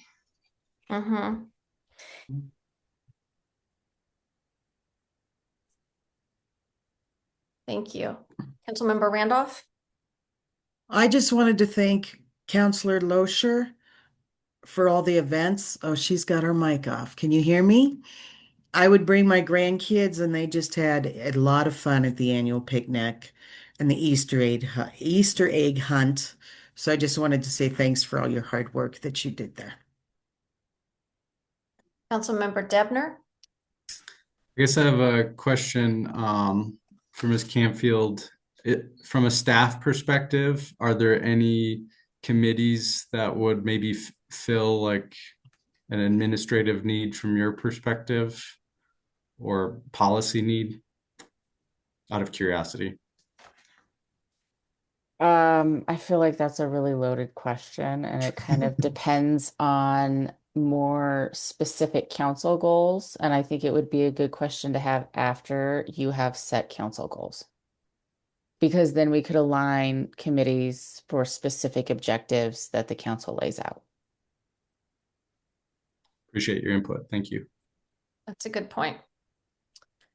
Okay, I think I've gathered some information about an initial concept for what direction we want to go with committees. I'm hearing council does want to continue having committees. I'm also hearing that there's a lot of requests that I just want to call this out. I want to flag this so that you guys can think about it. There's a request for more substantive material for each item. At the same time, a request to reduce the workload for council and to reduce the agenda items. So every time you have a committee, there's more workload for council members. And when you have more material in the packet with more and more detail, and the council is taking on this kind of level of detailed work, your workload goes up as a body. So I just want to flag that because I'm seeing that pattern. How you respond to that in the future as we move forward is up to you. Does that make sense? Thank you. Okay, thank you. We are at mayor report, then we're going to do council reports, then staff reports, and then the future meeting agenda. But I can see everybody is really tired. Yeah. And I'm wondering if there is any discussion about would we want to adjourn for the night and put these items onto the January 26th meeting? Yeah. How do other people feel? Councilmember Randolph? I just have one question. I think remote is really hard for residents. Are we going to be able to have a regular meeting on the 26th? And because we're paying such a large amount of money for that system, can't we push them to get it installed? I am doing my best to do that. I have spoken with them a number of times, and I think they are as accelerated as possible. And for them, this contract is not that big. So that's just the nature of being a small town. Like, we really are at the mercy of vendors a lot of the time. We're not a big fish for them. So what is the date that they gave you to install? They don't have a date yet. They told me that they're hoping to have it installed by the January 26th meeting. I think that there's a good chance that they will have it, but they had to order the equipment and it hasn't all come in. They have a meeting, I connected them with our public works staff today so that they could come in and inspect the space and get some answers that they needed, some specifics in terms of what our existing equipment is. So I know they're actively working on it, and they do understand the urgency. So Okay. I just can't guarantee that we're going to have a January 26th meeting in person, but that is absolutely the goal, is to have a hybrid meeting that you can hear in the room and you can hear and fully participate remotely. So can we have it all together at town hall? Maybe that would be a better option. Yeah. For the January 26th meeting, that would be a good option instead of a fully remote meeting, since I'll be back in town. Okay, thank you. Yeah, thank you. Councilmember Bailey? So you said you were not going to be back in town by the 26th, or you were? Sorry, I missed that. I will be back in town by the 26th. Okay, so why wouldn't we be able to have an in-person meeting then? We can. Okay. I'm just confused as to why we wouldn't be able to have an in-person meeting if you're back in town. We can. It just depends on where, right? If we don't have the setup for the new AV system in the church, then we'd have to have it at town hall. And town hall has its own set of problems in terms of physical space. But that would be the obvious answer. I just haven't thought about it until now. I would like to state my strong preference for also an in-person meeting, whether that's at the church or at town hall. I really feel that we should do that. I have heard everybody on that issue very clearly. Thank you for your input.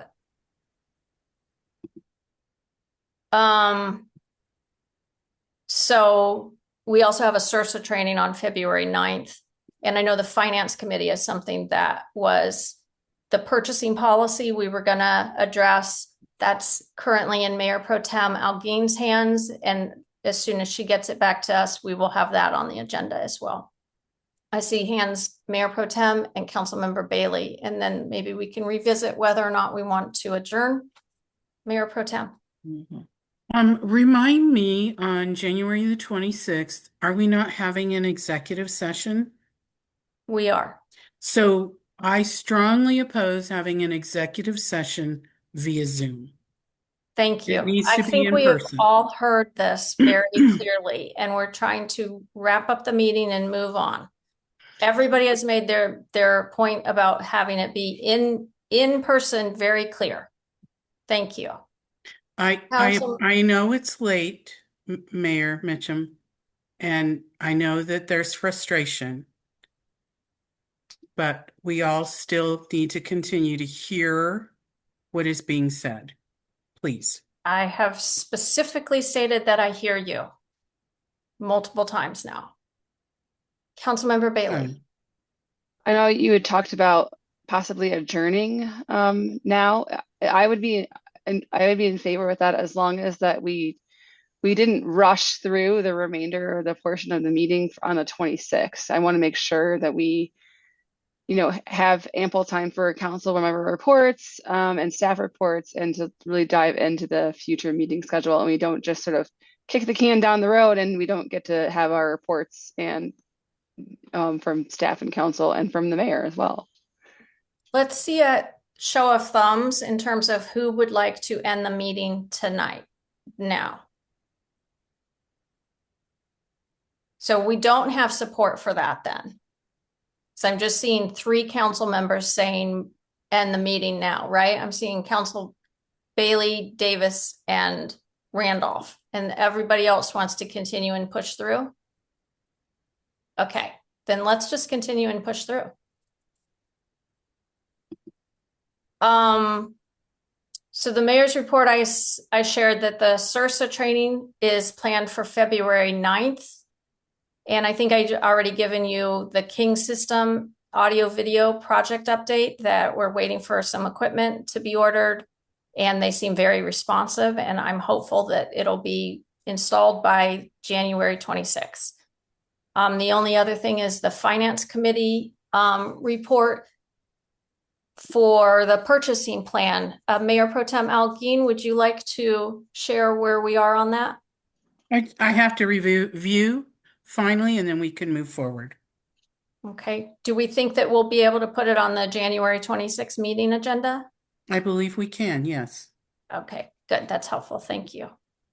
Are there any reports from council? Councilmember Davis, are you okay? Yeah, I'm fine. Okay. Mayor Pro Tem Bailey. Yeah, I just had a brief statement I just wanted to make. So over the past week, there was kind of an operational issue that arose that illustrates sort of the role of council oversight and professional administration.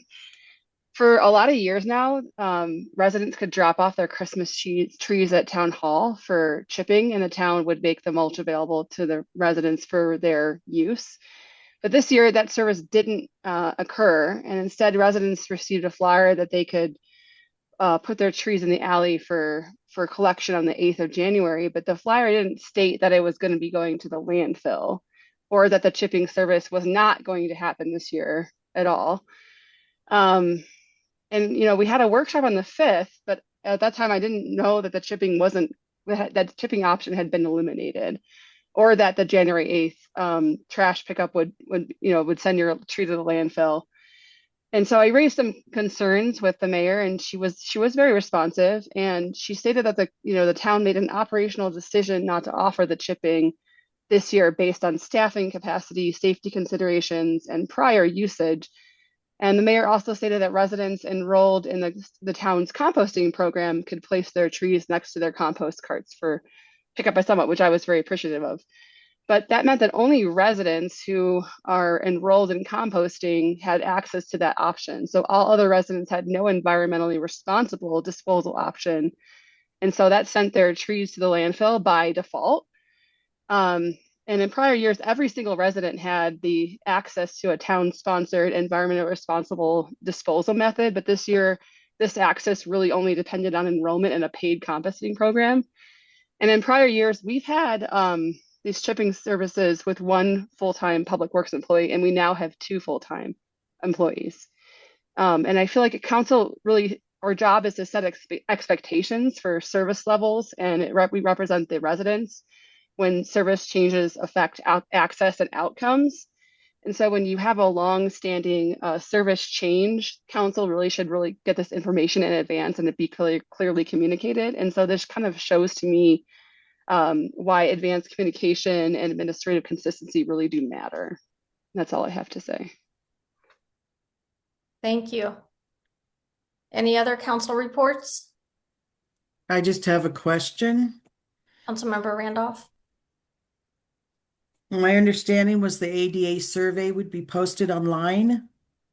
Do we know when that's going to happen? Because they said it would only be a month and it's been about 2 weeks.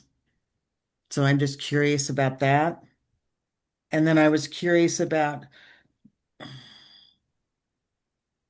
Public Works picking up tree branches and the cost of that going to the dump. If we had a chipper. It doesn't go to the dump. The Public Works picks up tree branches. The flyer that you got about the Public Works picking up the wind debris from the windstorm, that doesn't go to the dump. That goes to the Jefferson County slash program and gets chipped. But Christmas trees were not allowed in that program because of the risk, the liability, or it's a dangerous thing to chip Christmas trees. And that's why the Christmas trees are not chipped. Okay. And then the budget was included in the packet, but it was not on the agenda. I had some questions about it. The but I budget? don't- Not You the mean the budget, the finance October, committee? the finance report. The finance statement. Okay, yeah. Our clerk will go over that during her reporting time, the financial statements. Yeah. That's it. Thank you. I don't know about when I'm going to be able to get the ADA survey up. It requires on the website, it requires the ADA transition planning company. They want to recalibrate that survey to have it start fresh with some changes that they wanted to make to it. So I'm waiting on them. Okay, thank you. Sure. We have 2 council members that appear to be asleep. And so I would just like to ask again, should we call it? Okay, we're going to keep going then. Any other council member reports? Staff reports. Our town clerk, treasurer, Charity Campfield.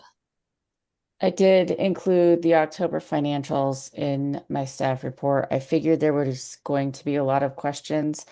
Due to time, I can schedule time with each of you to go over your questions, or we can go over them in this platform. It might be easier to get your questions answered one-on-one, so I can pull up data and reports and answer them in depth.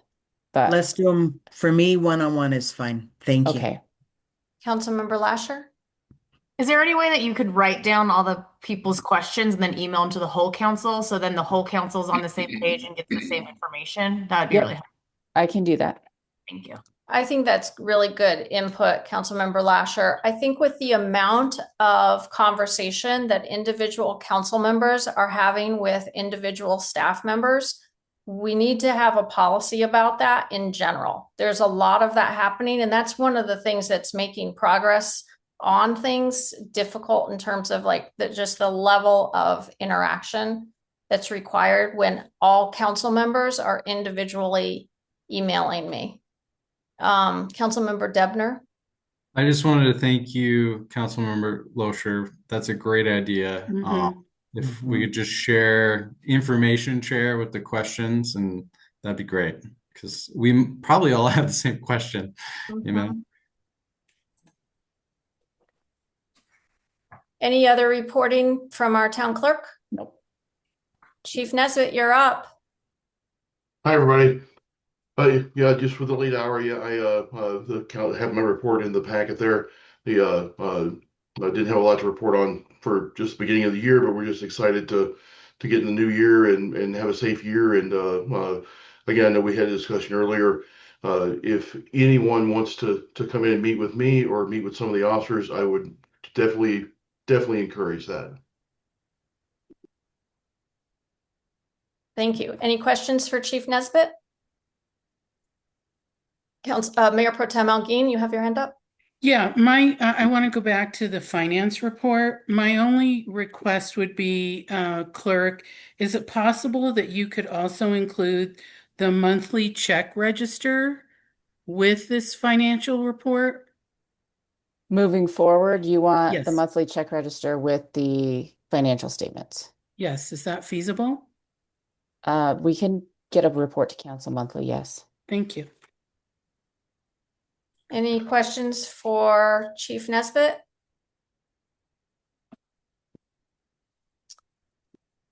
Can Thanks, you everybody. please, yeah, thank you, Chief.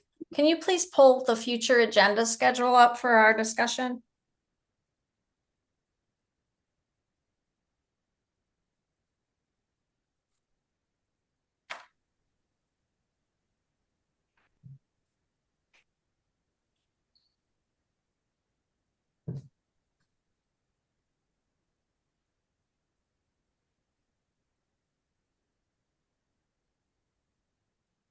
Thank you. So, can everybody see this? Mm-hmm. Could you zoom in a smidge or I'm maybe sorry. oh, never mind. I could do it on my screen. Never mind. There, that's helpful. So the next meeting is a special meeting. That's why it's in a different green color, because it's not a workshop or a regular meeting. The regular meetings are the dark green. The workshops are the very light green. So just so sort of a visual cue there. Right now, that special meeting has an executive session starting probably, I think our clerk was recommending having the executive session at the end of the meeting. But either way, it'll be either at the beginning or the end. Then we were going to have the rules of procedure discussion. So come with bells on for that, because our town attorney is spending a lot of time preparing for it and creating a very robust set of draft rules for council to consider based on a lot of the feedback that council has given. So this is going to be a really important conversation for everybody to participate in fully. And the code of ethics discussion kind of goes along with that. Do you think that we'll be ready for that on the 26th, Austin, or not? Yeah, so we'll have to move that. So please don't anticipate that one being at the special meeting. We'll come back with additional information based on the conversation today about the Gazette policy. We won't be adopting that most likely unless unless we can get enough information that we can clearly adopt something that we can propose. But I think the idea will be to come back with more information for you guys before we bring back something to actually adopt. And then the amendments to the employee handbook, Charity and Austin, do you feel like those will be ready for at least a very initial? There's one very easy thing that we're going to do on the handbook. Are we ready for the larger discussion? I can get my draft over to Austin this week to review. Okay. And possible adoption of the purchasing policy. I think we heard from Mayor Pro Tem Alguin that would be reasonable expectation. I don't think we'll be having committee conversations at on the meeting on the 26th because of the way the conversation went here is going to require a little bit more substantial information in the packet before we're ready to put that in front of you. We can certainly bring forward additional information about Dr. Coggs so that you can have a more substantive conversation about that liaison role. And the next meeting after that is a workshop where we've got the sanitary sewer system maintenance presentation from QP Services. They've done a video of our sanitary system, and they're going to present and share sort of like a infrastructure report to council that I think will be very interesting. We're hoping to move forward with I got out to all of council a packet based on your instruction on mission, vision, and values, how you each want to do your own version of the mission, vision, and values document. So I sent that out to you this week. And the goal is to get that back to me by the deadline, which is published in that material, so that then all I'm doing in this meeting with those documents is sharing them exactly as you send them back to me. and we'll have a discussion about how to assimilate them. And I'm not sure about the prevailing wage initial discussion at this point, because we've got a lot of work on our plates. I think that we should take the new schedule for the code, the MVCC project. That also is going on the 26th special meeting. So we'll add that. And I feel like that's probably a good, I don't know about the prevailing wage initial discussion. Charity and I were talking about CML asked for a participant in their study, and I think we sort of weren't sure where we were going to go, what direction we were going to go. Charity, do you have any input there? I don't. We haven't come to a consensus yet, so I think that needs to go in the parking lot. Yeah, that'd be a good one to punt for a bit. And then on the 9th, we launch the MVCC project. So we're gonna reconsider that. So that comes off completely, and we have the SRSA training, hopefully the adoption of the 2026 goals, and the adoption of the rules. So those will be 3 big conversations on February 9th. And that gets us to far enough out that I think if there's any input from council members about what they would like to see on future agendas up through February, now's the time to share it. Can we email you something? Because I think we're all pretty tired. It's after 11 o'clock. You may absolutely email me anytime. Councilmember Debner. What's the amendments to the employee handbook? What is the scope of those amendments? Just general topics? Substantial, right? I had already brought forth a nepotism clause. We have some updates needed for the police department. I changed the pay period to go from a Thursday to a Wednesday to Sunday to Saturday to align better with our PD schedules. Updated insurance information, things like that. And we've removed the town attorney from his role in a complaint process for elected and appointed officials. Thank you. Mm-hmm. Any other questions, comments, discussion about the future agenda that I just reviewed with you? Okay, we may remove that then. And with no further business to come before us, may I have a motion to adjourn? Make a motion to adjourn. I'm going to recognize that was Mayor Pro Tem Alguin made the motion, and it's 11:14, and we are hereby adjourned. Thank you, everybody. Good night. Night. Good night, ladies. Good night.